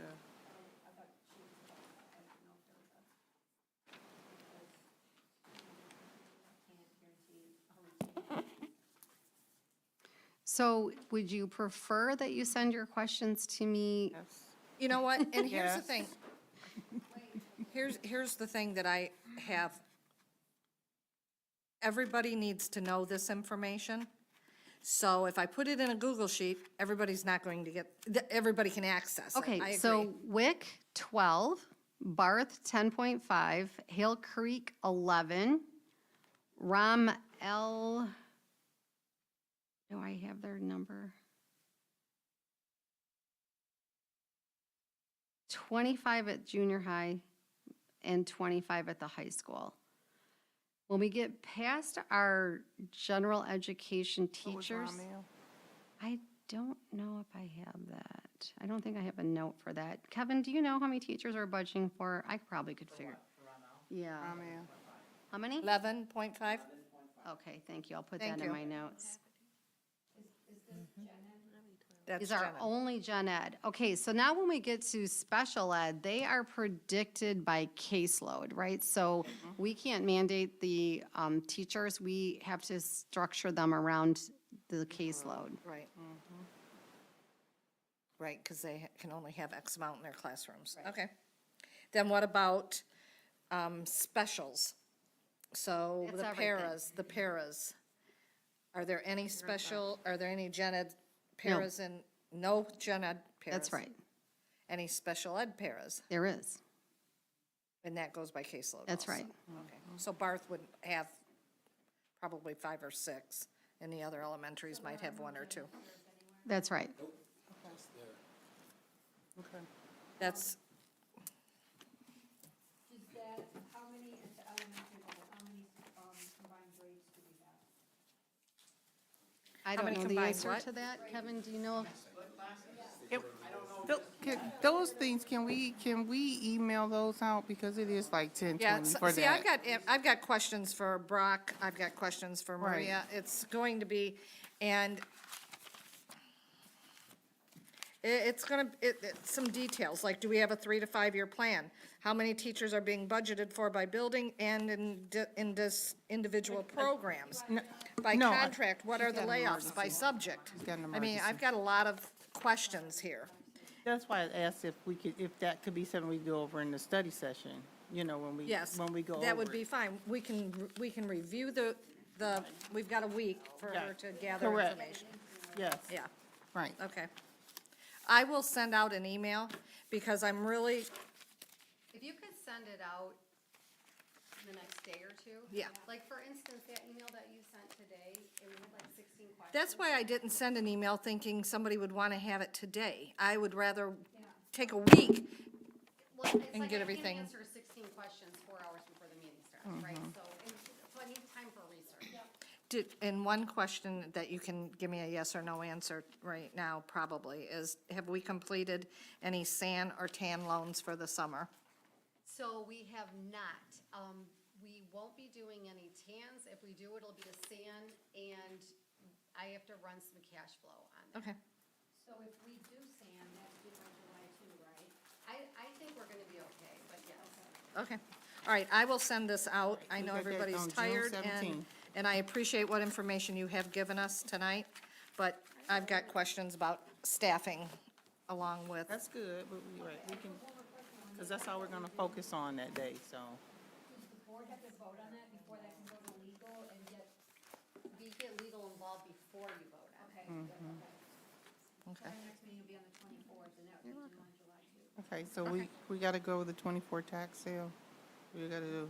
We got to move for right- the amended budget, So 23, 24? the L4029 is what I'm hoping you act on tonight, because we'd like to get these on the tax rolls. Okay. So that's this thing that looks like this. You should have this in your packet.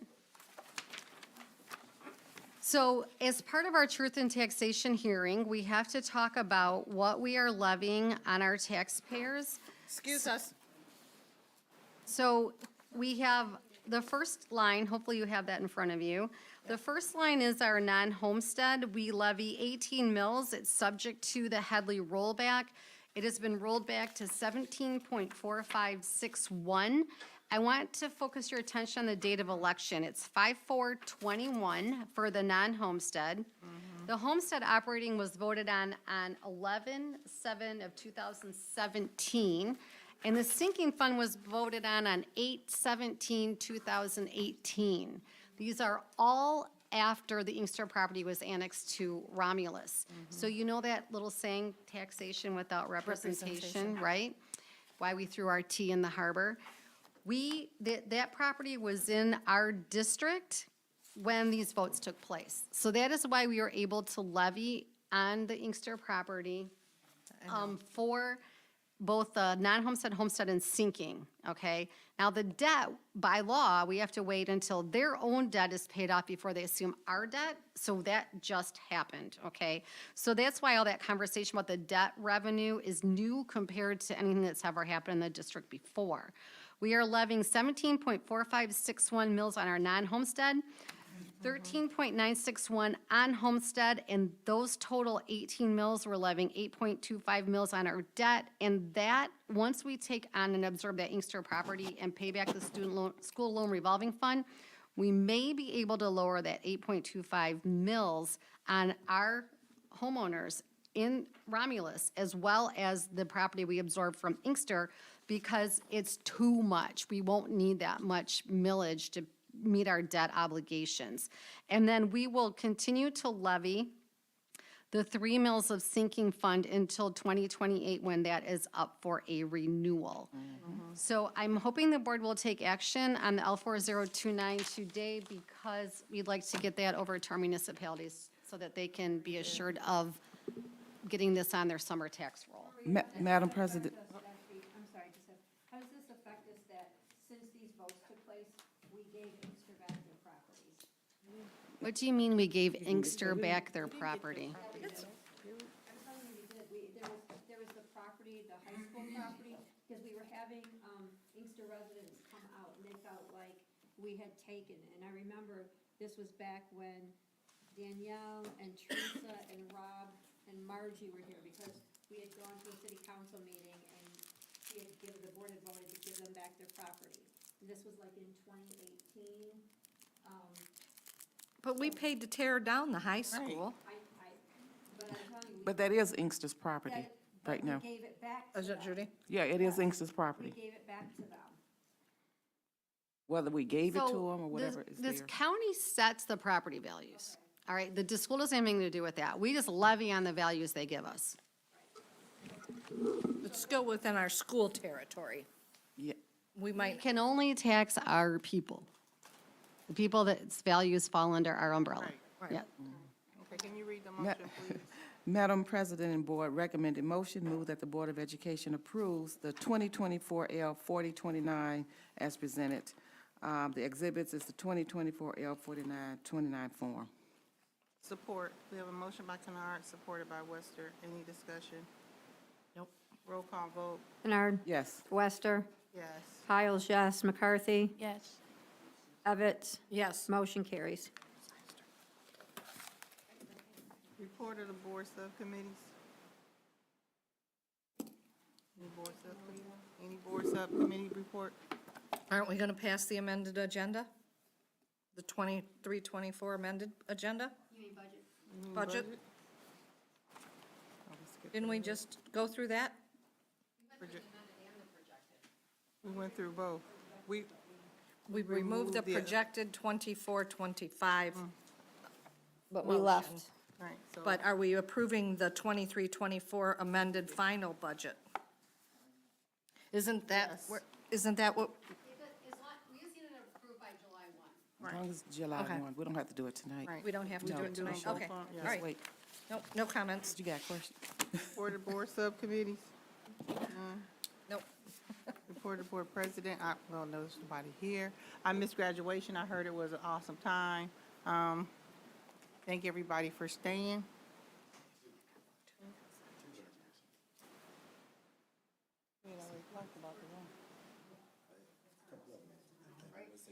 Oh, the RVLC? Oh. the best when she was working. Ooh. The lady at the Okay, like this, A. Which one was? okay. Any comments? Debbie, you have anything? Judy? Yes, I do, but I'll wait till the next meeting. Thank you. Sue? No, I'm good, I've said enough. Thank you, Vice President. Motion? Thank you. Motion to adjourn, Adjourn. 10:28. All in favor? Yeah, she said something. Man, I gotta go to work in the morning. She said she is.